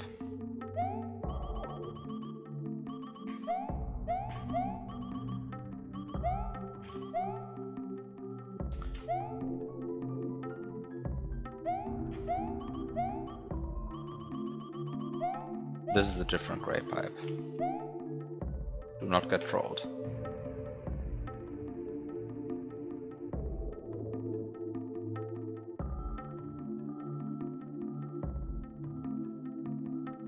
Oh no.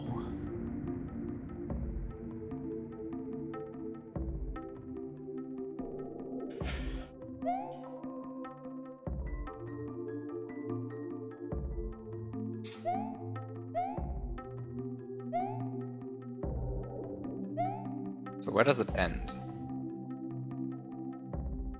It ends here.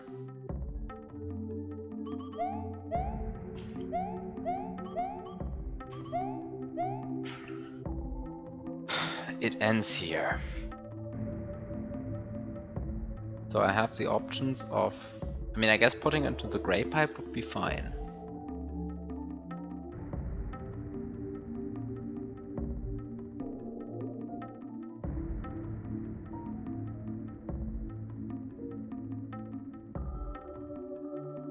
Or putting it to the orange pipe would be fine. Or putting it into the blue pipe would be fine.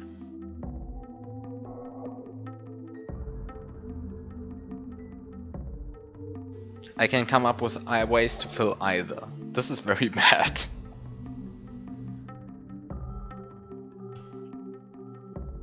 So blue, gray, and orange would be fine. Ugh. This is hairy.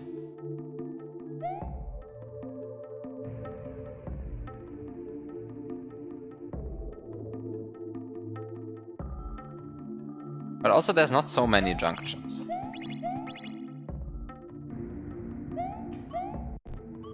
How many junctions are there really? Like 4? Like there's this one?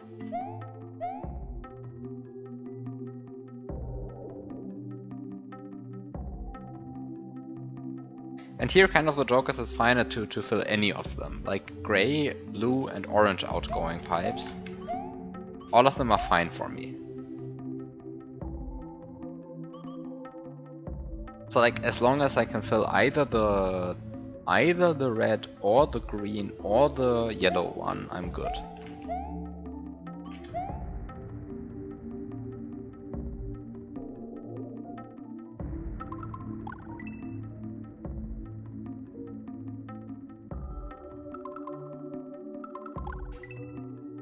With the issue being, well, okay, doing that.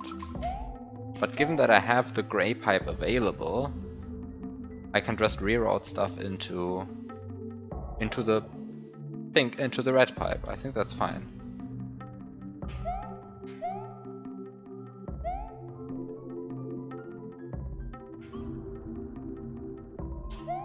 Okay, so let's do this.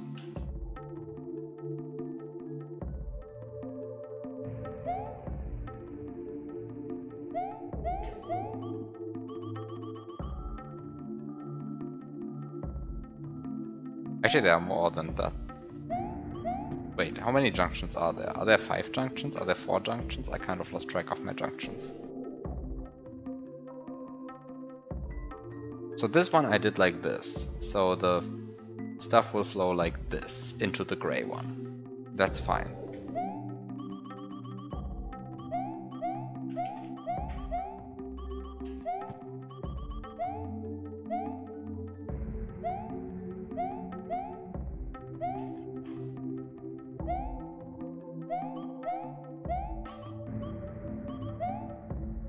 And then I said I would just put it like this. Because now stuff flows from the gray one into the pink one, and then from the pink one into the red one.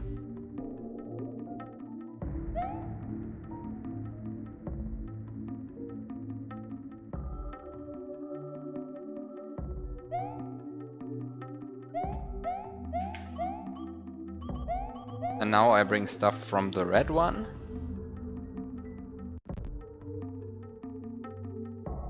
What did I say? I said this one was fine. Because now it comes from the red one, goes into the pink one, then goes into the orange one.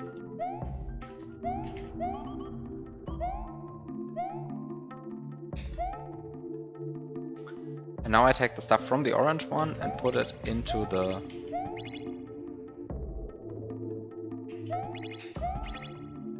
pink one, like this.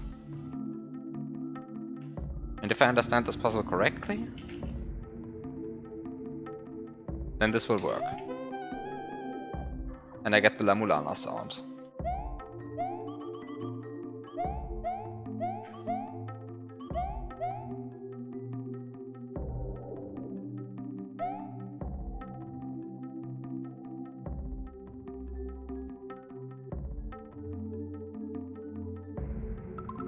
Let's just take notes.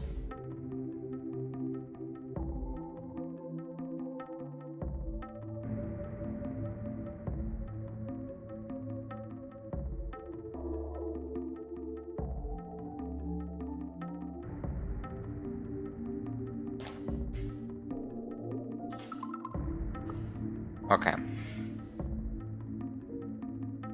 Now these are filled.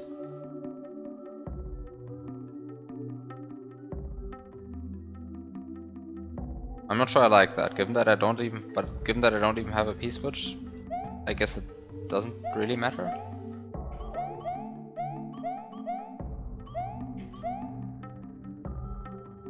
Like this made these blocks solid, but these are the only instance of this block I feel like. So I guess it is now a matter of going into the next area, because I mean the pipe is flowing further.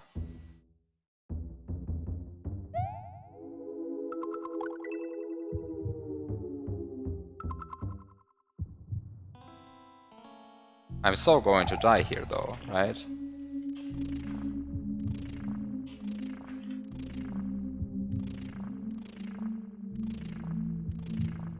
Okay, I didn't die.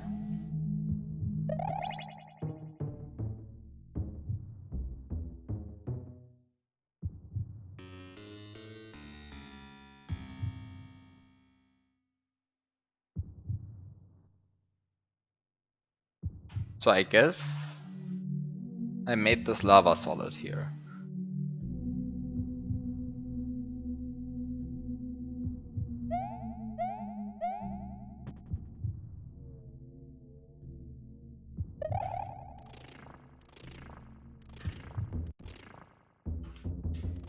And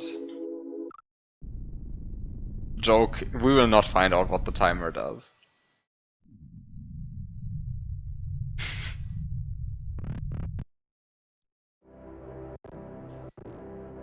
But surely this time.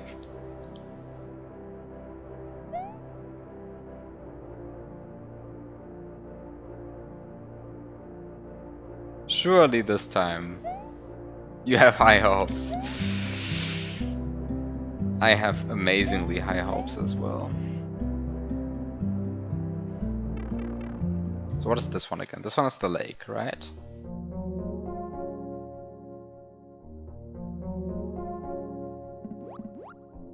Oh, we have even more glyphs.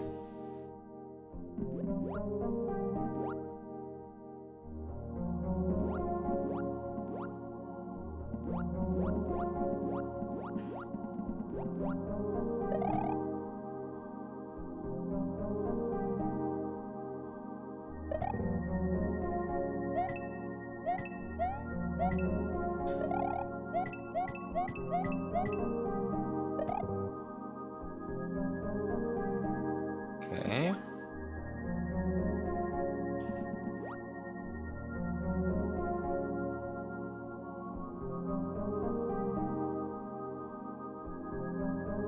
We have dirt formations which look like the things in the dirt over there, and they have glyphs attached to them. So I guess if I know what the glyphs mean...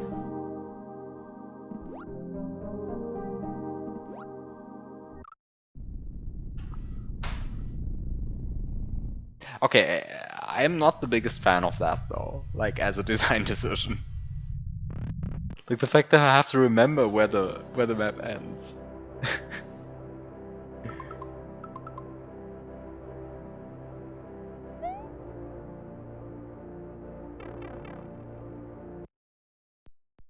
Like, this doesn't feel great. The fact that I just randomly sometimes die from going too far. Okay, so the lake is 5 screens tall. Okay, so we have the bird attached to this glyph. Unfortunately, I have no idea what the glyphs mean, so... also, I already lost track of how many times I went down. Okay, one more I can safely go down, and that's it. This is bottom of the map. Fish also has a glyph attached to it. You can swim here. You can swim here. You can go...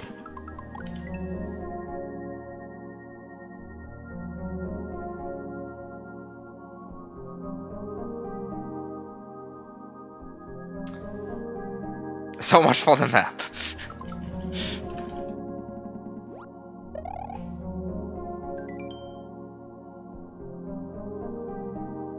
Six paired doors across opposite branches, easy traversal. Given that I already heard the La Mulana noise, does this mean backside fields?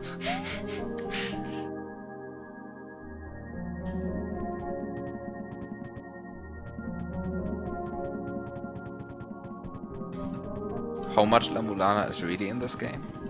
Who knows?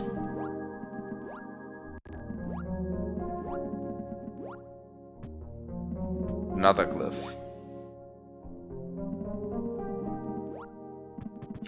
Fortunately, I don't know what the glyphs mean.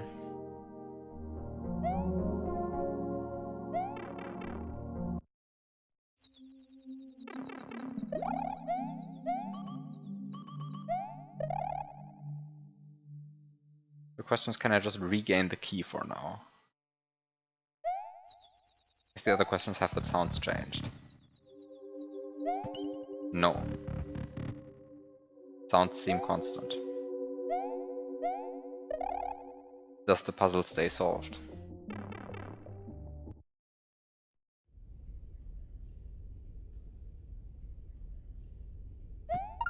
No.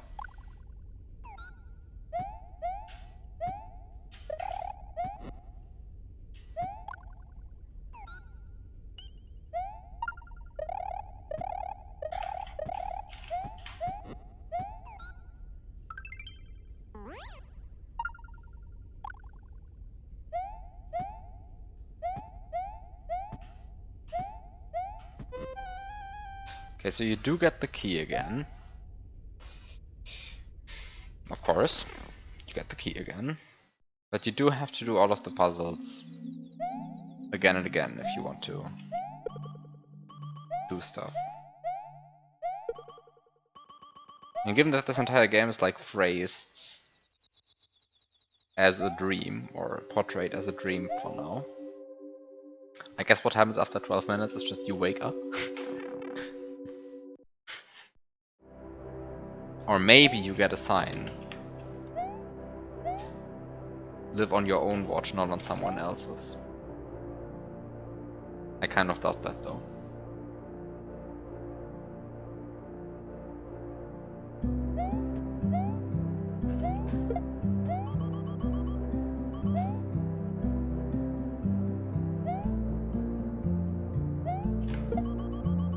Still one of my favorite uses of a timer in a video game ever though. Wait, I've been here. This is the ghost house door that's locked.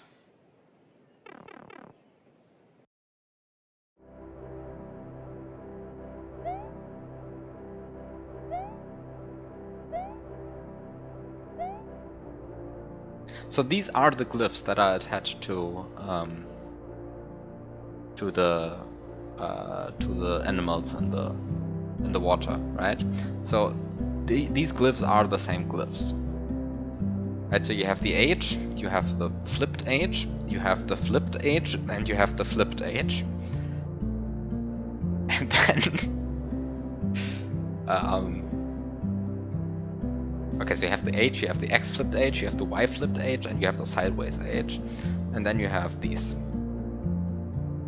vertical line and horizontal line plus angle. But I don't know how to match these two numbers.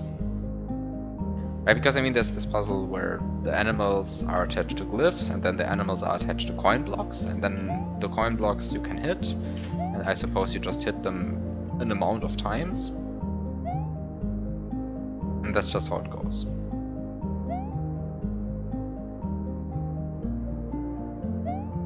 But that does require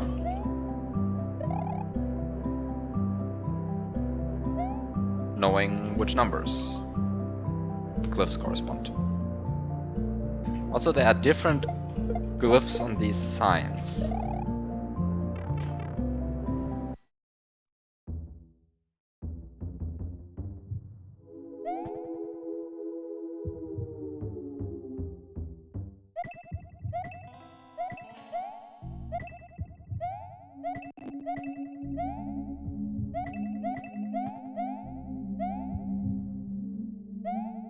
Is it mirrored?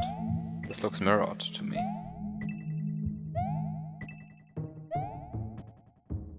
This is really annoying. Okay, yeah, it does look mirrored.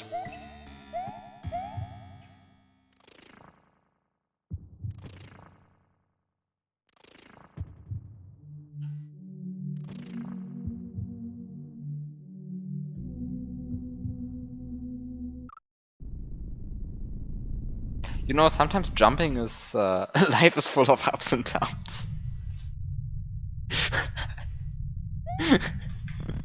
Yeah, that's a good one.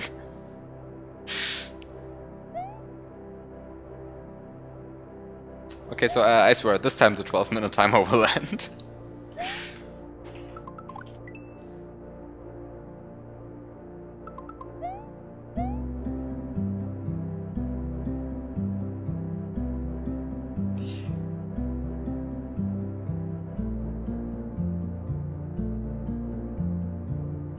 Oh, funny. I'm already like half stuck. Right, like I'm already like looking for options actively. I'm not just running around randomly anymore, stumbling into stuff. That went surprisingly quickly.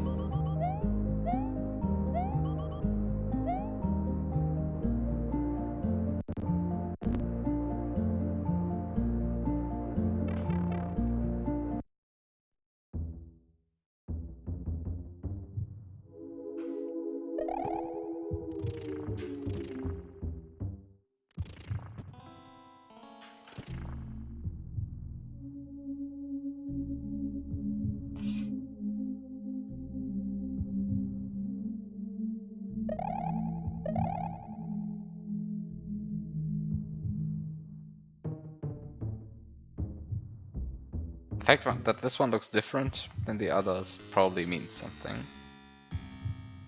But I don't know what yet.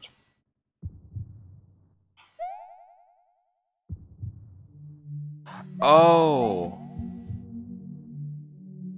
Oh, the idea is that I go over there, press the green button, and then press the...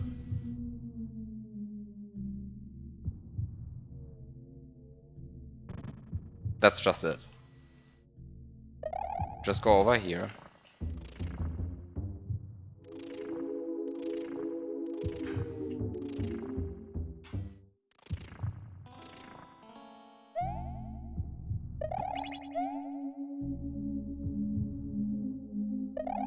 No actual big puzzle, it's just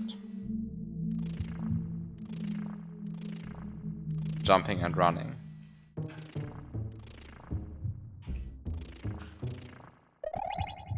And that's just it. Okay, but now I have to also do the pipe puzzle again.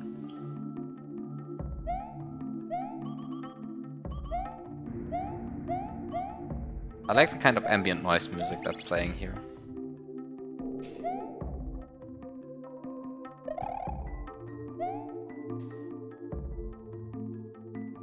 By the way, the up and down actually made me a bit dizzy. I'm not a big fan of like the single screen design when you are going to make like when there's going to be like movement near the screen edges a lot.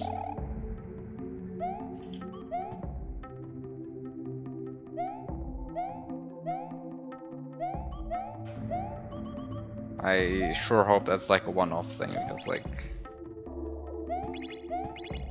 yeah, just not the biggest fan.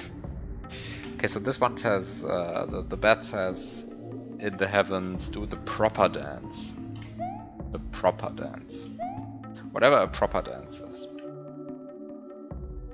Surely don't do the improper dance.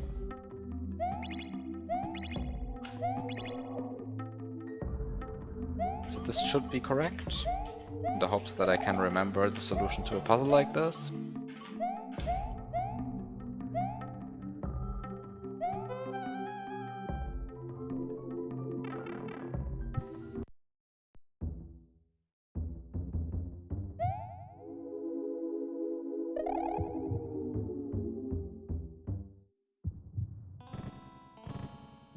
The puzzle reset!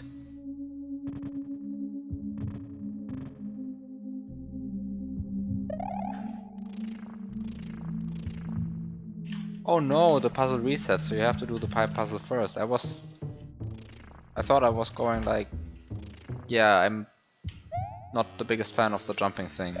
Let's do that first. Because you can actually die during this.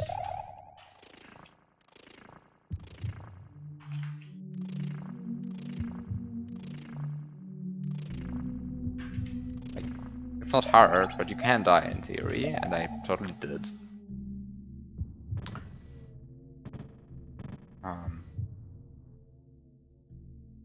I had to do it twice.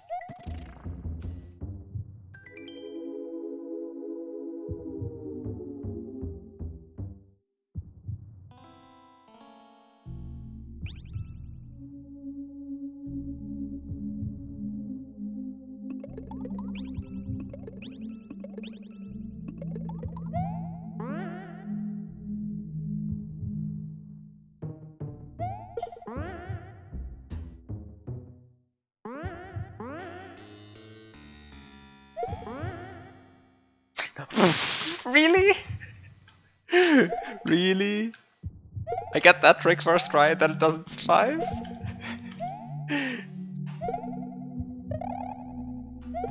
Are you kidding me? This is super precise. No.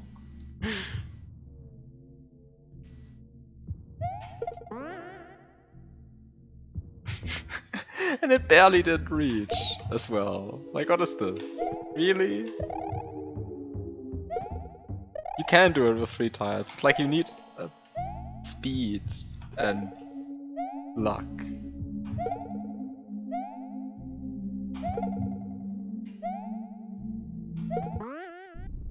I think the 12-minute timer is not going to happen.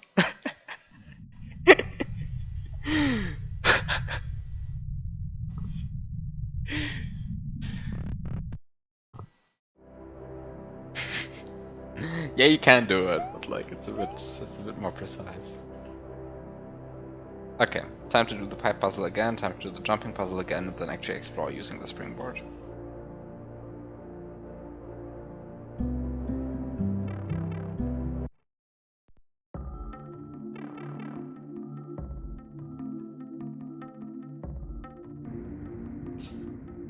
Though, I have to admit, I am already getting slightly annoyed by how much I have to replay certain things.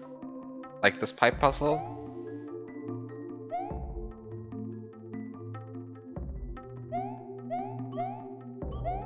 Not interesting enough to be done multiple times.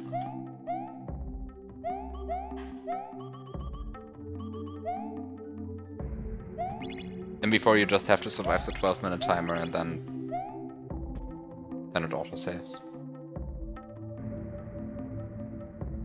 That's just it. Don't have to do any puzzles again if you just survive 12 minutes, but I will never figure out because I will always die first. Due to jamming myself into the wall with a springboard or something. Who knows? Ugh. But like doing this puzzle over and over again, I feel like that's not interesting.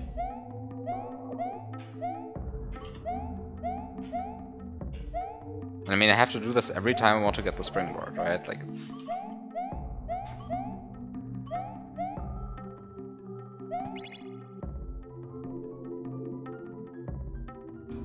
Did I even get to all of them right now?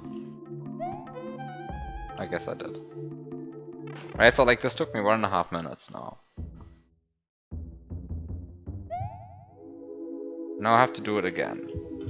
This jumping puzzle. And if I die to this jumping puzzle, then I have to do the pipe puzzle all over again.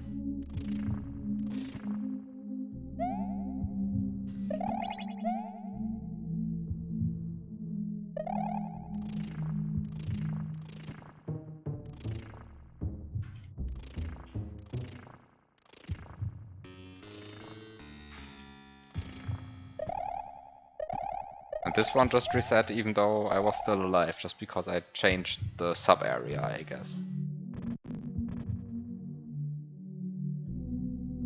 Yeah, this one doesn't give me the sound, that's true. Okay, so I guess the Rumgedümpel is made a bit easier by this. Don't try to go over there. So I guess what I can do is I can now go into the forest.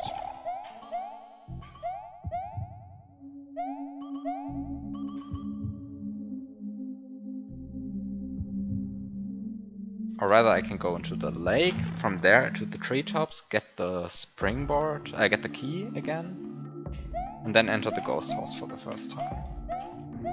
I mean, I at least think that getting a springboard and a key is like kind of the way you should go there.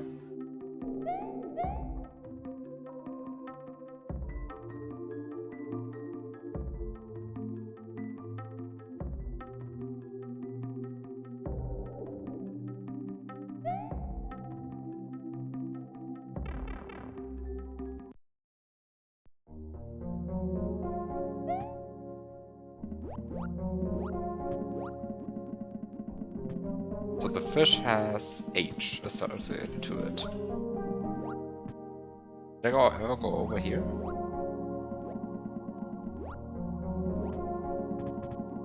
And the bird has sideways H associated to it. Oh yeah, I did go over here. This is just where you go. The bird has sideways H associated to it. I'm just going to forget that again every time, right? But like, just to say it once out loud. H and sideways H. And then we have X flipped H, and then we have Y flipped H, and then we have vertical line with angle and horizontal line with angle. And it's going to be great. Remembering all of them. So okay. So the thing I can do now is I can now enter here. And do the sound puzzle again.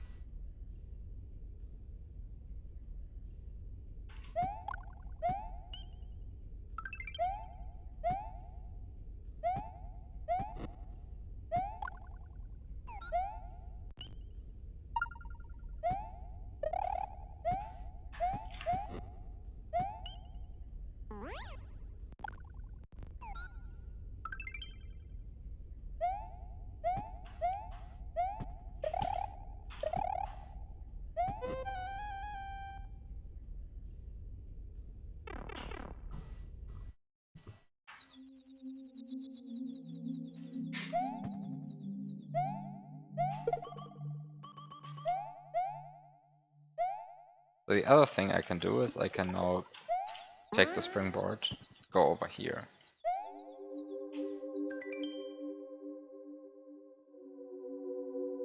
Oh, this one actually explains me the numbers. So we have glyphs, and I assume they correspond to numbers from 1 to 10, because that's kind of how these games usually go. And so we have...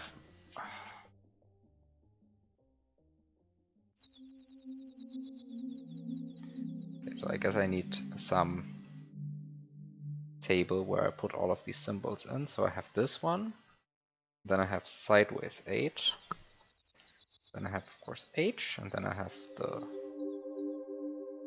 Y flipped H.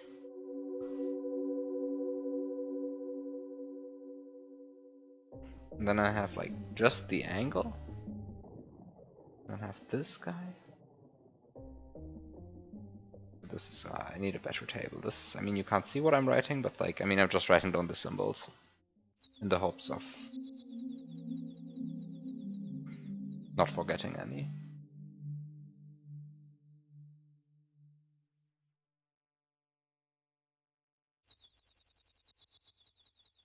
And then I know that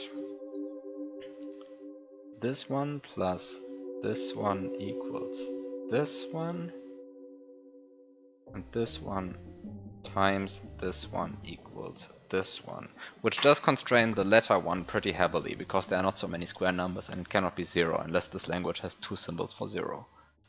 So I guess this letter symbol must be 1, 4, or 9. And the angle must be 1, 2, or 3. And since the language probably doesn't have two symbols for 1, it constrains the angle to be 2 or 3 and the letter symbol to be 4 or 9. Right, like this one is either 2 or 3 and this one is either 4 or 9. And this is like already somewhat of a constraint. But also, yeah, that's about all constraints I have.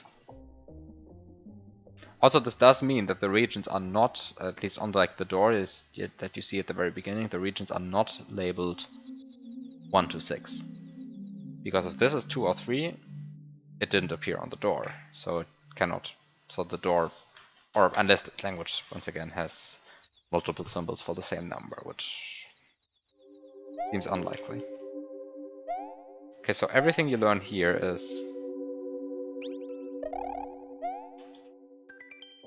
you learn a bit of number. So here you learn a bit of number. You can only store one item.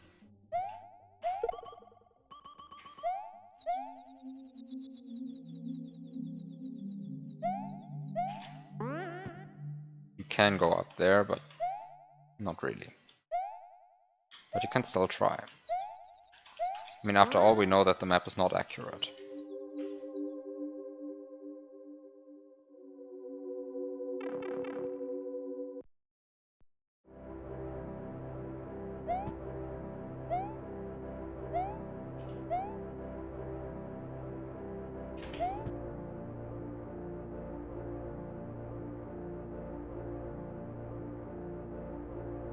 We also have colored berries all over the place.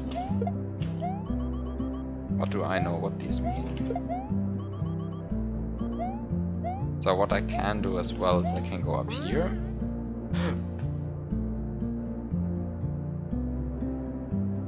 Okay, I can go out.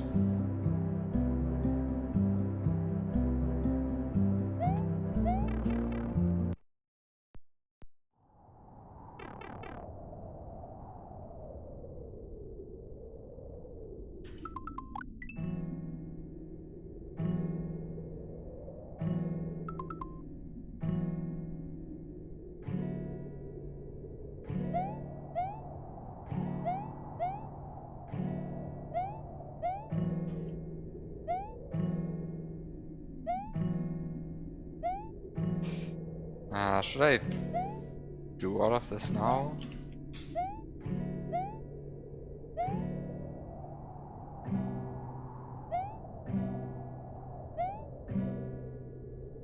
Oh wait, I probably lost my springboarding going up here. So I can't even go to the I mean, I probably lost my springboard going up here, so I have to be now. Yeah.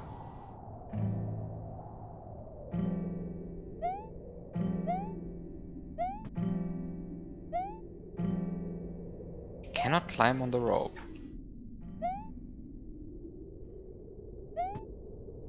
It kind of feels like I shouldn't be here. And I can't talk to the Monty now. The glyphs, their meaning. Clearly it must be performed a certain way, but how? Well, thank you for the completely useless.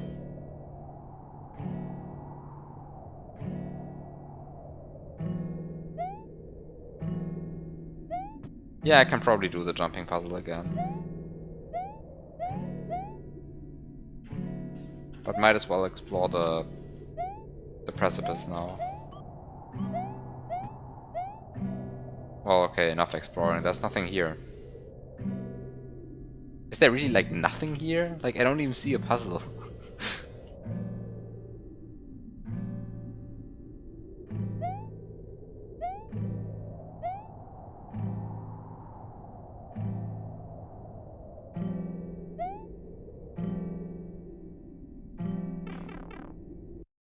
There's a mole friend. Yeah, but, like, what did he actually tell me?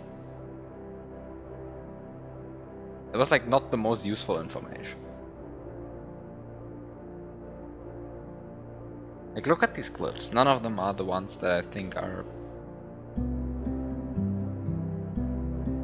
well... 2 or 3. But whatever.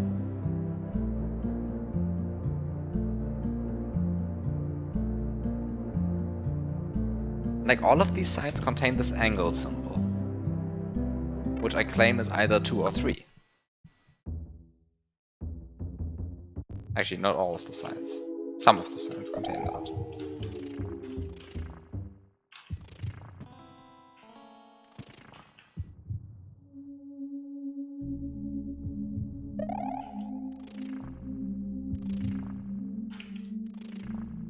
I don't like the jumping puzzle, by the way. I think it's just boring. Like, I just don't see the appeal of this. Like, I'm now doing this for the 4th time. What is so interesting about this that I have to do it 4 times?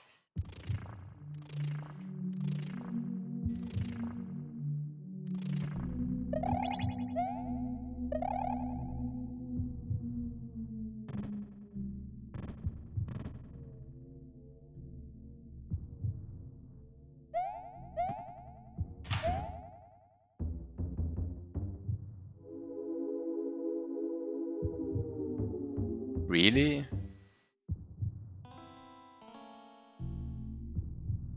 Really?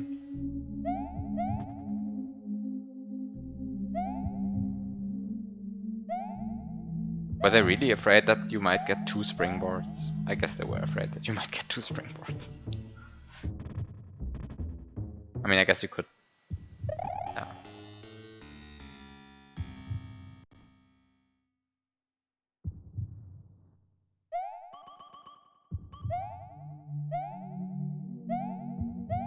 I mean, now I have to do, like, everything again, right? Just to get back into the position where I already was.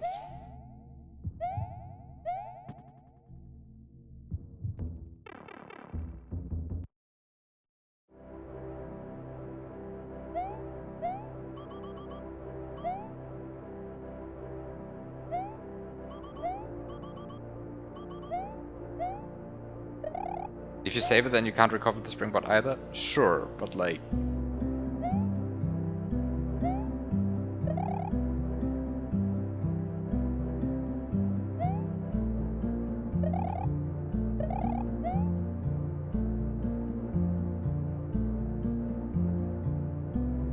so, just should note down the symbol, because the symbol is a symbol that I haven't noted down yet.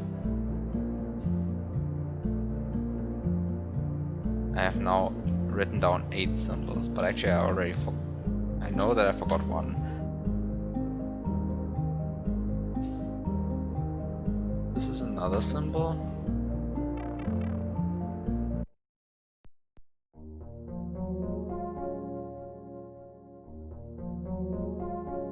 And then we have this symbol.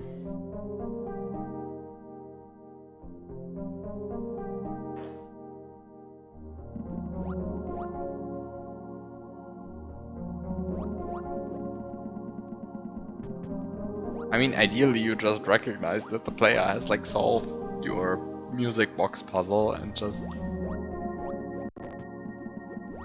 make the game give you the key immediately when you enter the room. I mean, I feel like that's easy enough to code.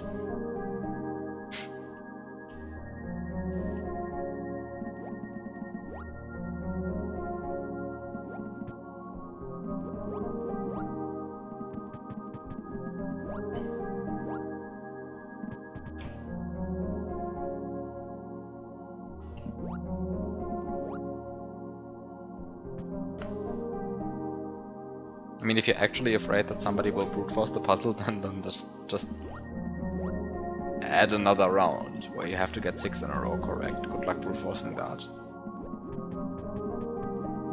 I mean, like, even getting 5 in a row correct is like absurdly unlikely.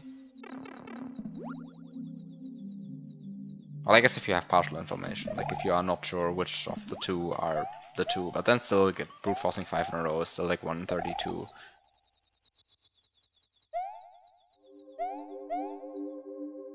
Just make a better puzzle. I mean, that's not what I want to say, right? Like, I just want to say, like, just... Like, if you're afraid of people brute forcing it, like...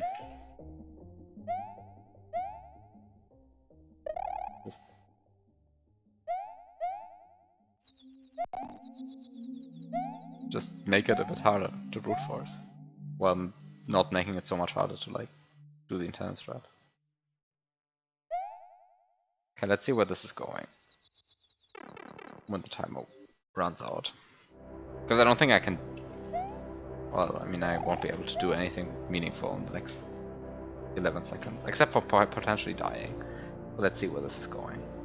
And probably I'll just die, right?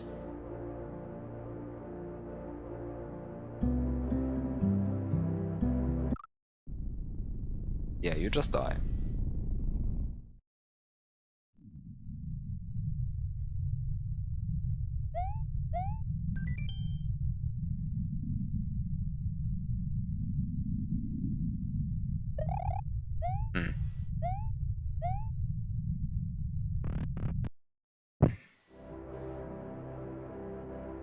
It is just a global level timer.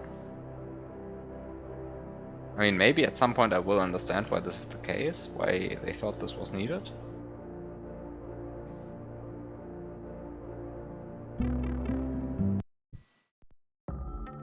For now I don't, and for now I'm kind of also frustrated at how much I have to replay certain puzzles.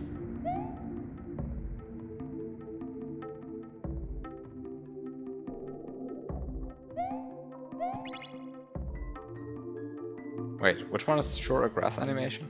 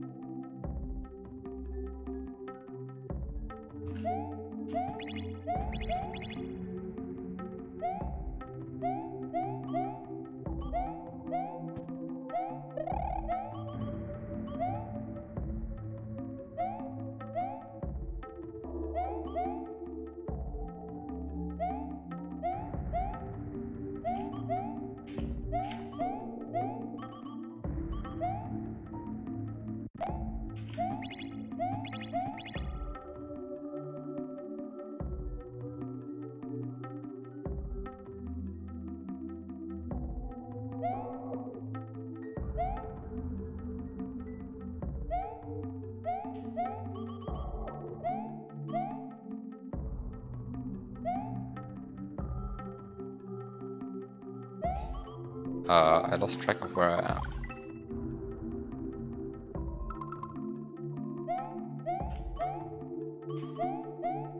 Here I am.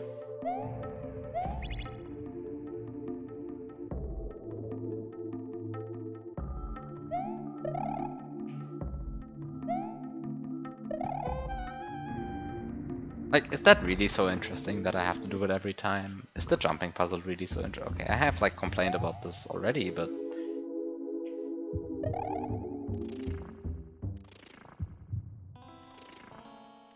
I really feel like this is, like, especially this jumping puzzle is like just not interesting enough to be solved multiple times. And I feel like I haven't done anything outrageously bad. Like,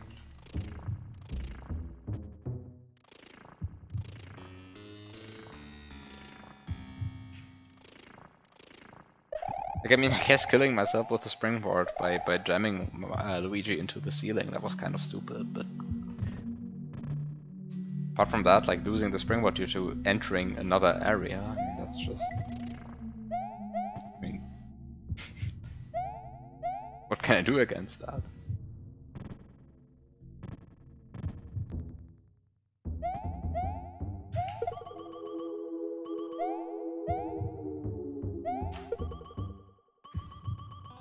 Like, is there some puzzle saving mechanic that I'm just not seeing? I mean, clearly not for the jumping puzzle. The jumping puzzle is just that. But like, I feel like with the, especially with like the La Mulana-like sound, I feel like this should save the fact that you have beaten these.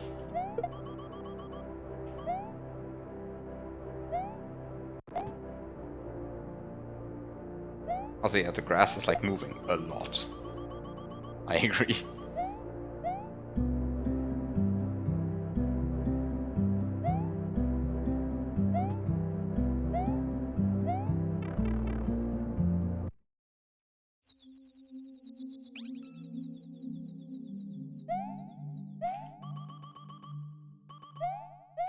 Like, now I have to go here again. Now I have to do the sound puzzle again. Like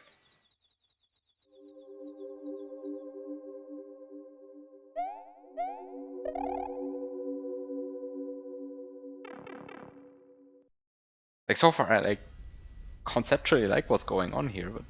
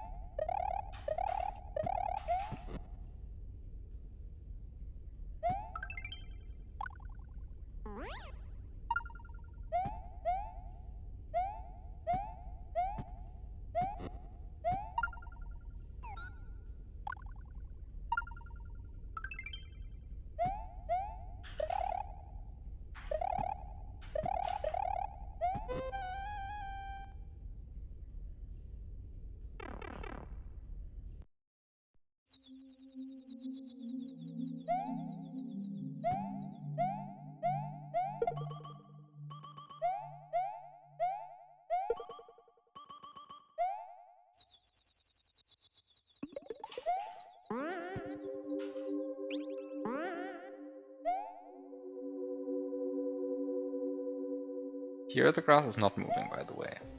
But the vines still are.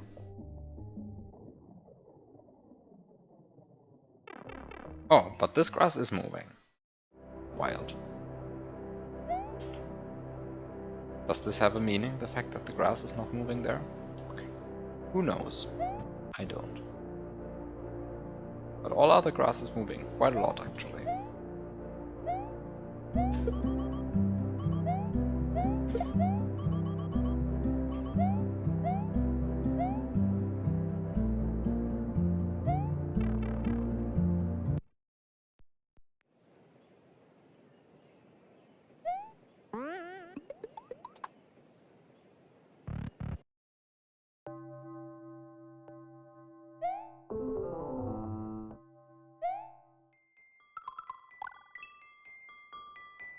Tower. Doesn't look very tower-shaped to me so far, but...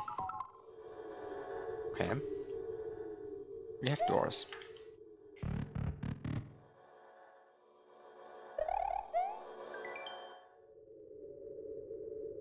A small clock with one hand. There's a statue of a face on top.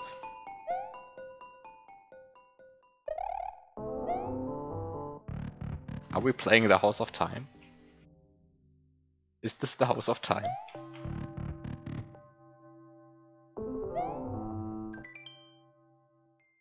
Is this the House of Time?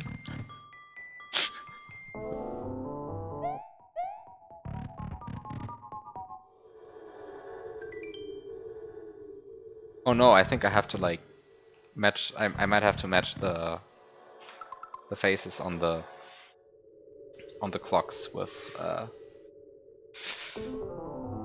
Oh no, how do I take notes for this one though? Okay.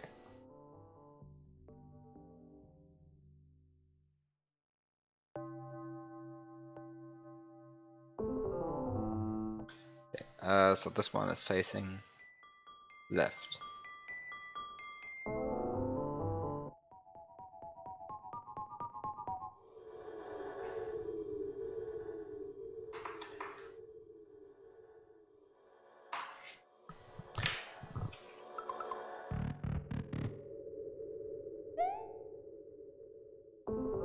Should I attempt to take notes of the other ones? Also, I really have to pause the game every time.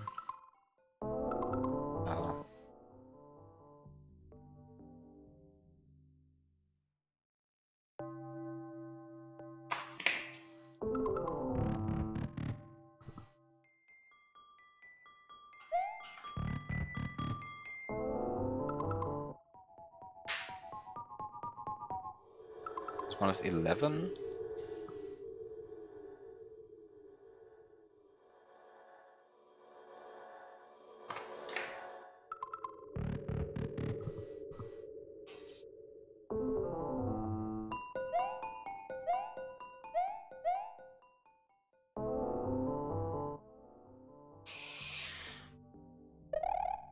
Going here.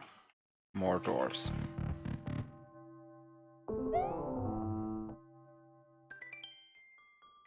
Ah, I can just open the message box, I guess. That's maybe better than pausing. Also, there's a gap in the upper right corner here. I don't see how to get up there. Might be a red herring then. Or there's a Kaiser block. Who knows?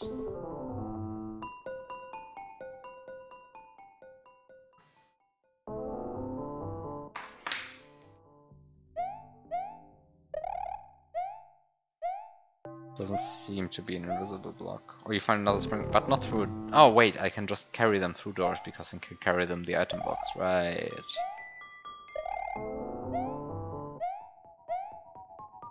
There's a gap in the wall here.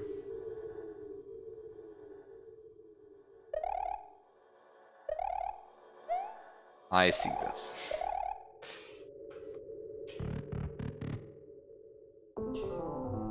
Oh, I can talk to you. Hello. Oh no. Through a simple dance, dead trees will offer an alternative method of travel. Sideways H? Wait, the sideways H, I haven't even written down this one.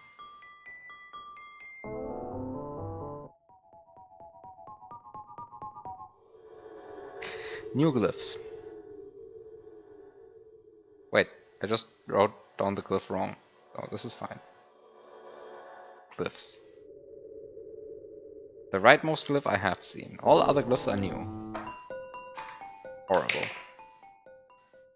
This definitely breaks my idea of there being 10 glyphs. Because I now have 1, 2, 3, 4, 5, 6, 7, 8, 9, 10, 11, 12 glyphs. Which is definitely more than 10. Hi, fire. Oh, it's this.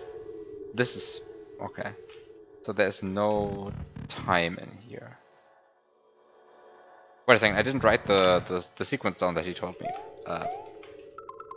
Oops, don't do this. Press this button. I have to make space for 36? No, it seems like too much.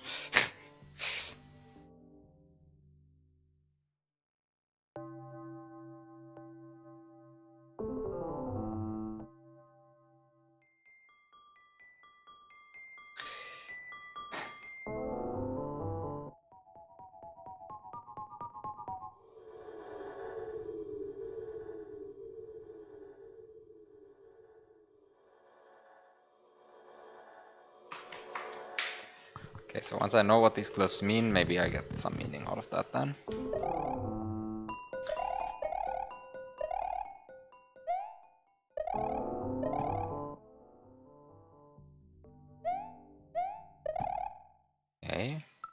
Like, I feel like I'm so far off the map now. No, actually I'm not. I'm still reasonably close to what's actually drawn on the map. I feel like I'm leaving, like, the tower at this point.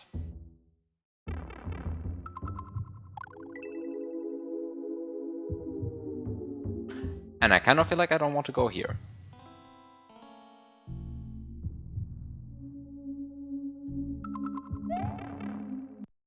Because if I go down there, then I'm just stuck in a place where I actually know where I will land. And the springboard won't be even there anymore. Because it will be blocked, I mean it will be there, but it will be blocked by a cement block, so... That's not good. And I am otherwise trapped, except that of course I can go out here. The timer is making me slightly nervous, but only slightly so far. I mean, so far I've almost always managed to die before the timer ends. So surely it won't be relevant.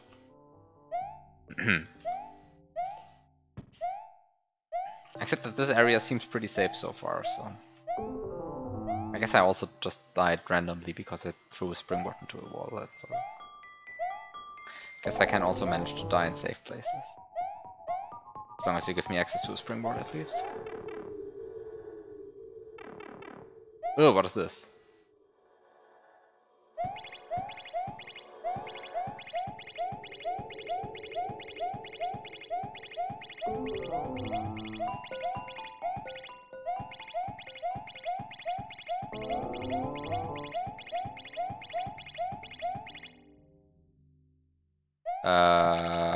This seems to suggest that some of these glyphs correspond to the numbers from 1 to 12. Perhaps even in order. Now that is a hypothesis I have to test. Probably not in order though. Okay, wait. Let's think about this. So let's just see what the order is. Let's just write down the ordering. So we start with this one. And this one. Then this one. Then this one. Guess I call this one sideways H, but that's not longer accurate because there are no two sideways H's. Then we have this one. I guess all of them are just a line with another, like, thing, and it's just that sometimes they meet up and sometimes they don't.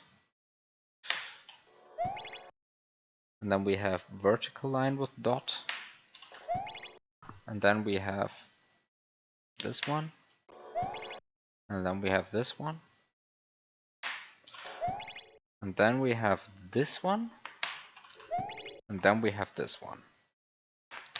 And then it loops around. Okay, so that we have indeed 12 glyphs. And if I think about it,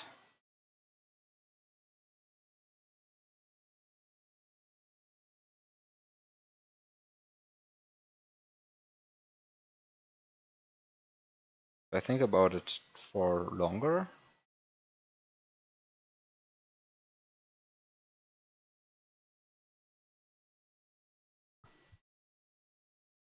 then I realize that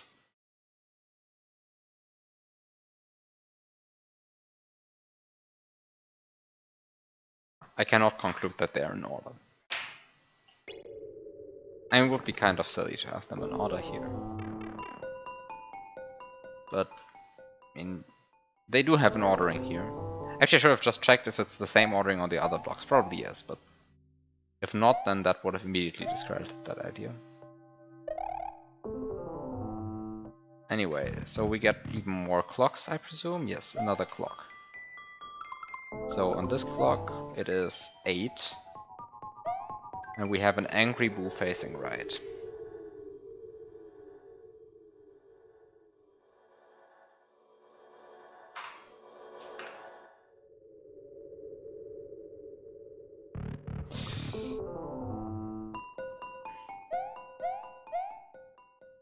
Oh, by the way, you can totally die in that room that I was just in.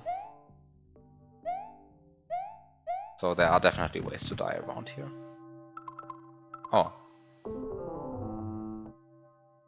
Oh, so the glyphs are in order on this clock. They are in order. This is the same order that I just wrote down. So this symbol is 1. I mean, maybe the symbols on the clock do not actually correspond to a number, but we have at least symbols on clocks.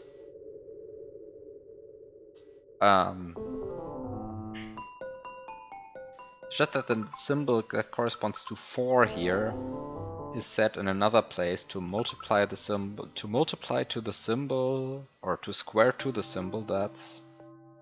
Oh wait, to square to a symbol that's not on the clock. I guess that's logically consistent. And then we have 2 symbols that are supposed to add, which are... I think they are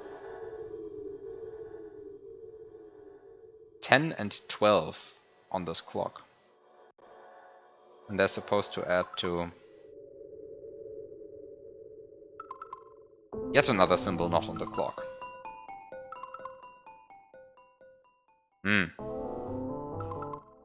I guess that's still logically consistent with that being 22. Okay, so wait, I have found some of these boos. So Angry Boo facing right is 8. So we do have 8. Also, I should really not use the in-game pause for this. Then we have like this guy.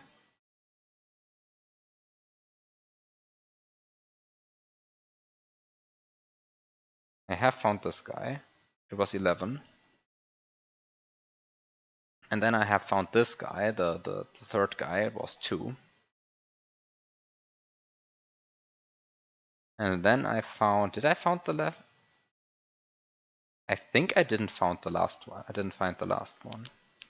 I think I didn't find the last one. Like it's sort of looking left, and I think I didn't find that one. But I don't have infinitely much time. Now I'm actually getting slightly scared. I was in this store at some point, right? Yeah. This is definitely a different one. Time to look at the map.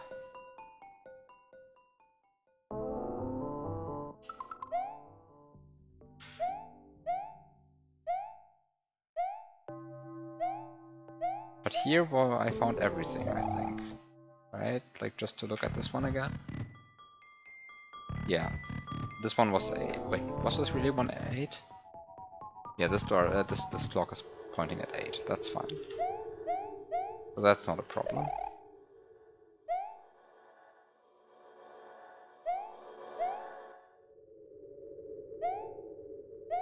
I think I was never to the right here. Yeah, so this one might be the last clock that I'm missing.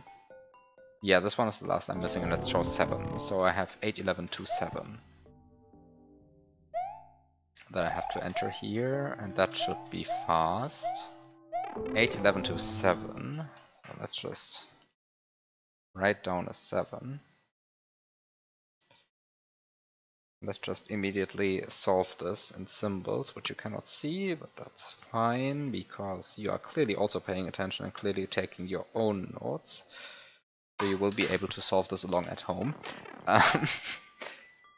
So we get 7, 8.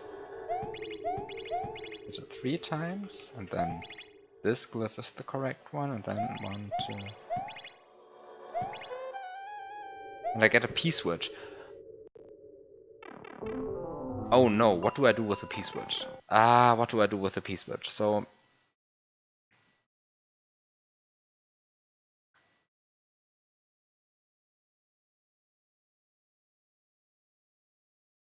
there were a bunch of brown blocks in one place. However,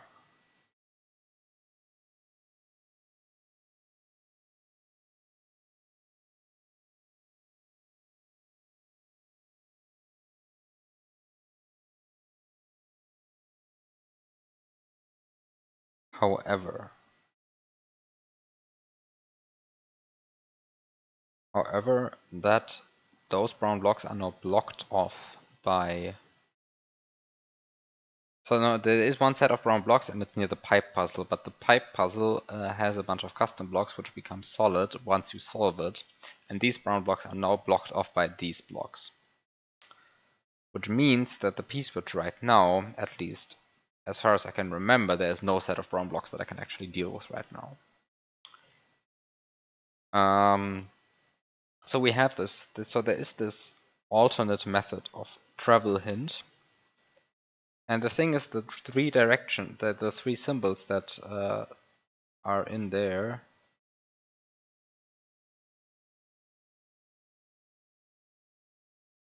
they do not all appear on the clock. But two of them do appear on the clock.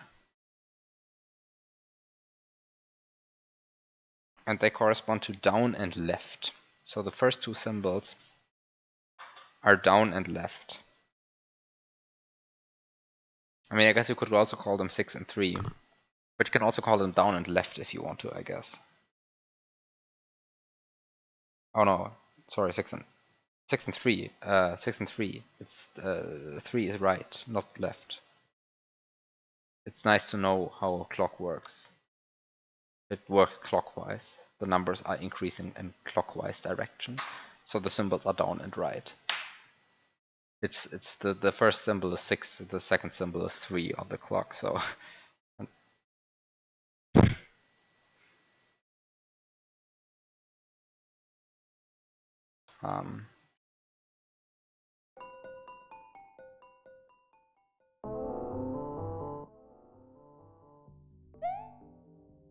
so there's this room. I kind of want to press the P-switch here, but yeah, okay, no.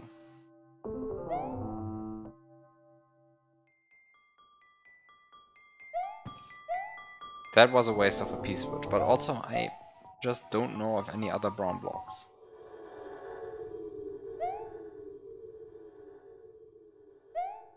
Okay, this makes me think I should probably deal with... Should probably look at the hint again, and actually look at the hint or the alternate method of travel more closely.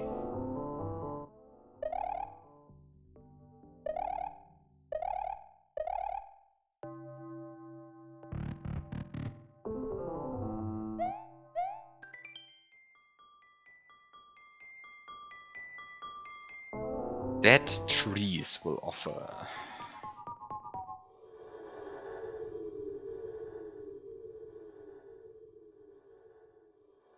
Dead trees will offer an alternative method of travel. So I have to find dead trees and then input what? Down, right, unknown symbol.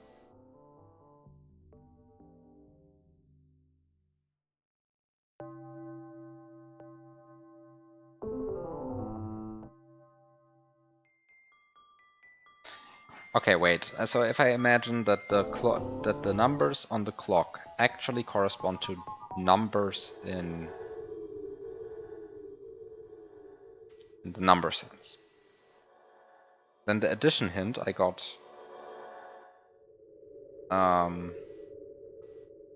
the addition hint I got from the Goomba in the forest tells me 10 plus 12 is the symbol on the right of the boo here. Which means that the symbol on the right of the boo means 22. And if I now think about what 22 could possibly mean, I arrive at a bunch of nonsense conclusions. Because the 22nd letter of the alphabet is V. So I don't see how to make use of that. If I just say 22, okay, so I do the hex thing or I do a base 36 encoding, then 36 would correspond to M or something.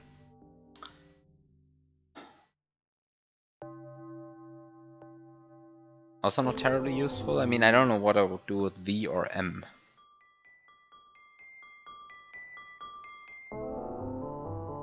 Like if I got A, B, X, Y, L, R or something, then I would be going, yeah, like, yeah, that must be it. But I'm getting M and V.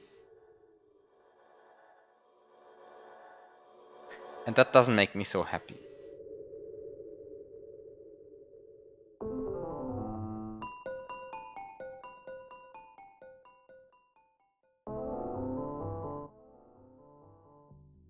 I mean, of course, I could just pretend that 22 is L in base 36 encoding, but that's totally just not true. So. And I could pretend the 22nd letter of the alphabet is X, but that's also just wrong. So I guess like thinking of the things on the clock in terms of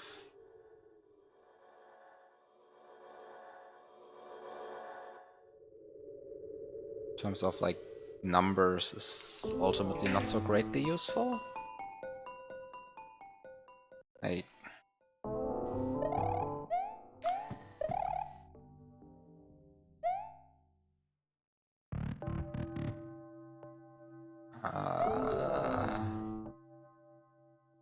I am cunning. Wait a second.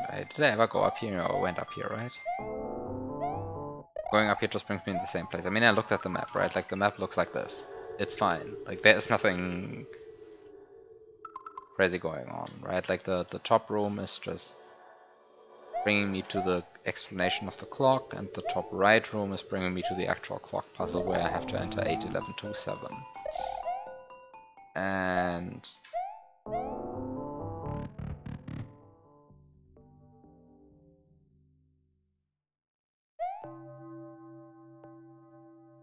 this is just a clock. It just works like a clock.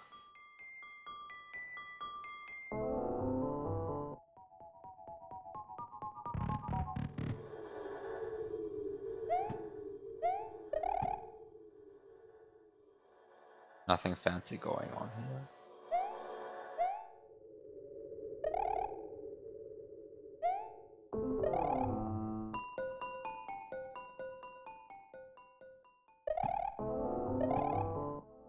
Can I die before the timer kills me?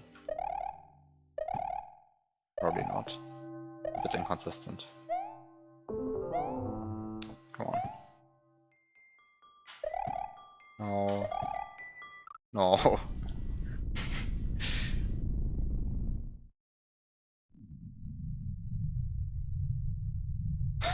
And this one just tells me that dreams are very fragile things. Is there any funny pattern hidden in the dirt here? Perhaps, but I don't see it.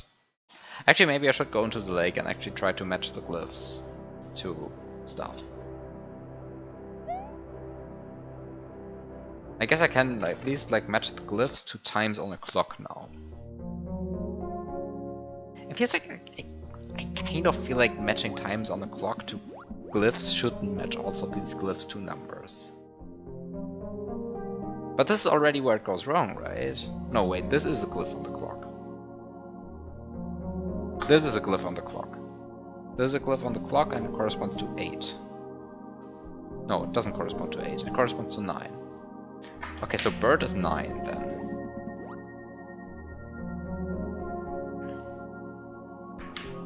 Let me just write this down.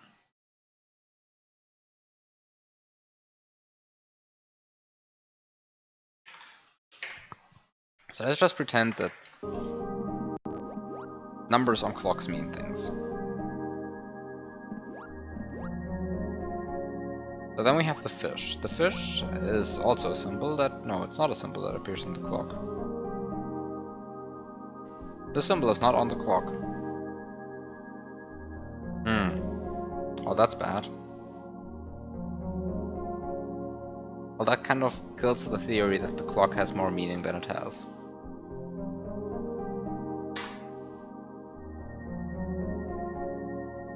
The symbol was not on the clock. And actually I have no information about the symbol. I guess that I can interpret it as a number. I guess that's what I can make up from the fish. Because ultimately I need a number, right? I need something to tell me how many times I should hit the multi-coin block. So what is this? This is a turtle, I guess.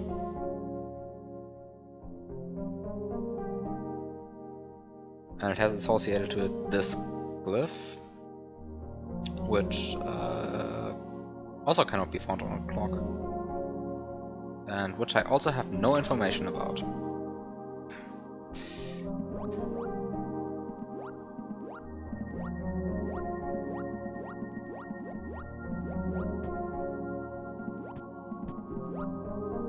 But actually, given how the symbols on the clock are arranged, it appears to me that there is actually a pattern to them. Because the first 4 are just the glyphs without anything, the next 5 are just horizontal line and then a smaller glyph below them, and the next ones are a vertical line and then a smaller glyph left to them. And I guess this means that I can interpret at least some of these glyphs. Which, I mean, if I think about it, then I guess means that the next ones should be like...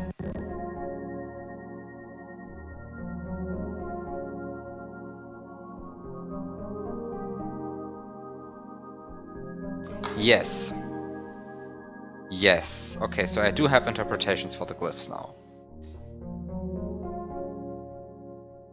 Hi Shao. Thank you for the luck. So we have the snake now. The snake has the symbol which looks like a 4, but really I shouldn't be interpreting as a 4. I should be interpreting as a vertical line and then a smaller glyph next to it.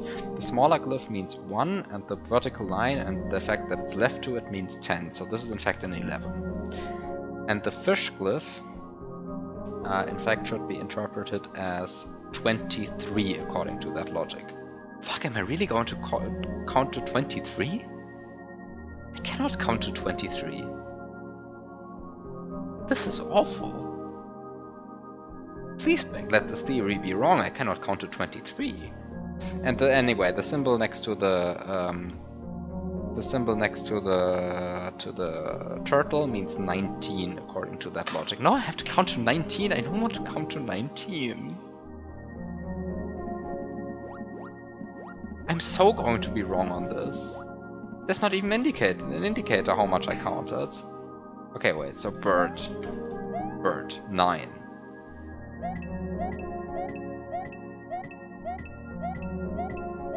So I counted to 9. Snake, 11.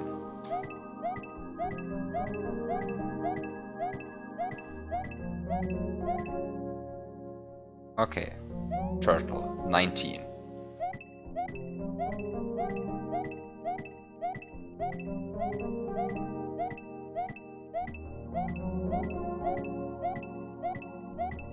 And then this one, 23.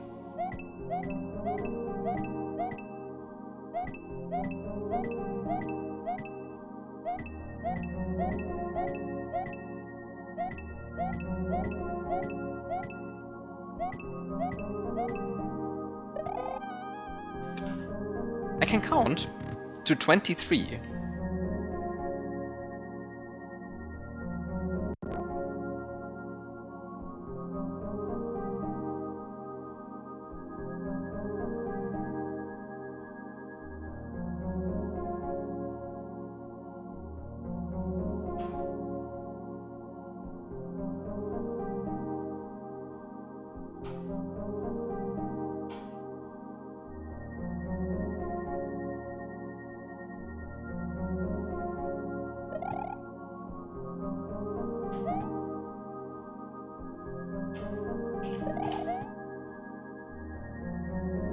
Oh no.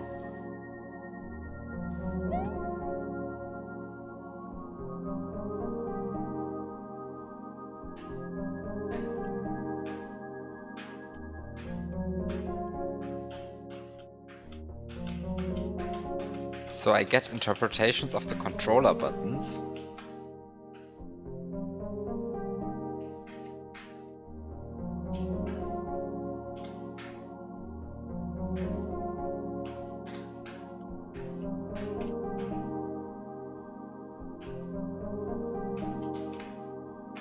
Okay, I get interpretations of the controller buttons. Okay, wait, I need to somehow pull all of this down. So we have they have the small glyphs, which are just nothing. And they correspond to 0, which is just the dot, 1, which is the top right, which is the symbol you see on screen right now. And then as you go along, they become 2, 3, 4. So this is 1, 2, 3, 4. Right? So this is how these go. 0, 1, 2, 3, 4. And then we have the horizontal line and something below them. This is +5, and then we have the vertical line and something to the left of it, which is +10, and then we have the horizontal line and something above it, which is +15, and then we have the vertical line and something to the right of it, which is +20. And this gives me a way to write every number from 0 to 24, which also, I guess, sort of can be interpreted as a way of giving me letters. Not sure about that yet. And then I can also produce these symbols by pressing buttons on my controller. And this is A. No, this is not A. This button is called Y. Y, X, A, B. B, A, X, Y. B, A, X, Y. B, A, X, Y. So it is X, X, A, B, Y, really. So this is X, A, B, Y. X, A, B, Y. And I can also combine them, I guess. Okay, so I can also do this. So this is pressing up first, then right. This is pressing. Okay, so I guess if I want to make this some shape, then I do. And then I do. No, this is bad. You always have to press 2 directions clockwise. This is not clockwise. What I just did was counterclockwise. Guess you don't have to be fast.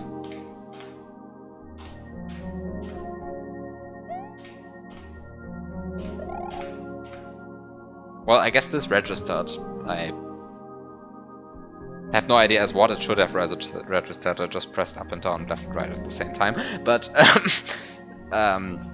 okay, so now I can actually interpret. Now I can properly interpret the dance or the alternate method of travel that dead trees will offer.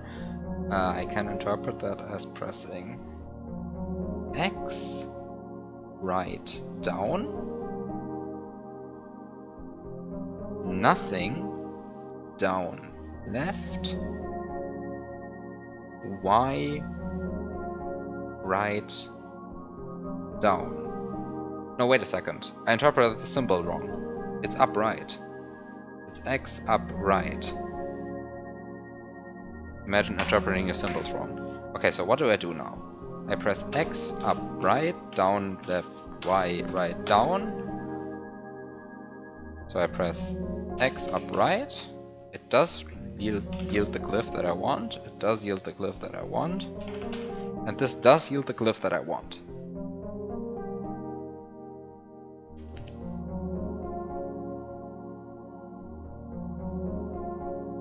Yes, this does yield the glyph that I want. So now I just have to do this dance with dead trees. Also, the eyes of the birds are now shining. The eyes of the animals are now shining. Okay, anyway. I really don't want to do this again. This is the bottom of the map. Don't die here. So let's just go to the left, because I saw some blocks which seem to be related to that button. Over here. What did this guy say? Ah yeah, okay. So this is a door with a 3 on it.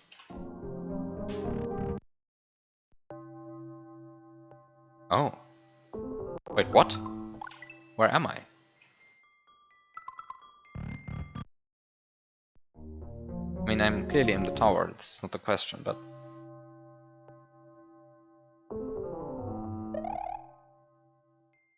Oh. Ah, one-way blocks.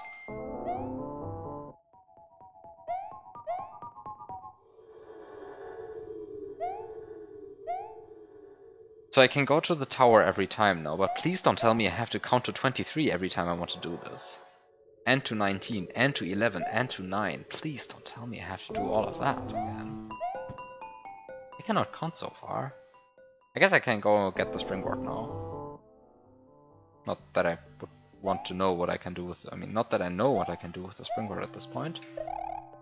Like, I've been to every point where I can use springboard right now, but... I mean, I can get the springboard down here. So I might as well do it. I sure hope I remember the layout of this level correctly. When I fall down here, Oh, I don't get the springboard. I do not get the springboard, I just fall down here. But that's pretty useless, right? I mean, it gives me an easier route for the jumping thing, but that's about it. So I still haven't figured out what that means that this one dirt formation looks different than the other ones, but... whatever. So I cannot actually do anything. Oh, it resets anyway. When I go and do the pipe puzzle now, it resets anyway. Oh, but what I can do now is I can now go to the lake and I can warp to the ghost house and then to the clock puzzle and then get the P-switch and then use the P-switch. Yeah.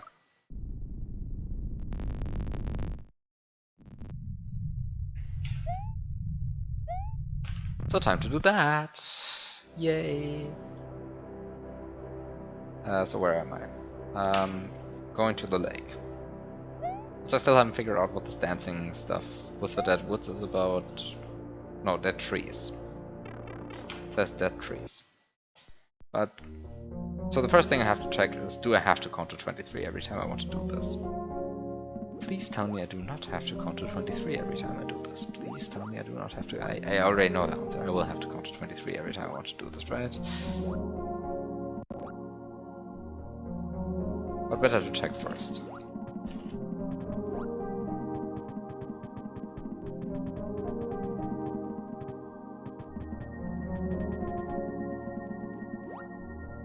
Why did I even ask?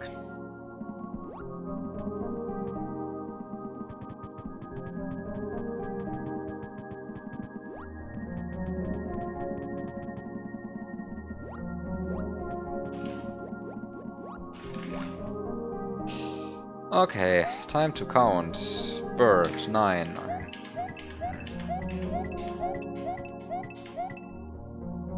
Snake, 11.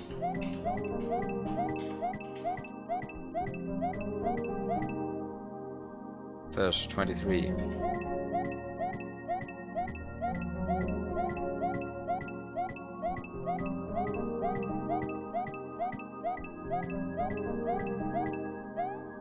Better than entering the tower from the front door, agreed.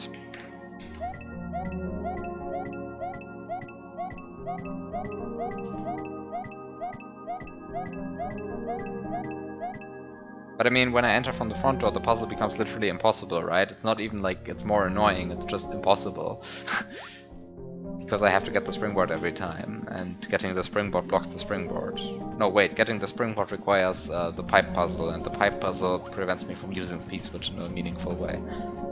So, it's not like I have a choice. I have to count to 23. Okay. So this is this. So counting to 23, successfully done. Then I do... what do I do? 8, 11, 2, 7. So 8 is...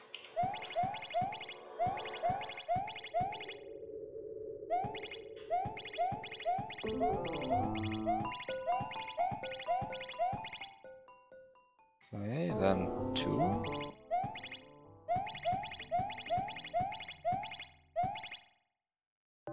Wait, did I...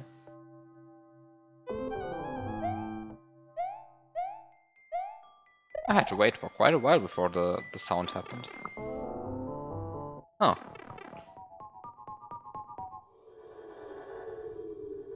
Last time it felt like instant.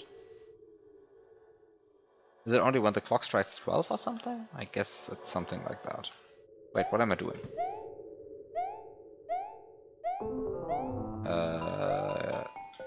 No? Hello? Thank you. I guess I can put it in the item box. That's perhaps slightly more convenient. Oh no, now I have to do the jumping puzzle in reverse. I don't like this.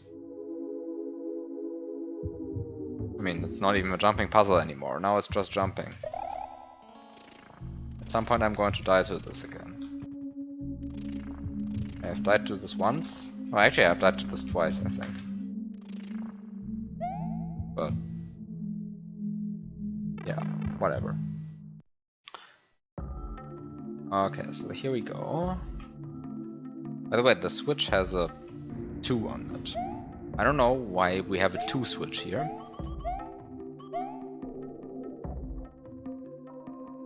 But we have a 2 switch here.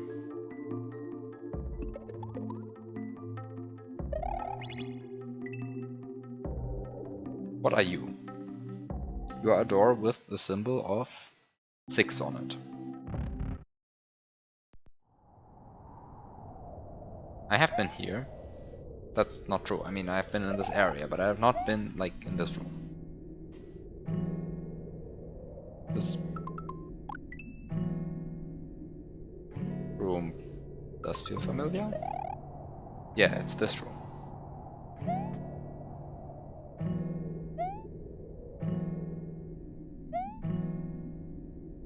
But I can't get the springboard. Because if I get the springboard, then I can't use that door anymore. At least not the usual ways of getting the springboard, because the usual ways of getting the springboard require me to solve the pipe puzzle first. And if I solve the pipe puzzle, then I can't use this anymore. So this is not a way to enter this room with a springboard in hand. But if this is not a way of entering this room with a springboard in hand, and if I cannot climb this rope, which I cannot seem to do, why can't I climb this rope, by the way? I can climb ropes in other places. Ugh. But,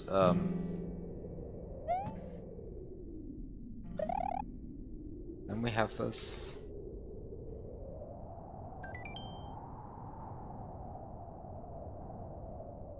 This Monty Ball, where I have no idea what he's talking about.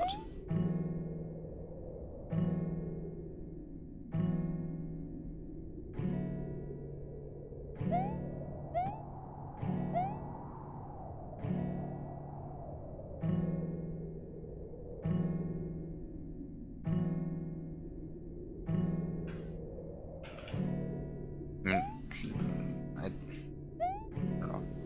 Alternate method of travel dead trees will offer. I do not think ropes count as dead trees.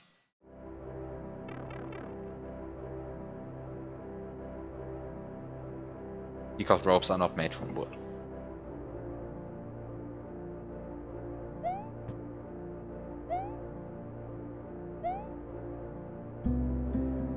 I mean, if I want to see dead trees, my best bet is probably to visit the forest.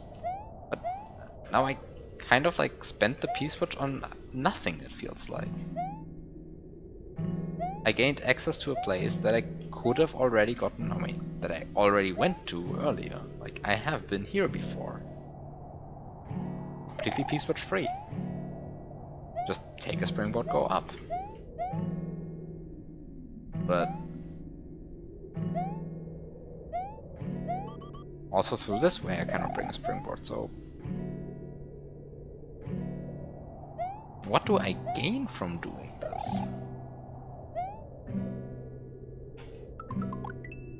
Because like I'm not seeing how what I'm doing has given me anything. So why would I ever want to go up there? Ah, because the map is lying again, I guess. The map is lying again. There's more above the map. I see, I see.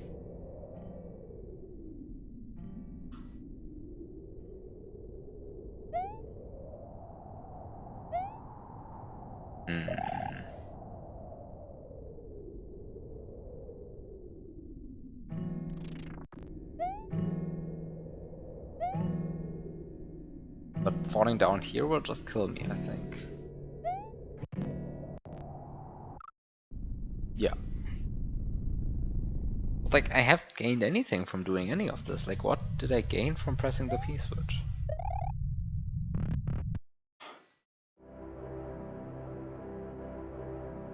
By the way, what do these symbols say?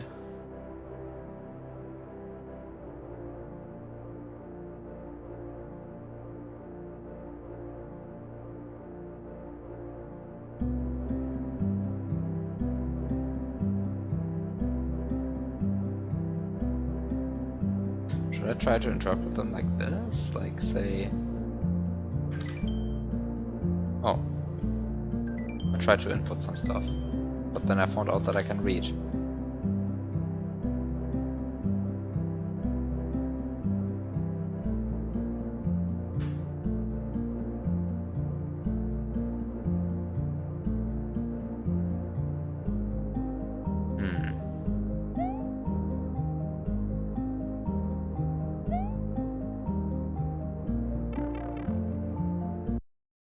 The symbol is 5.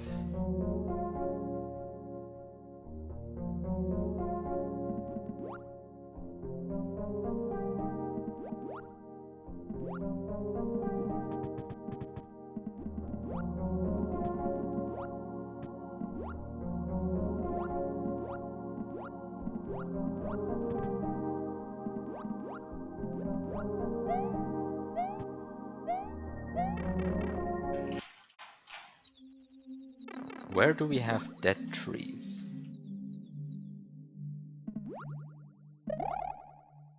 And I feel like in the forest there must be some dead trees somewhere, right? So... Are these trees dead? I mean, they don't have a lot of branches, but does it mean they're dead? I don't know, only one way to find out, I guess.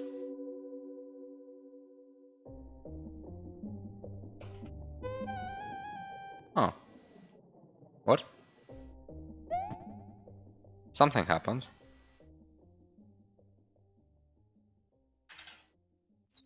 Unfortunately, I was looking at my notes when it happened. And now I can't trigger it again?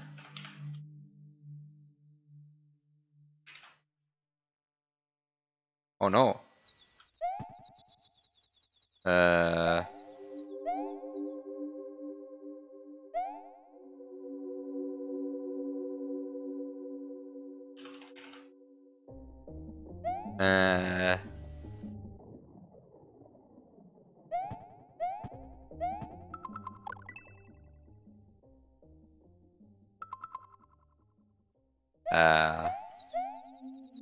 I got the sound.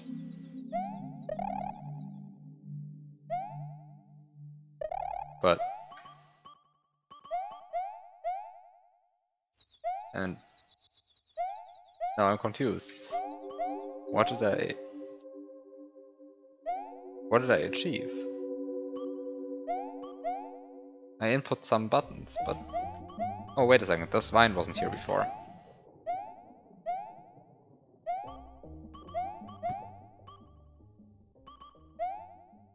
This vine was not here before.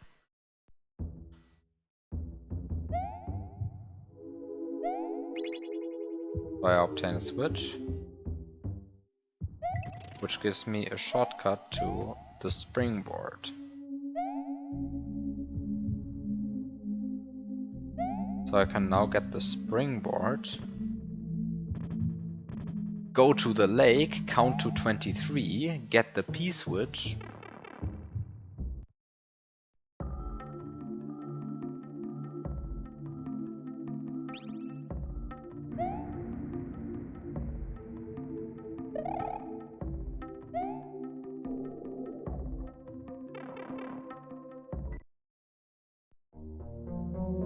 Okay, so now it's time to count to 23 again. Oh no. This game is really a game about counting, right? It's my favorite learning counting game.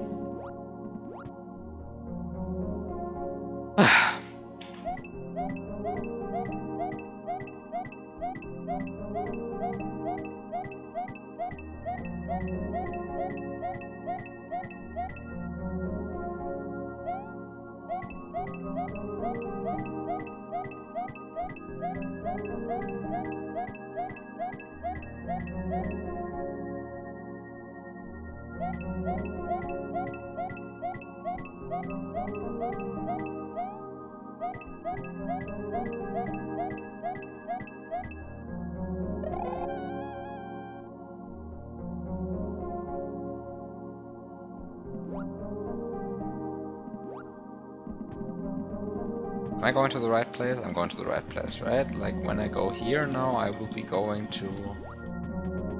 Yeah, I'm going to the tower then, and in the tower I can...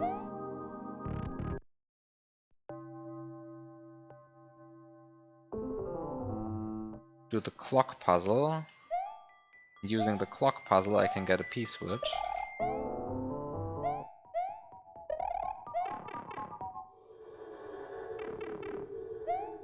Ah, clock puzzle.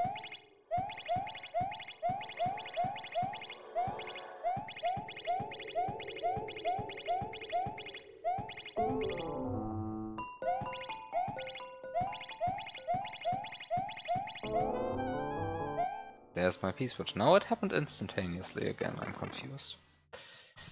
Okay, so I get my P-switch, and then using my P-switch I can go down here, enter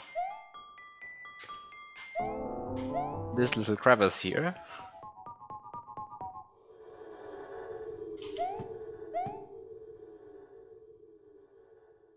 Drop down through the ledge, enter the pipe. Reach this place again.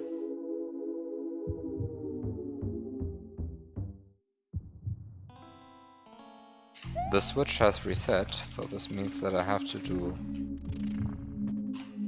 this little jumping thing again. Where despite there being lots of one-tile gaps, I cannot just run over it because there's a two-tile gap in the middle. And now I can go to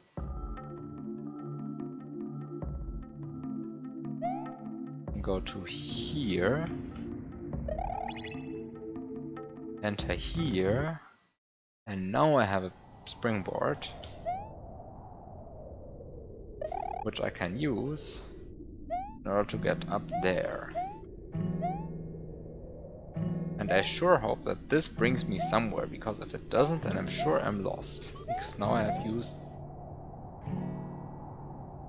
all of the information I have, I feel like.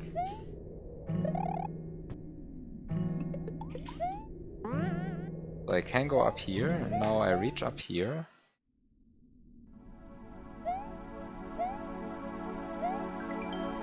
The glyph of origin. Show me their meaning.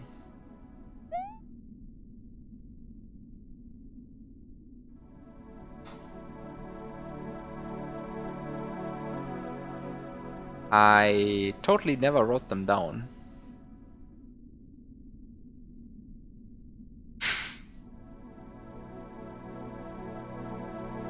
Oh, also, okay. There's... So I guess I have to do all of this again. But also there's one piece of information that I haven't considered. Which is that the glyphs of origin, they're arranged in a hexagonal pattern.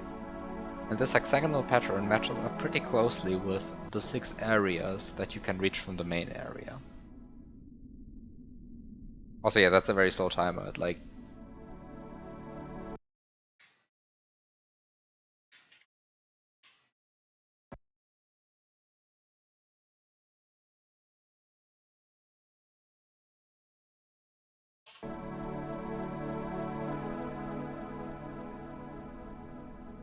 it is 8 times as slow as it suggests. But anyway, so the 6 glyphs of origin, they do match up with the 6 areas, and the 6 areas are numbered 1 to 6. And the point is I have the 6 glyphs of origin in an unknown order, and I have to perform them here in an unknown order. However, since I do know the numbers, I guess I can just match the numbers to the glyphs and then do the glyphs in the order, because I do have the glyphs matched to button combinations as well.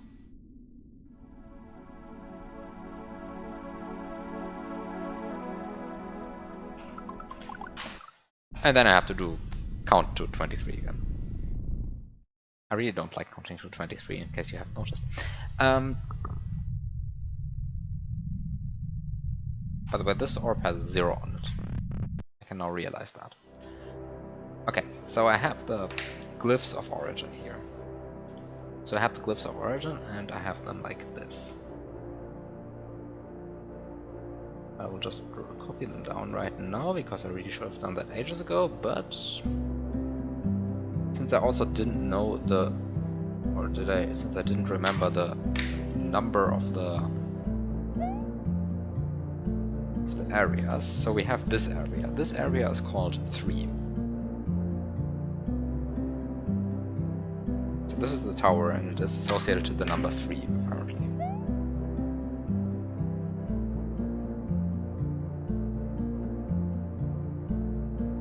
Over here we have the underground area, Caldera, which associated to it has the number 4.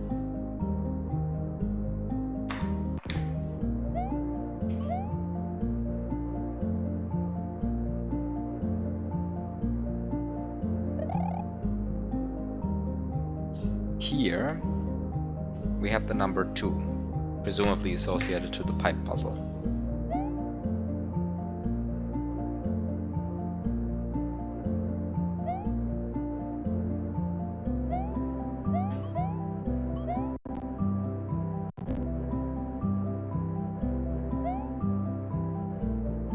Over here we have the lake. The lake associated to it has the number 5.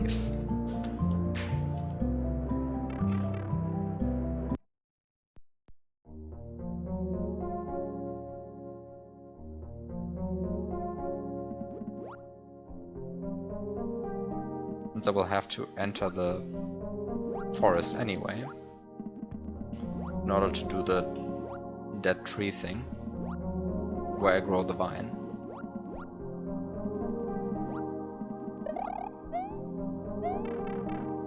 I will have to enter the forest. Unfortunately, the entrance of the forest here doesn't tell me the number of the forest.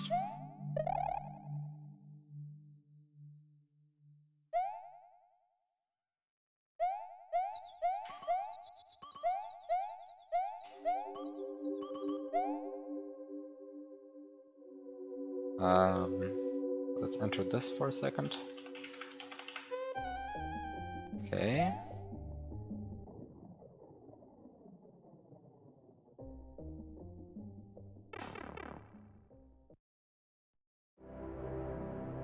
And here we have the number 1 associated to the forest. So assuming that I did the correspondence between areas and glyphs of origin correctly, which I presume, because I mean it's not like there's much choice to do there. I mean, as long as you think that the locations of the glyphs of origins roughly match up the locations. This one has the number 1 on it, and it will bring me to here, which has the number... Wait, no, it had the number 4 on it, and it brought me to number 4. Makes sense. And this one has the number 1 on it and brings me to the forest, yes. All of this makes perfect sense.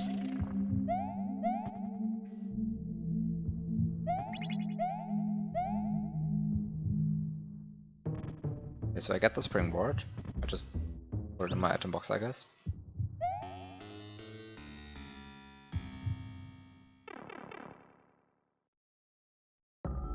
And now I go count to 23.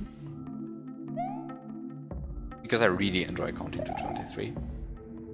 Which is why I have to do it for like the 4th time now. Because it's just so much fun counting to 23.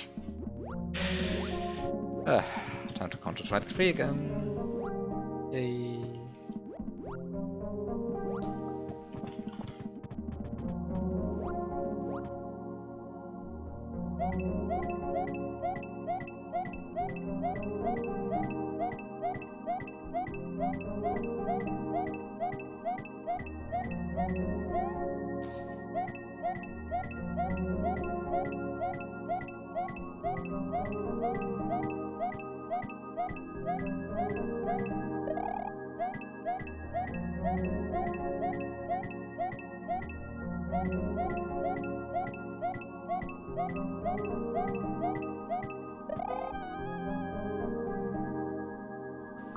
However, the La Mulana noise never gets old.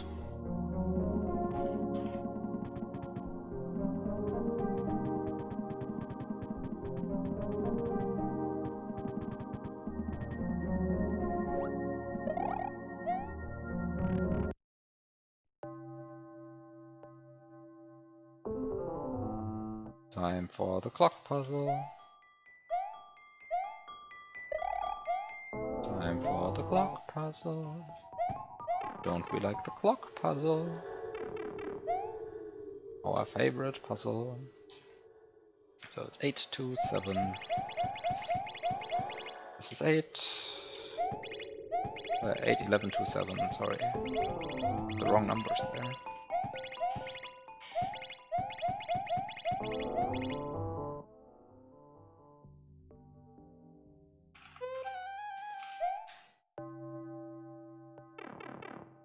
The noise really doesn't get old. Beautiful.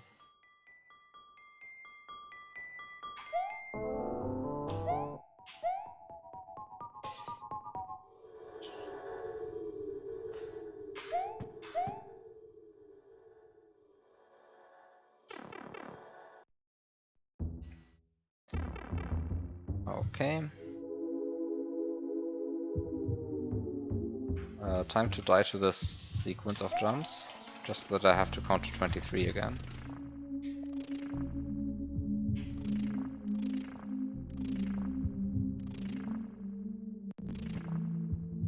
Just that I have to count to 23 again. Okay, I didn't mess up, so I don't have to count to 23 again, I suppose. Except that I probably will have to at some point, because I messed something up here. But this symbol is indeed the symbol that I have associated with 6 for the door that I just entered, so I guess this is the 6th area. So just jump up there, and then jump up here, and then jump up here, and jump up here, and jump up here. Go and go and go.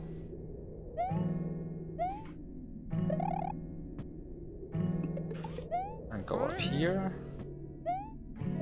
And perform the glyphs of origin. Okay, but for that I will have to decipher them again. So it is Y, B, A. I'm going to do the directions last because directions are complicated.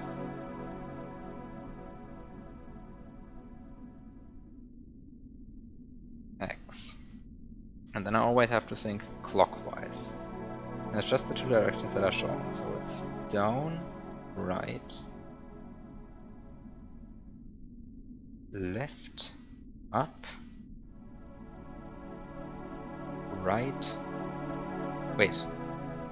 I said down, right. Am I stupid? It's clearly upright. Like, having problems with up and down is also amazing. Like, I know people who have troubles with left and right, but like people who have trouble with up and down, that's pretty epic. Must be me. Cannot distinguish up and down. So horrible.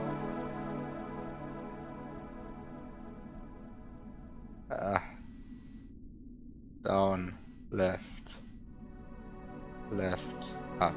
Okay, do I have... I should have lots of up. Should have up 4 times. I should have down 3 times. No, 2 times. Okay, so I should just input this now. Y up right, B left up, A right down, A up right, Y down left, X left up.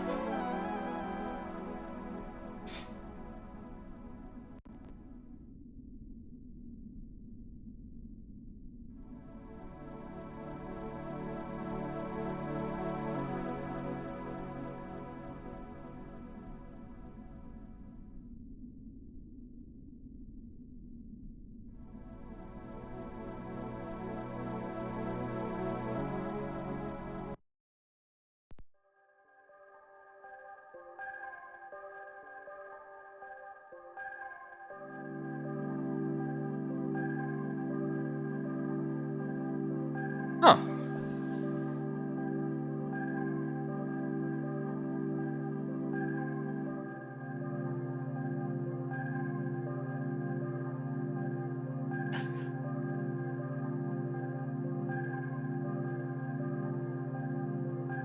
I kind of didn't expect to reach credits today. Inspirations: La Mulana, Totally C, Outer Wilds, I guess C as well. Ram Riven I haven't played, Tunic, okay I can see. What was the last one? Ah, Void Stranger. I played Void Stranger for a bit, I couldn't get into it. Special thanks to people. See you in another dream.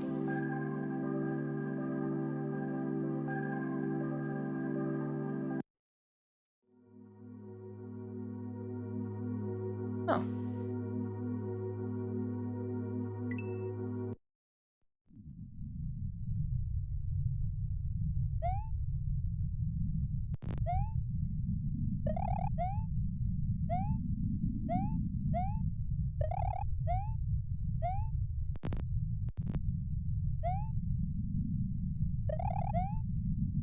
This was a nice hack.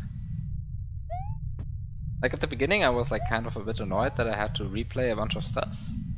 Like a certain counting to 23 puzzle that I had to do 4 times. No, but I kind of went into this thinking the hack would be longer. So I was like, yeah, this is going to get really annoying later down the line. But actually, I mean, given that the hack is not particularly super long. Oh, oh, there's more. Ha, I was like thinking, is there more? Yes, there's more. Credits always feel so final. But there's more. Great. And now there's no timer anymore.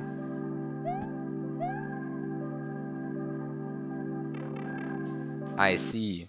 I only got 1 exit. I didn't check how many exits there are. How many exits is this?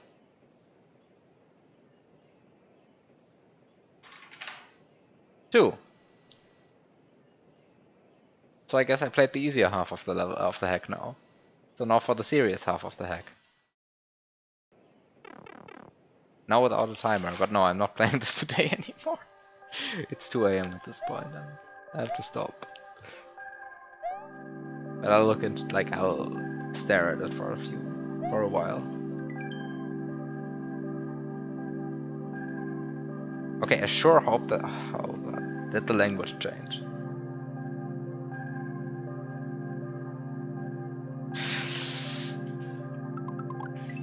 What actually changed? I mean, the map here at least didn't change.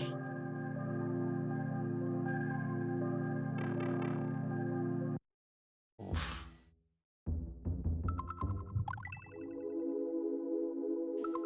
This doesn't seem to have changed. This still looks the same. This still looks the same. Now we have notes everywhere.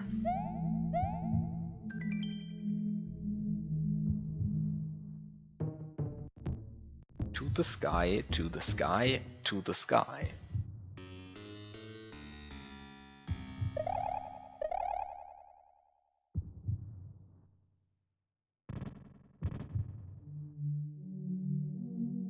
buttons have been pressed. The puzzles have been solved. Somebody solved the puzzles for me.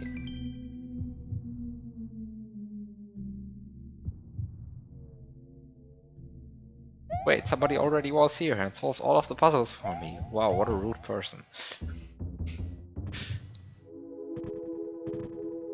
Okay, I see, so there's still a lot more hack to go, I see.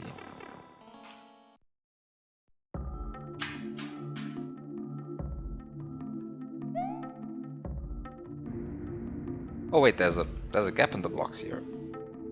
Somebody broke the block. Wow, extra rude.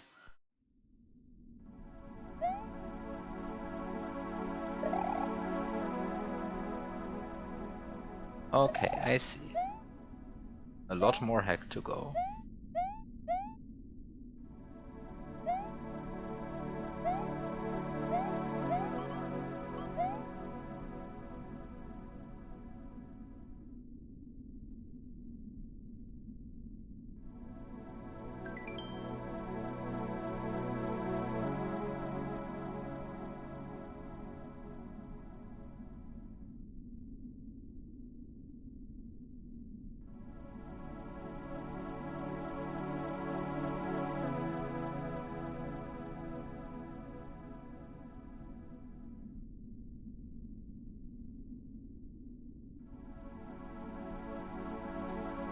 Okay, I see. Lots more hack to go. For another time. But good hack so far.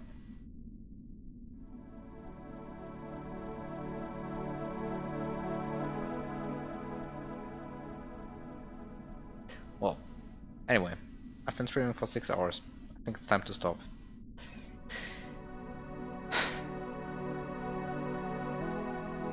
Have a good night. Thanks for watching. See you next week, I guess.